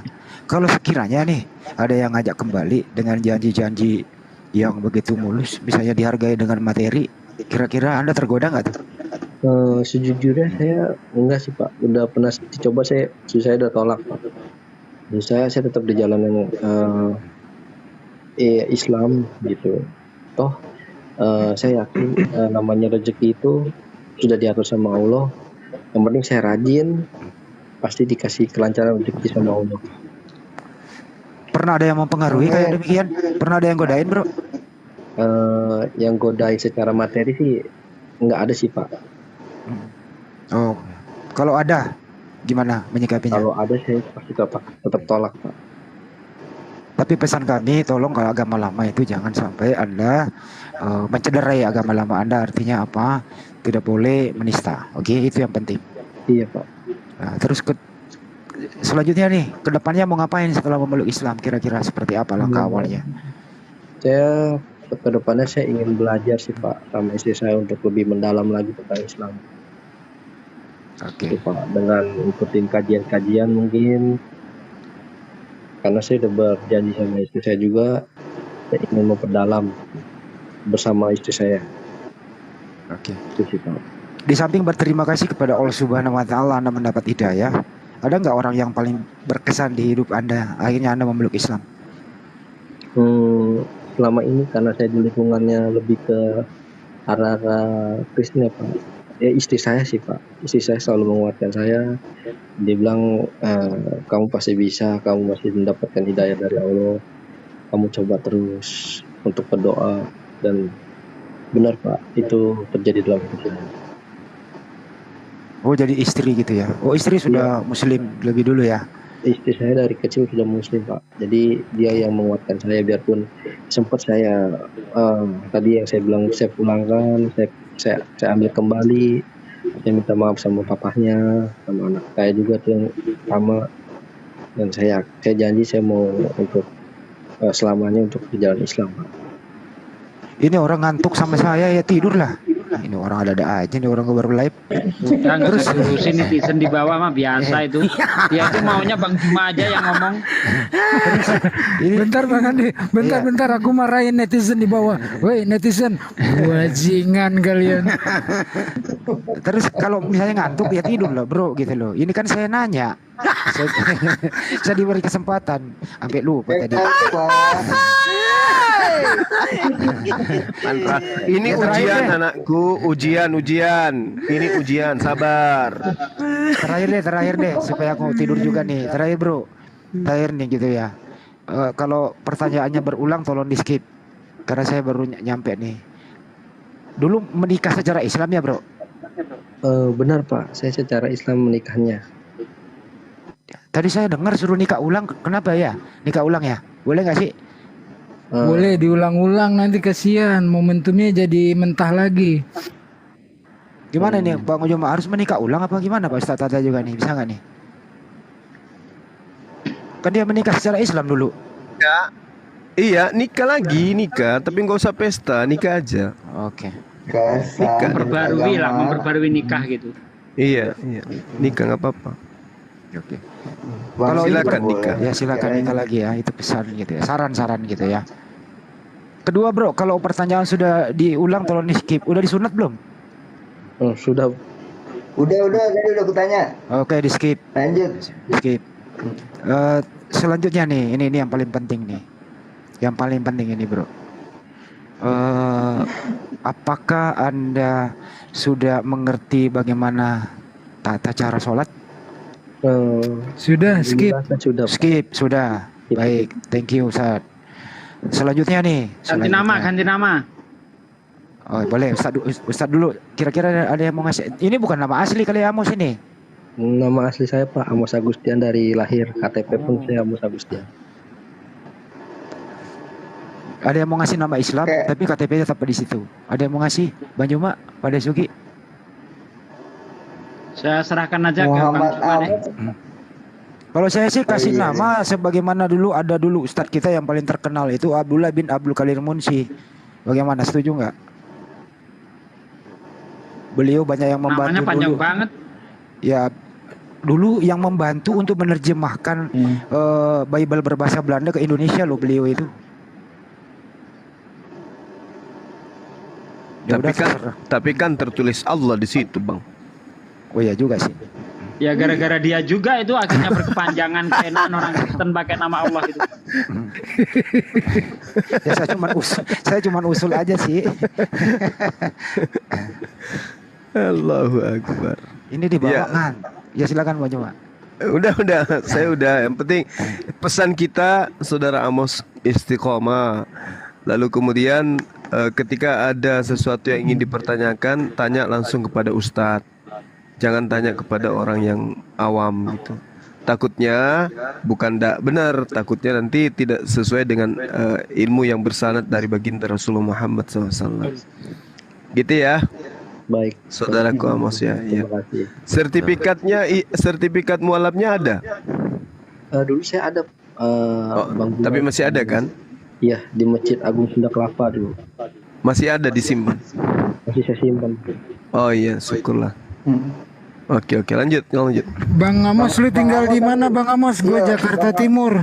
Saya Jakarta. Lu Jakarta mana? Saya Utara. Jakarta Fluid, Pak. Oh, agak jauh tapi masih sama-sama Jakarta lah. Bang Handi juga Jakarta tuh. Kalau mau ngopi-ngopi bareng, ayo bertiga sama Bang Handi, lu sama gua. Boleh Pak, kapan-kapan. Gimana bisa bertiga, Ustaz? Lu sama gua, bertiga sama gua gimana sih, Ustaz? Bahasa Jawa Bertiga. Bang Handi kan pertama gue sebut profesor gue Bang Handi, lu sama gua gitu, bertiga. Iya. Gue masih ada nih. Boleh nggak? Gue masih ada nih. Ini pertanyaan tajam.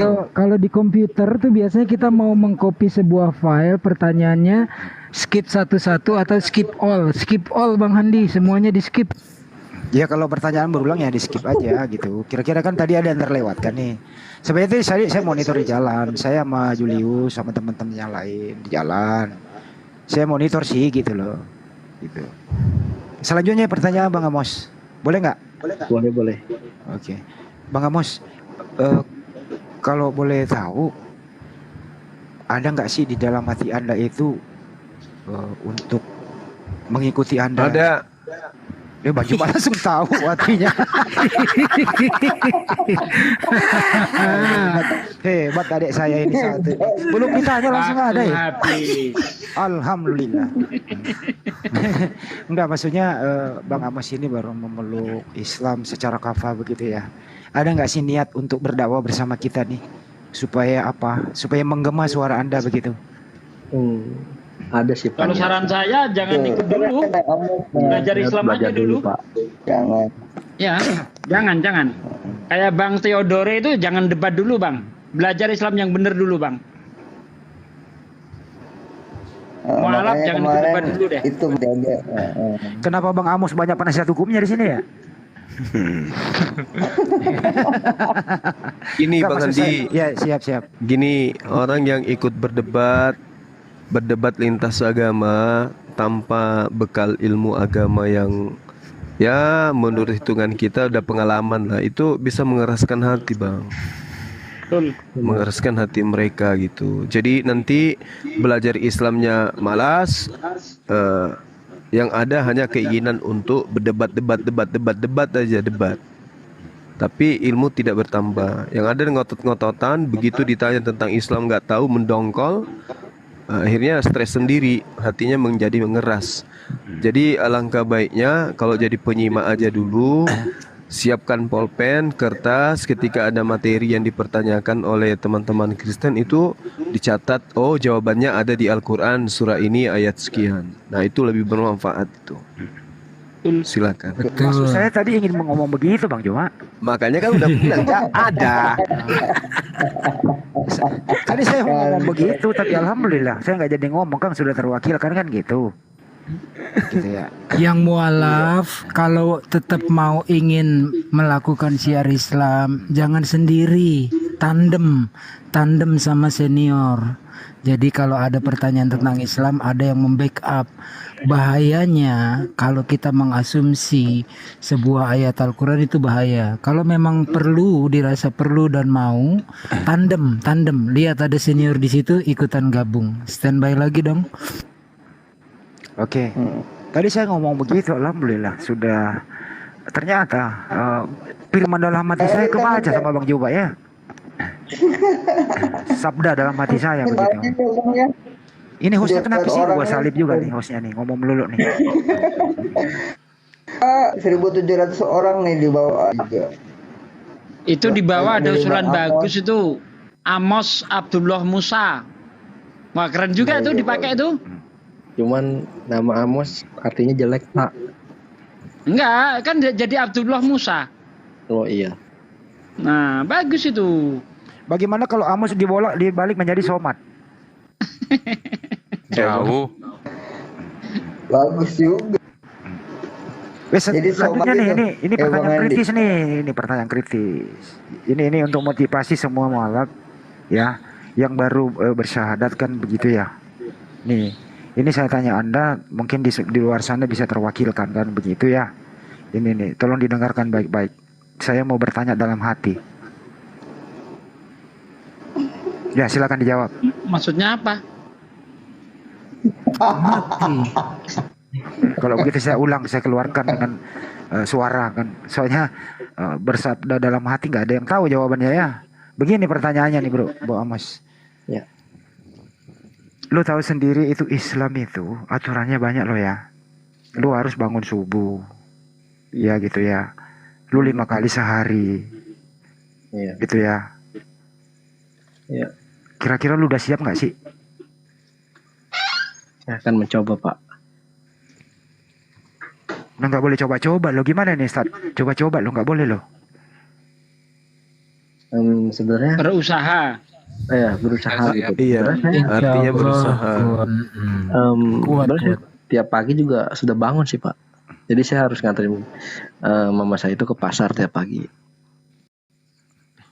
Jadi saya akan usahakan untuk sholat subuh juga sih. Bukan usahakan, wajib Bro. Coba Nah, Bang Jumadi, wajib lo ini hukumnya lo. Iya, wajib. Ini standar-standar ini dulu dong, tolong Ustaz, dibekali dulu. Jangan sampai saya usahakan. Wajib, nggak, itu harus gitu loh. Ustaz Tata boleh? Ustaz, wajib dan sunnah itu gimana sih membedakannya? Ustaz. Ustaz Tata jangan tidur dong. Tidur. Ya intinya bedanya kalau wajib itu kalau dikerjakan pahala, ditinggalkan dosa. Kalau sunnah dikerjakan pahala, ditinggalkan tidak apa-apa. Seperti sholat duha, ada apa-apa dah. Itu saya nggak cocok itu. Tahajud. Kalau ditinggalkan nggak apa-apa itu saya nggak cocok. Sekarang itu, ini 5 waktu. Tat, kalau sunnah ditinggalkan nggak apa-apa itu nggak cocok. Ditinggalkan rugi lah, Tat. Nggak dapat pahala.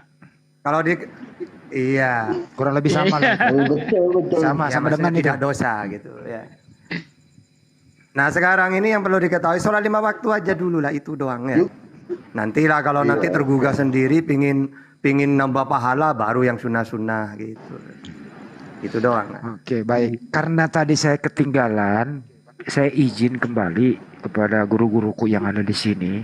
Boleh nggak sih di channel saya ingin mendengarkan syahadatnya kembali. Boleh dong. Untuk Janganlah 2 kali nanti kayak main-main jadinya Bang. Nggak, aku pengen dengerin. Izin dulu, izin boleh nggak? Oh nggak boleh ya? Nggak boleh. Nggak boleh. Tadi karena Allah, sekarang karena Bang Handi, jadi nggak seru nanti Bang. Oke, makasih. Ya kan saya izin dulu sama Ustadku di sini. Kan saya nggak boleh. Ya makanya saya nggak jadi.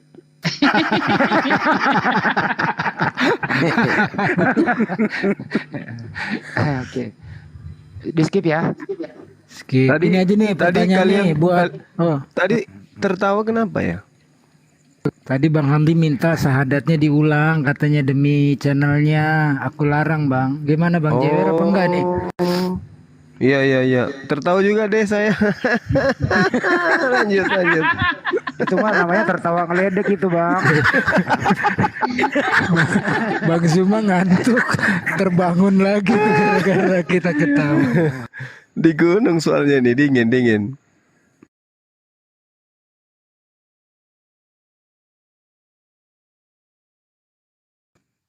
Ya ada 2 nih. Itu ya Bang Amos ya. Izin ya, boleh ya? Boleh. Bang Amos. Ya. Ini kan kalau nggak salah dengar orang tua kan masih di sebelah tuh ya. Iya. Bagaimana caranya Anda ke depannya, kira-kira ada kiat-kiatnya nggak sih?